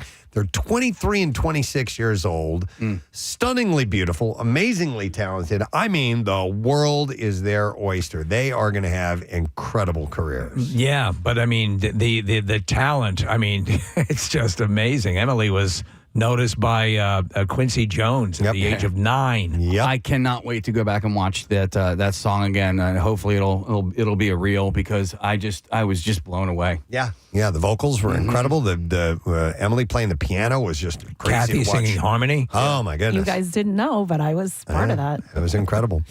So that was a really special treat on the program this morning.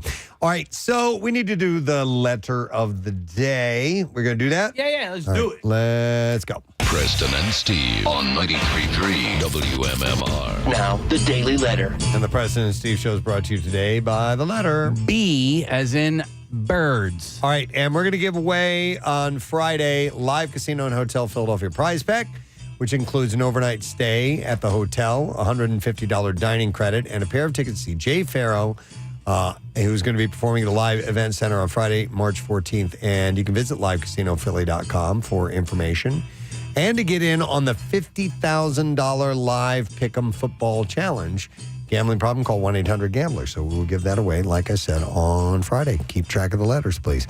I want to thank our sponsors. Preston and Steve Show brought to you today by Dunkin', and the Preston and Steve Show runs on Dunkin'. Also brought to you by Acme Markets, the official supermarket of the Philadelphia Eagles. Tomorrow, a Tuesday, so we will indeed have Tat Tuesday, and comedian Stavros Halkias will be joining us as well via Zoom, so we'll do some chatting there too. That's it. We're done. Rage on. Have yourself a great day, and we'll see you tomorrow, friend. Bye-bye.